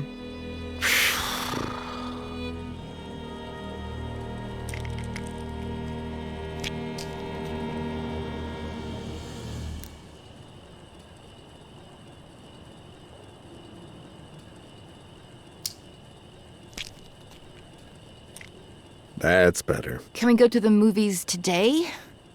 Oh, right. Not today. I have to work. You always have to work. Sweetheart, I'm meeting Ed Miller at 5, so... It's always Miller. Did you like our vacation last summer? Mm-hmm. Well, we wouldn't have gone to Paris or Rome if it hadn't been for Miller's book tour. It's always that Miller guy. And that's a good thing. If his second book goes like the first one did, I'll have a ton of time to spend with you. Besides, he's a great guy, and he really cares about you if you just give him a chance. But it's just... Sweetheart, I'm running late. I have to brush my teeth. We'll talk about this later.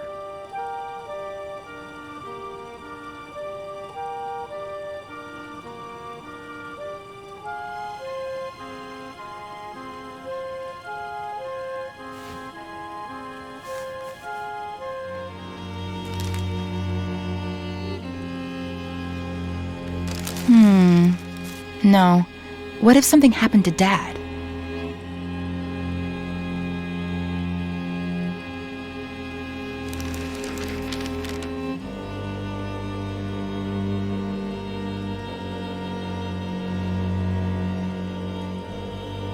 I have plenty of pills, but they'd know they were mine.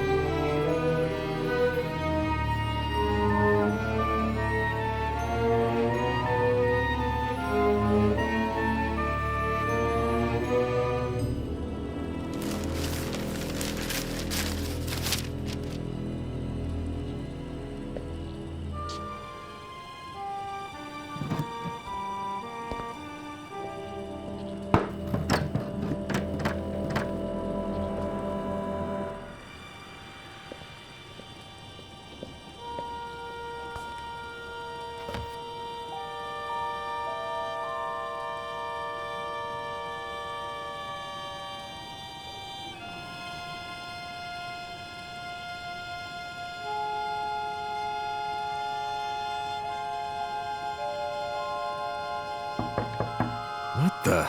Sweetheart? You in there?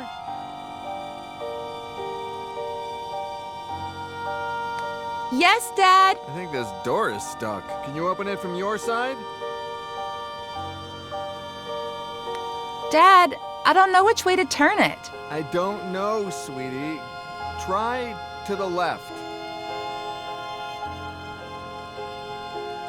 To the left, it doesn't do anything. Then try to the right.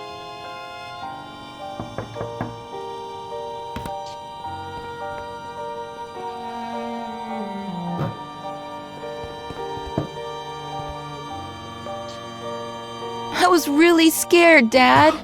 Hey, come on. It wasn't that bad. I love you so much, Daddy. I love you too, sweetheart. Get cracking. I'm gonna be late for a meeting, and you're gonna be late for school. Yeah, right. The bus comes in 45 minutes. Okay, but don't get sidetracked, because then you'll miss it again.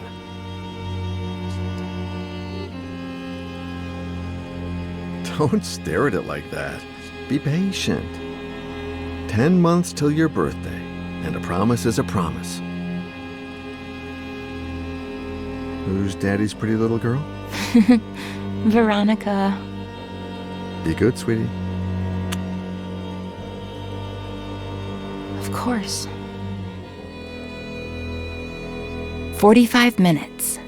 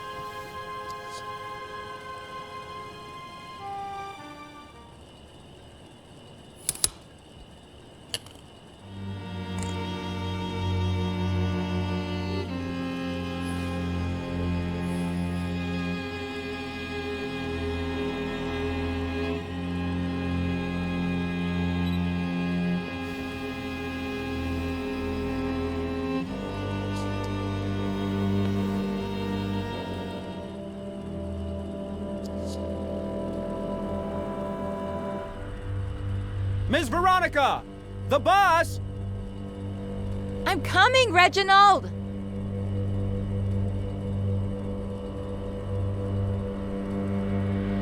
You're going to miss it again! School's going to go by so slowly today.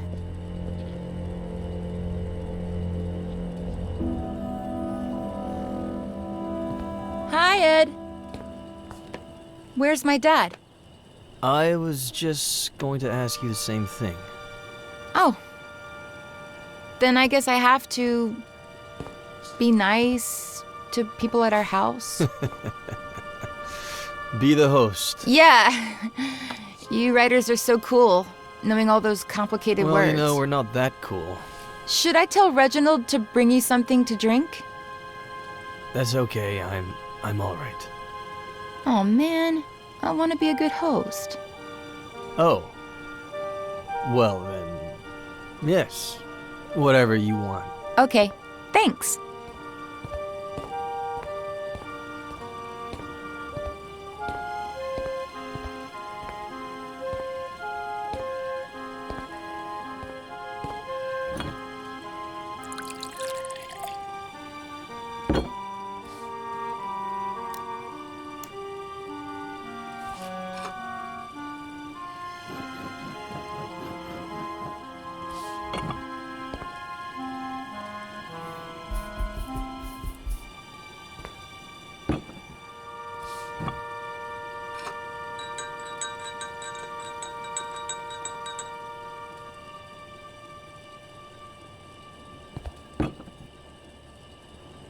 I brought you the whole picture, in case you want more. Wow. You're the perfect host. Well, it's hot as Hades. Even worse in this uniform. I'm gonna get changed. Have you heard from your dad? No!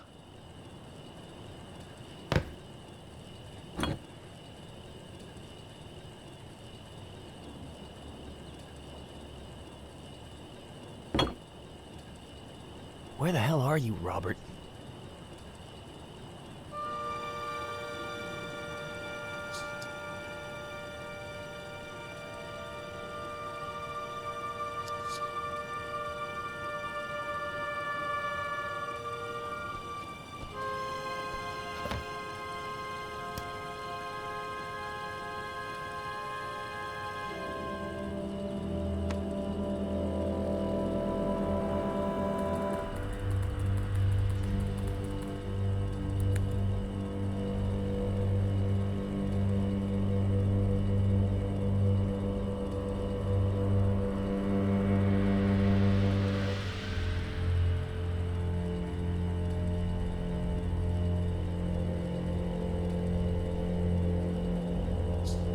Cool.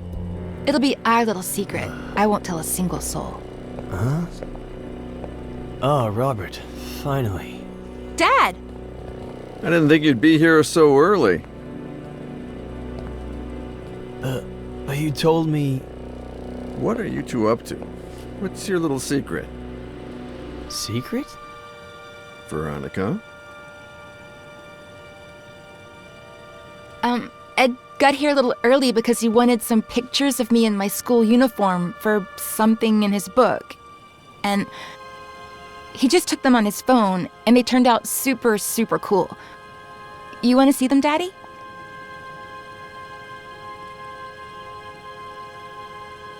That was the end of a beautiful friendship. Robert threatened to report me to the police, but I did it myself. They arrested me, obviously. But when they inspected my phone, the picture's metadata indicated that the photos had been taken with another device. Plus, the time didn't match Veronica's testimony either. They found the same drugs in my blood as the ones present in Veronica's meds, as well as all the pills she hadn't taken still in her room. Robert apologized, but we decided not to continue working together. We grew apart. Not long after that, Robert checked Veronica into a mental hospital. When I heard about her death, I called Robert in case, I don't know. He thanked me. We hung up and haven't spoken since. And that's it. I have no idea how Robert's been these last few years. I do. He came to me shortly after Veronica's funeral. He needed help and told me his story. Veronica was 2 years old when Robert adopted her. I never looked into her previous life, nor her biological family story. But I have a friend who might... Doctor, are you going to tell me what on earth Veronica has to do with any of this? Veronica did not die in the psychiatric hospital. She died 2 weeks ago. What? Veronica is Faye.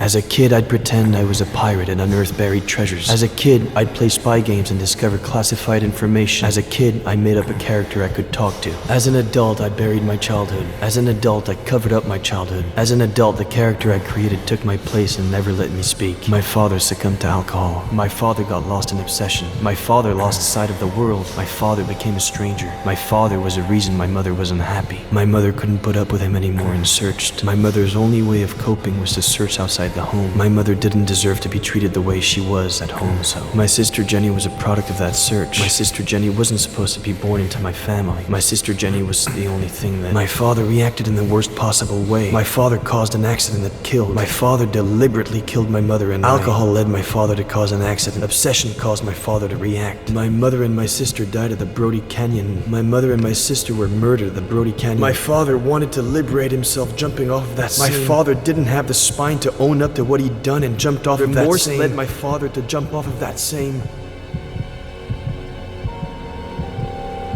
As a kid, I'd pretend I was a pirate and unearth buried treasures. As an adult, I buried my childhood. My father got lost in obsession. My mother didn't deserve to be treated the way she was at home, so... My sister Jenny was a product of that search. My father caused an accident that killed. Remorse led my father to jump off of that same... My Aunt Claire buried my childhood. I'd forgotten how I felt. For 27 years, I haven't known who I was. 27 years of writing to hide myself, only to turn into somebody I'm not, drowning in sarcasm and lies. It's over.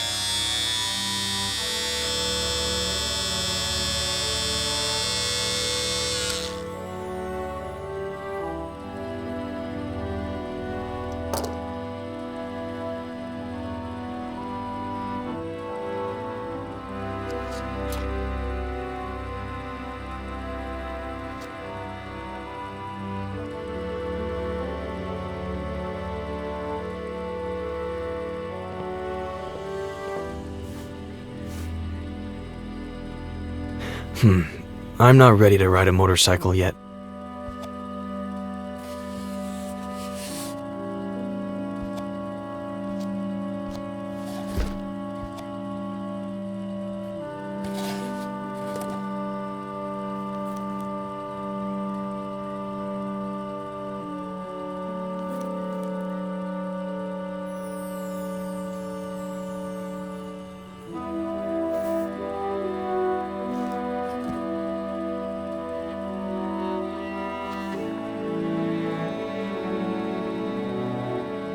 Mom, I'm sorry. I didn't mean to. It's not your fault, sweetie. It's just that when Daddy's sad, he gets upset. You're never going to get sad or upset like that. Promise me. I promise.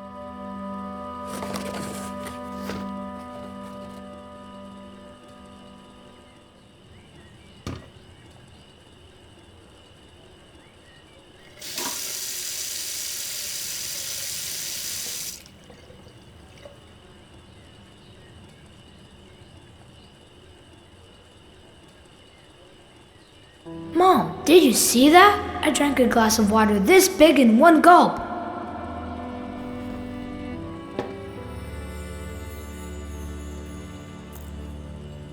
Knight to B6, Sam. You're still screwed.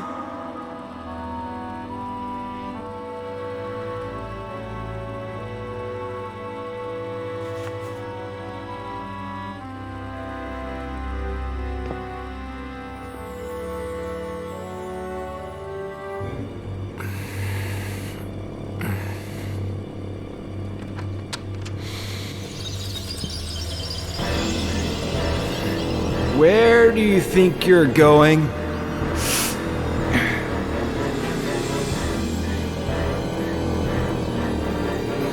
I asked you a question, Eddie.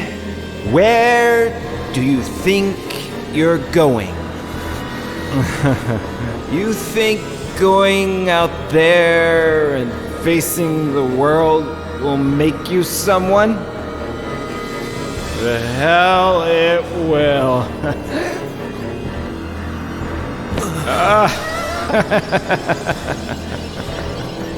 I know you, kid. You're a piece of junk like me. You're useless.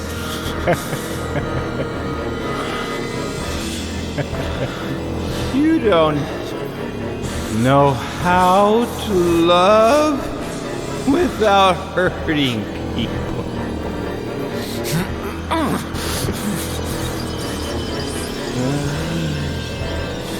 You ruin everything because you don't really care about anything but yourself and your pain. You become me, kid. I'm not going to let you go around hurting people like I did. Just end your miserable life.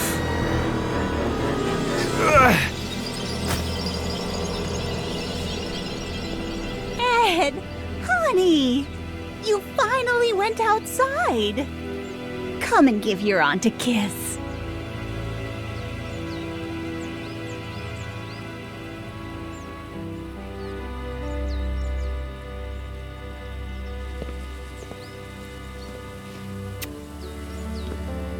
I knew we could do it together, just like we did last time. The victory isn't ours. It's Dr. Lomas's. Eddie, honey, we've already talked about that. Maybe you should lie down for a little bit. I'm fine. I don't need to lie down. It's just I'd like to talk about... Did you have breakfast? Do you want a little juice and some toast?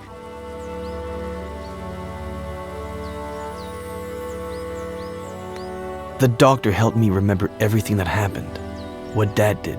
Eddie, what have I always told you? Some things are better left unsaid. Or do you want some bacon and eggs instead? When Mom and Dad died and you took me with you to San Bernardino, I remember night after night of you telling me how much Mom and Dad loved each other. How both of them watched over me from the stars with Jenny, happy to see me happy, because I had to be happy. I understand why you did it, but those buried memories slowly ate away at me from the inside. I'm tired. I'm going to lie down for a bit. Aunt Claire. There are eggs in the fridge and enough oranges.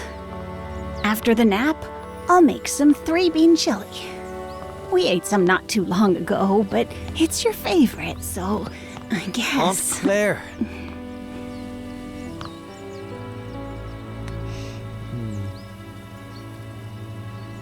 You owe me an explanation.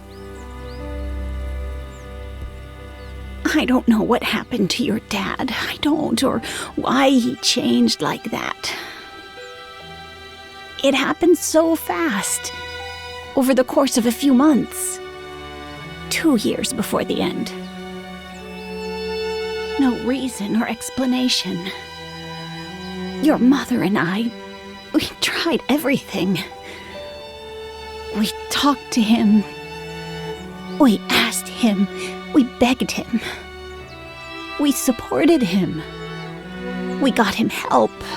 But in the end, we lost him.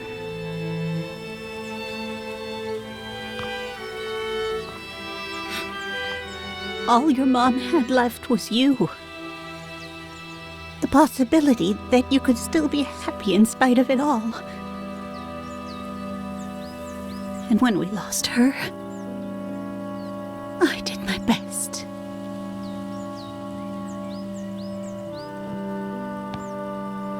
I'd better lie down for a little bit.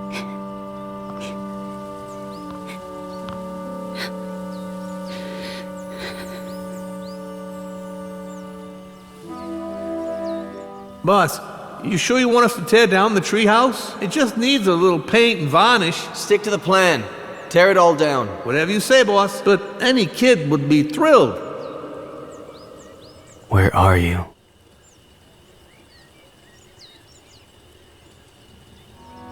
Boss, we pulled the ivy off the wall. You want us to plant it somewhere else?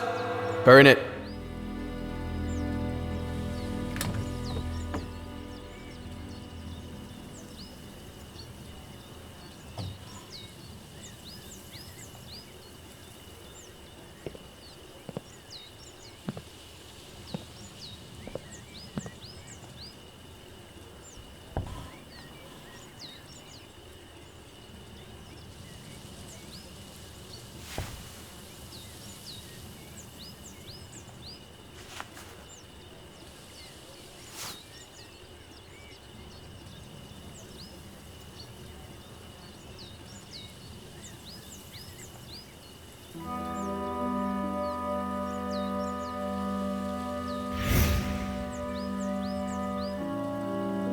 Knight to B6, Sam.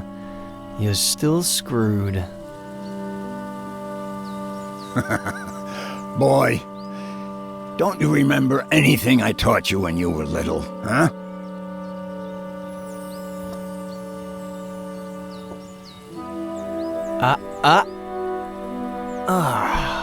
Why do I always forget about castling?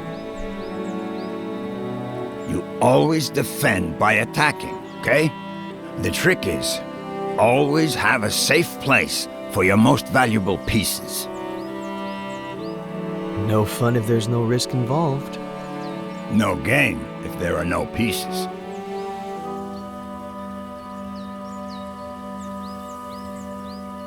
What's wrong? Aren't you gonna move?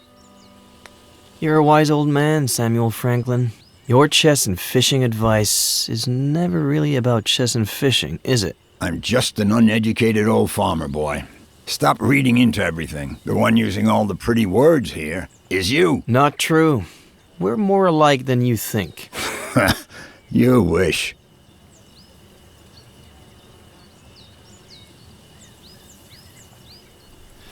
By the way, I know it's not your birthday or anything, but I saw this the other day in the window at the antique store on East Main, and I thought, well, Frankie Lane, chess, so, I don't know.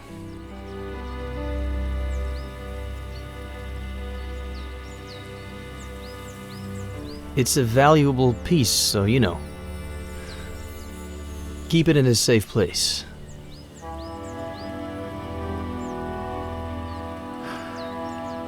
Know what? In the early 80s, I was convinced that the Russians were going to fry us all with a nuclear bomb. So I built a bomb shelter under the ranch. I built it myself, with no help from anybody. Sam, you're even crazier than I thought.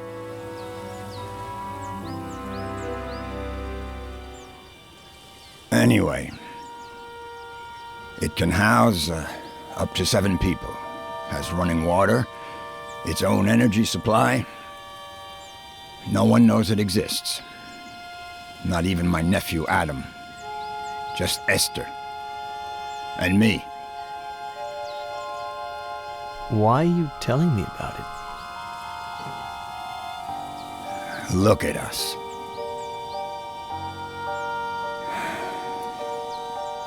Look at us what? Neither one of us has... I mean... We're both missing... We're family.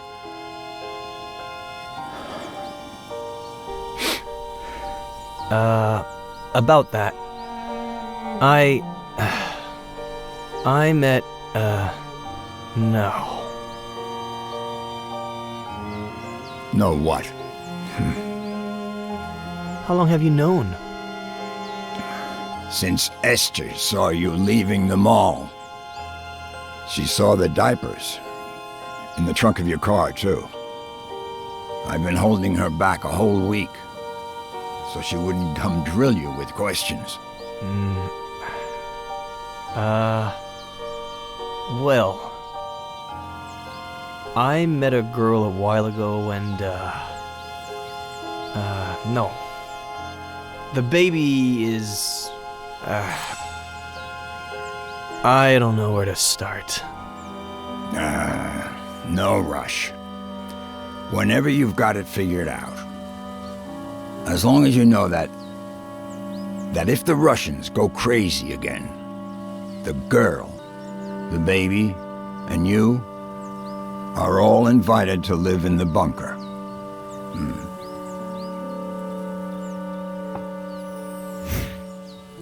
Anyway, boy, your turn.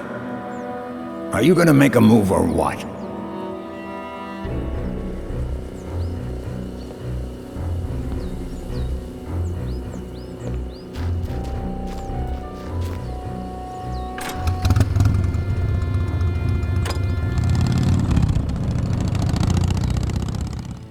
Thanks, Robert, for coming right away.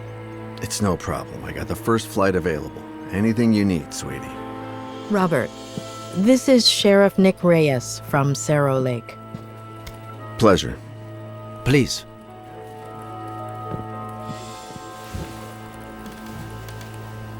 So, why the urgency? Is this about Ed? Has he gotten worse?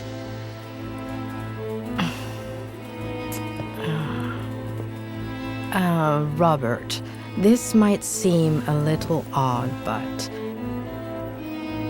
Do you remember if Veronica had an unusual scar? What? I don't know. Why would you ask that, sweetie? Mr. Carrigan, we're asking about a very particular scar. On the right glute.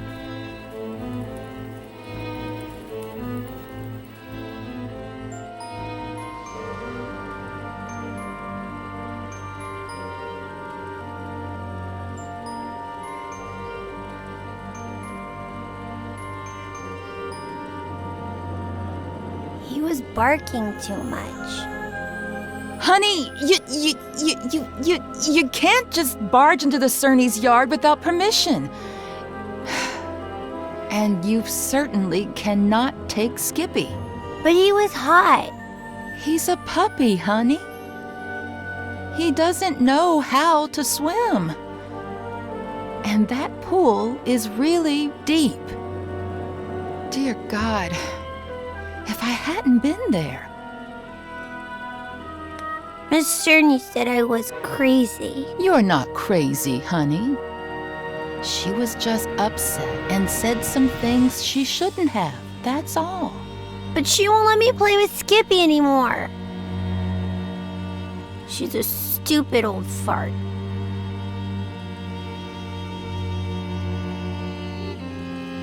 Sweetie, they were only scared, that's all. They thought you wanted to hurt the puppy. But Just put yourself in their shoes for a moment.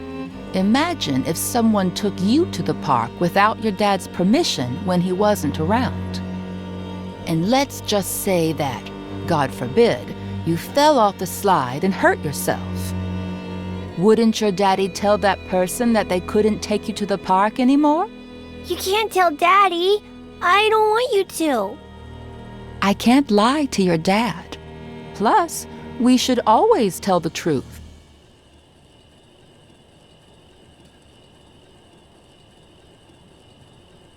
Daddy pays you to do what I say, and I demand you to not tell him. Actually, your daddy pays me to take care of you, honey.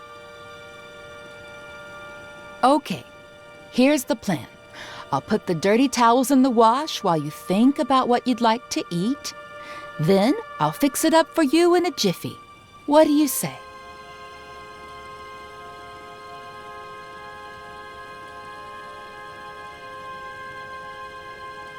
And let's just say that, God forbid, you fell off the slide and hurt yourself. Wouldn't your daddy tell that person that they couldn't take you to the park anymore?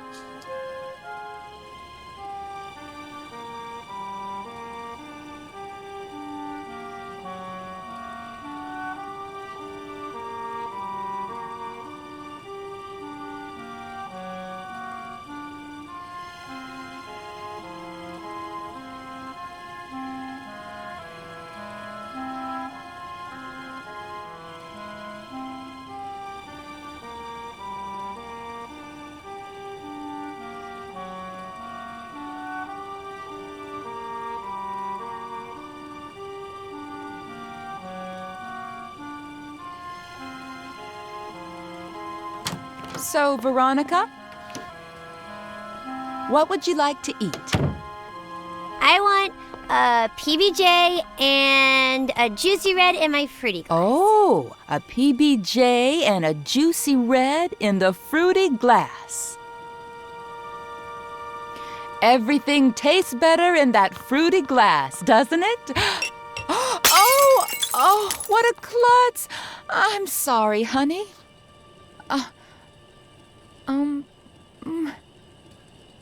Let me get the broom. Don't you move a finger until I clean this all up, okay?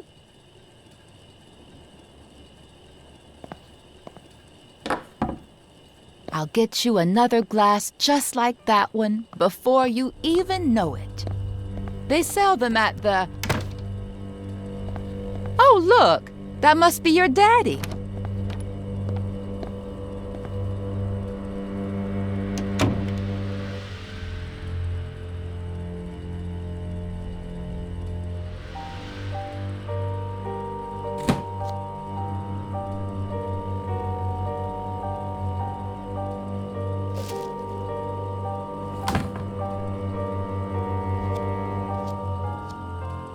Mary, what's up? How's my little girl? She's fine, thank God. But I need to talk to you about something a bit sensitive.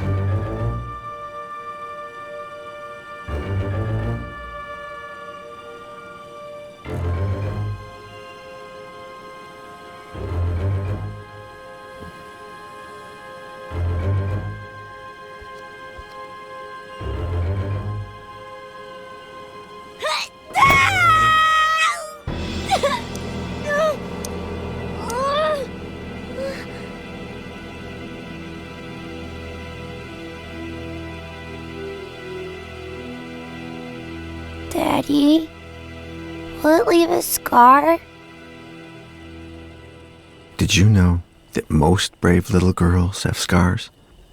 Now you'll have one too. And you know what else? It'll be shaped like a V. V for Veronica? Yeah, V for Veronica.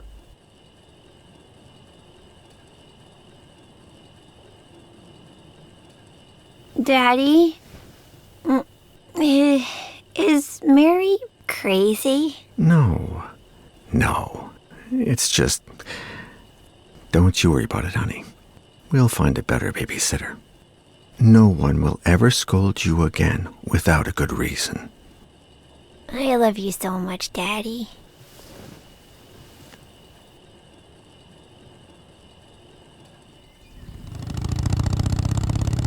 Where did you build it, Samuel?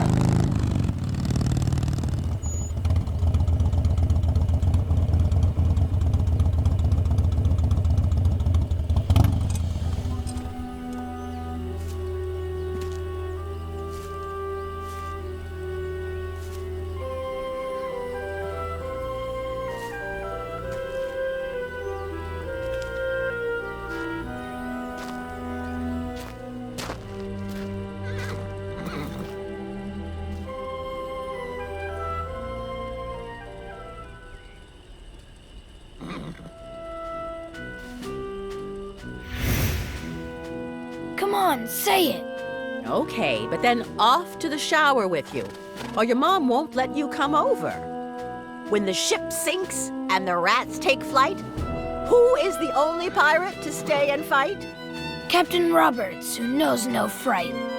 One more time. When the ship sinks and the rats take flight, who is the only pirate to stay and fight? Captain Roberts, who knows no fright. One more time. No. Captain Roberts needs to head to the sink. So much swashbuckling is making him stink.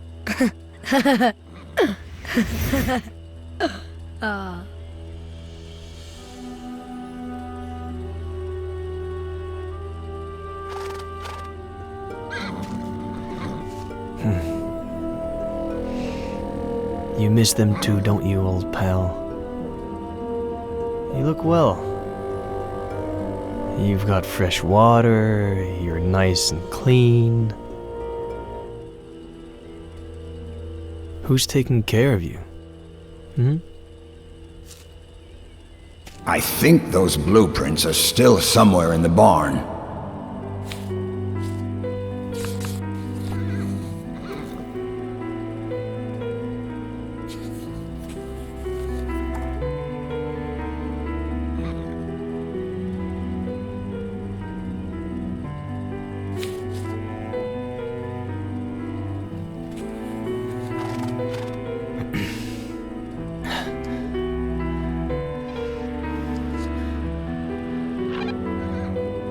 Anybody there? Sheriff?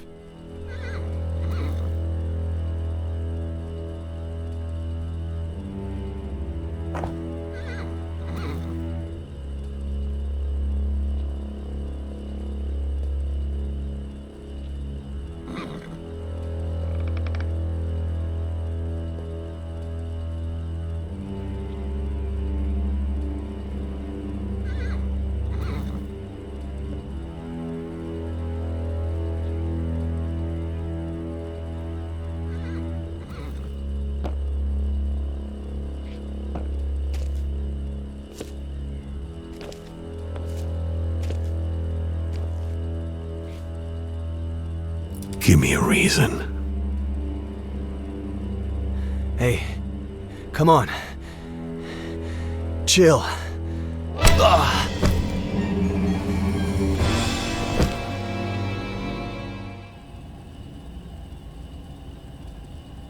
Robert. She was 2 years old when I adopted her. I always thought I'd be compensated somehow for not seeing her birth. And yet, I've seen her die twice. Mr. Carrigan, I beg you. You don't know what it's like to lose your daughter, Sheriff.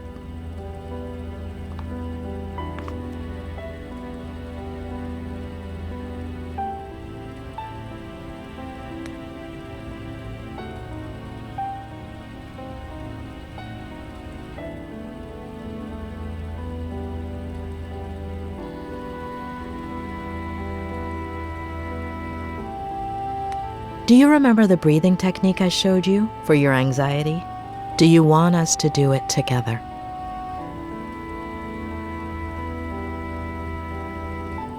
Sorry. I can't, Julia. I just can't. This whole time, she was alive. Not a single call in 8 years. It can't be her. Robert. No. No. Why would she call me? She hated me ever since I had her committed. How did she die? What was she doing all these years? Was she happy?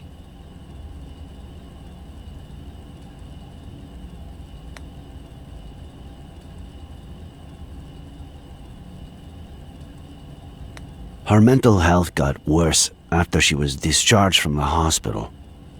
She spent all those years planning her revenge against Miller. She had no qualms about removing anyone who got in her way.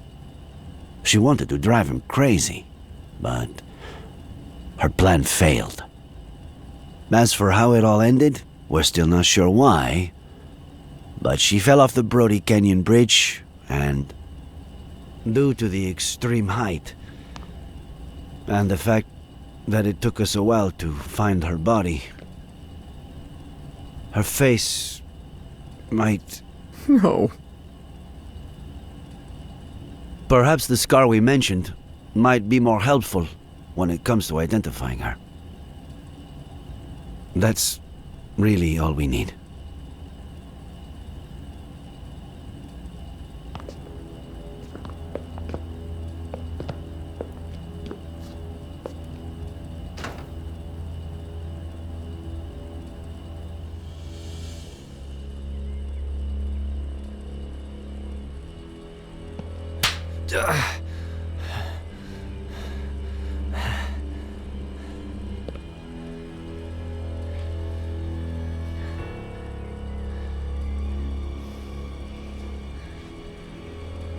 Adam. Why? Why? Why? Why?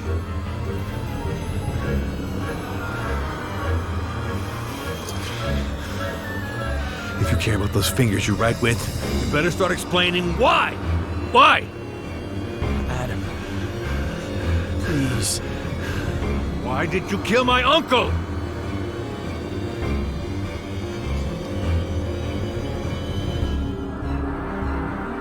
Adam, your uncle was my friend. I didn't kill him. Faye, Veronica did. Bullshit. Veronica, Faye, who pulled the trigger doesn't really matter. You're an accomplice in his death. An accomplice? Adam! You always wanted to get rid of me, as a kid and as a grown-up. You took them away from me. You stole their love, fishing, chess, the shared afternoons. You took them away from me, and you still weren't satisfied. You wanted the ranch, but I was going to inherit it, wasn't I?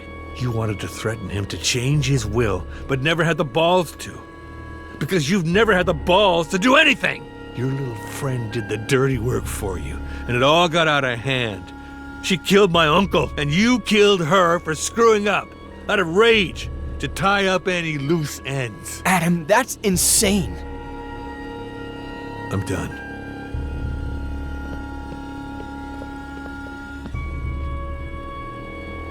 Did you kill my uncle? Adam, I didn't. I don't care who pulled the trigger. Did you kill my uncle? I know where you're... Did you kill my uncle? No! I had nothing to do with his death. Nothing. You just won't give up, will you? All right. You better tell me what I want to know before I lose it. 3. Your aunt is alive, and I know where she is. What? She's in the ranch bunker. There's no bunker on the ranch. The blueprints are downstairs. I know where the entrance is. How do I know this isn't just a plan for me to let you go? This is not who you are, Adam Franklin. You're a good man, but if you do this... You asked for it.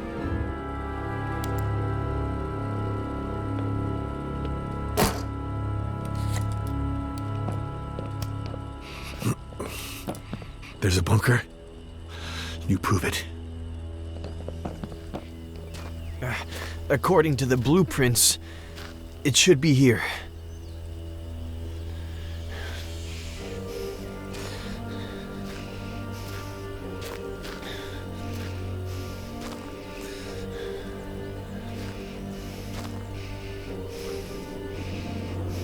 We should hear the sound of metal.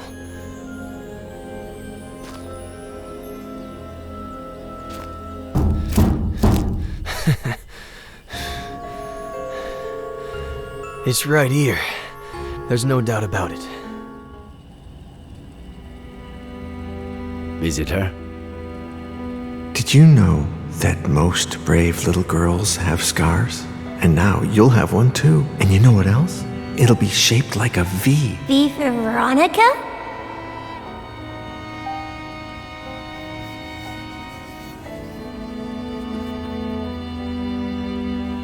Thank you, Mr. Kerrigan.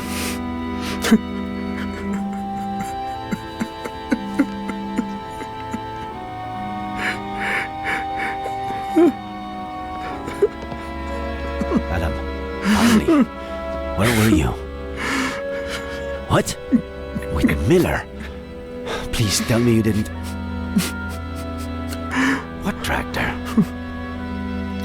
Come again? That has to weigh a ton. How did you plan to...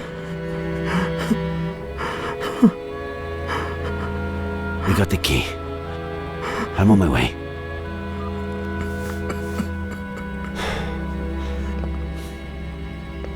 I need to go to the Franklin Ranch. Let's catch up later. Sheriff,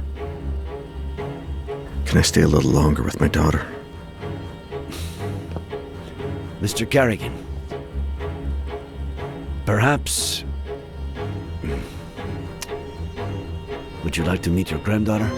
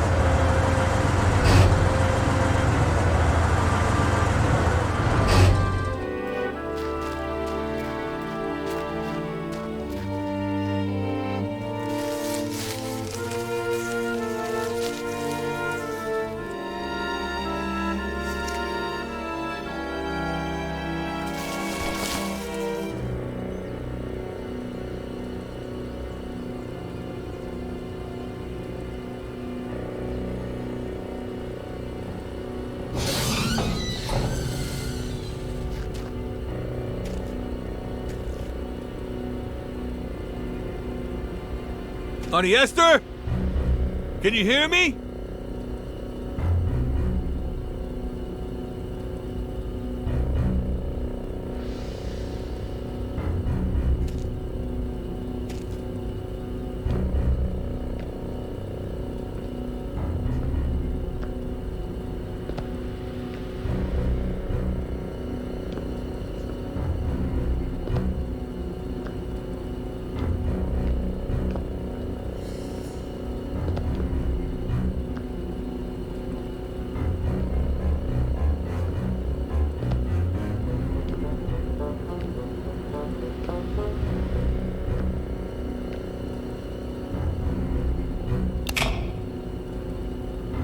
Auntie? We're going to get you out of there!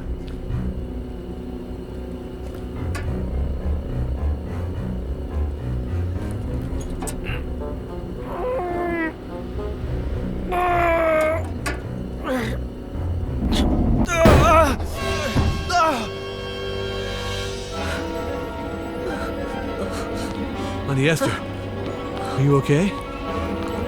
It's me, Auntie. I'm Adam, your nephew. Stay away, monster! It's okay. Put the knife down. Stay away!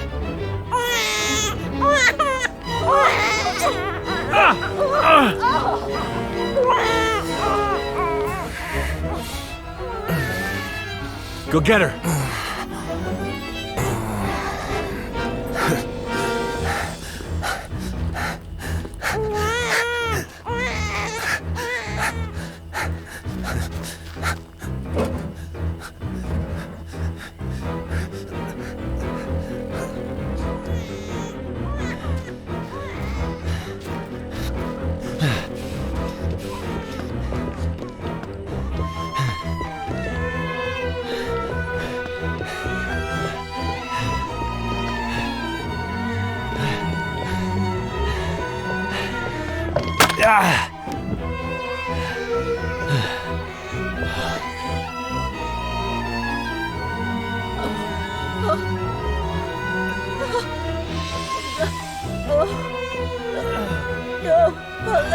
Esther, look at me.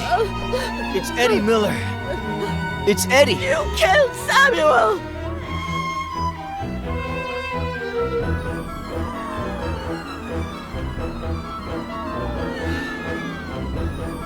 When the ship sinks and the rats take flight, who's the only pirate to stay and fight? Stay away from her, you monster! Oh.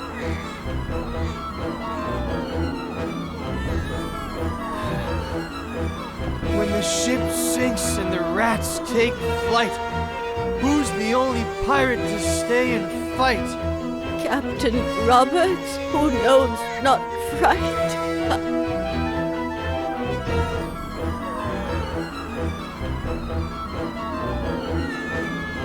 When the ship sinks and the rats take flight, who's the only pirate to stay and fight? Captain Roberts, who knows not fright. Eddie! Eddie!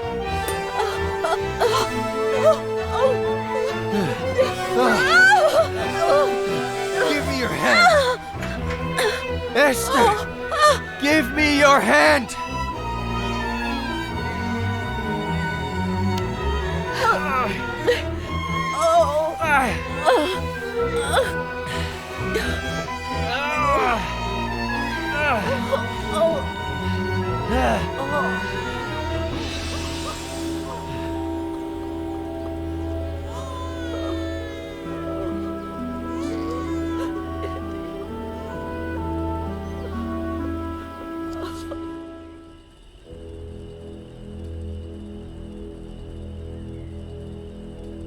Oh, my dear boy, what did I do to you? It'll heal fast. Don't worry. The ambulance is on its way. They'll have to run some tests and... We had all kinds of things.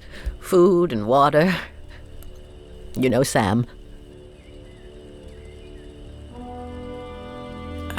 Mrs. Franklin, if you could, you know, when you're feeling a little better, maybe you could tell us what happened? I told Sam that it was too late to cross the woods. That he should take the car instead. But he insisted on walking to your house.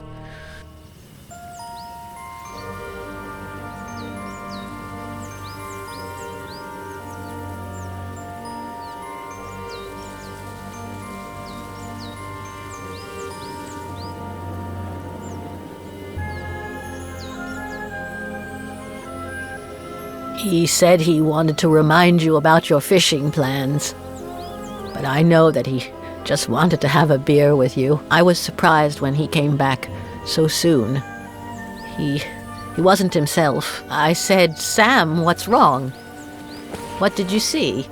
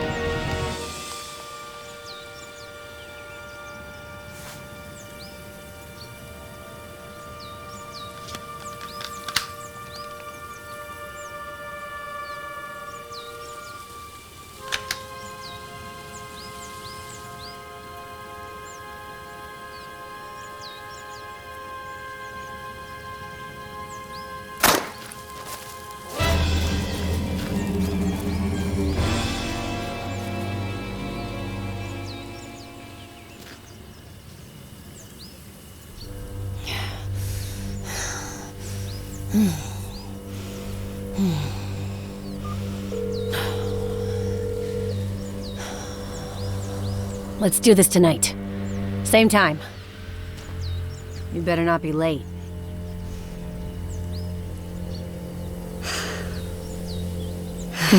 Well played, kitty. I told Sam to call the police right away, but you know how stubborn he was. He said he'd tell you the next day when you went fishing. He didn't think much about it. He said a lot of youngsters did target practice in the woods and that she was probably shooting at squirrels. We didn't sleep well that night. Got up earlier than usual, just before dawn. While we were having breakfast, we heard a car. We thought that was odd.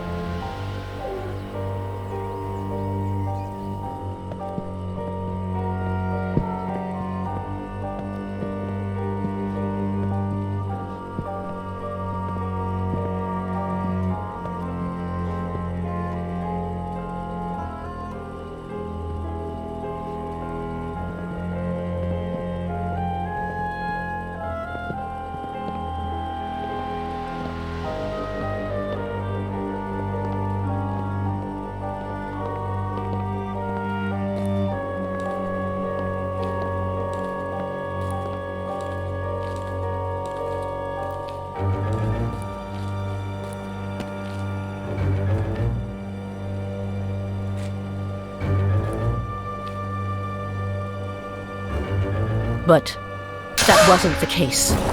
Sam! Oh my God! She made me cover him with a blanket, and then she dragged me away from him. She locked me up with the baby in the bunker and said she'd be back in a few hours.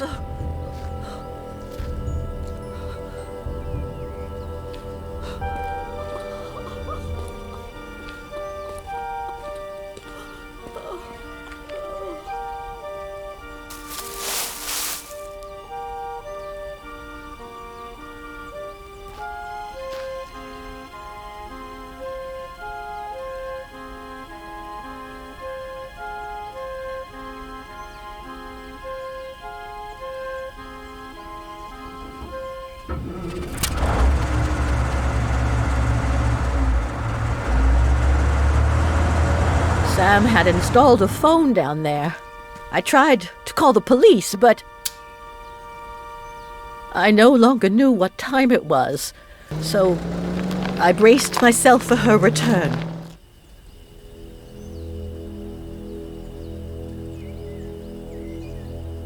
How am I going to live without him, Adam? What will I do? Well, you could get ready for dinner. Otherwise, Jenny will be asleep when her grandma gets there. Oh, I forgot about Eddie's apple pie. I hope I didn't burn it.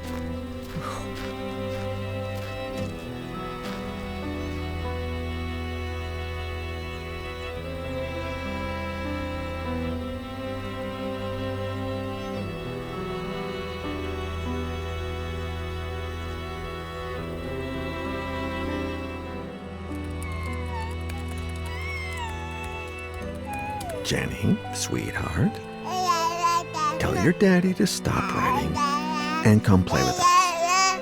He's ignoring Grandpa. Huh? If you keep that up, you'll finish writing that novel in record time.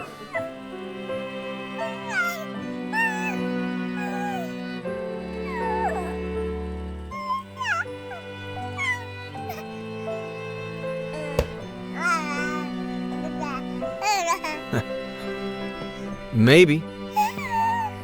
Does 10 years sound record-breaking to you?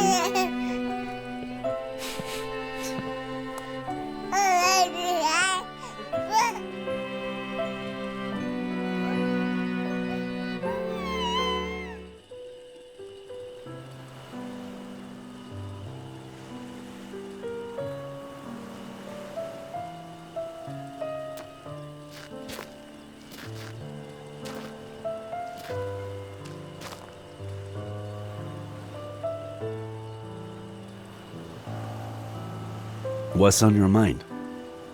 This morning, I finally got a call from my acquaintance at the state adoption agency. It seems like the agency that Robert hired for Veronica's adoption hid relevant information about her biological family. What? They molested her. They broke her. I don't even want to think about it. Bastards. Does that explain everything? Why she was a psychopath? Many victims of abuse become abusers themselves. But sometimes, when they find a better family where they feel loved, that somehow compensates for the previous trauma. In Veronica's case, not even Robert's profound love could help her. The causes are multifaceted, personal, social, even biological. We'll never know. I suppose we are all broken in one way or another. We don't all become Veronica, but we're not saints either. I thought you didn't want to interfere with my job. Hey, who's been interfering with mine for the past week?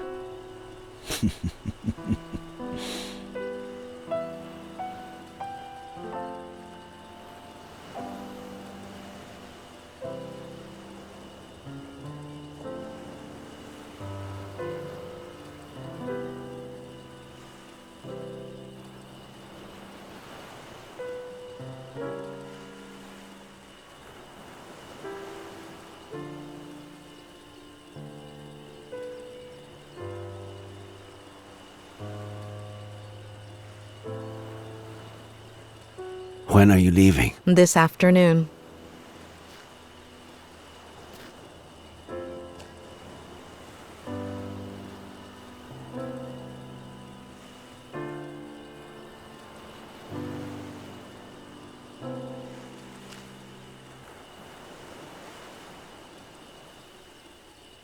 When I'm done with all the paperwork, if you're not busy, I know there's someone waiting for you in L.A., but Cerro Lake is beautiful this time of year, and, There is someone, but I've given him far too many opportunities, and none to Cerro Lake. We could go back to Mama Louise. there are so many things I haven't tried yet.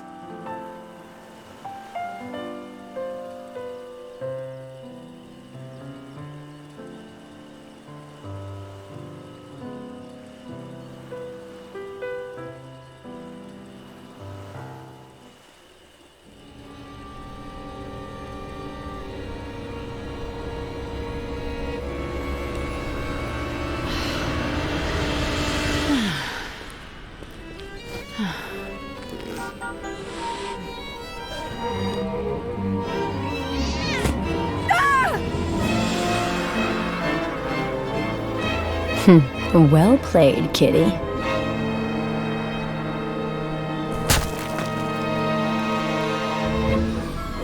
Please, don't touch her. She's just a baby.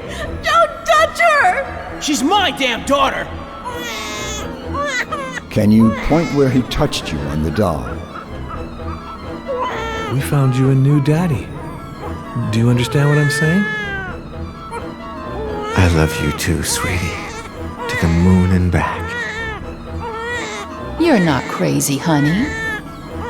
Will we still be friends when I'm gone? She's your daughter, Ed. Shut up.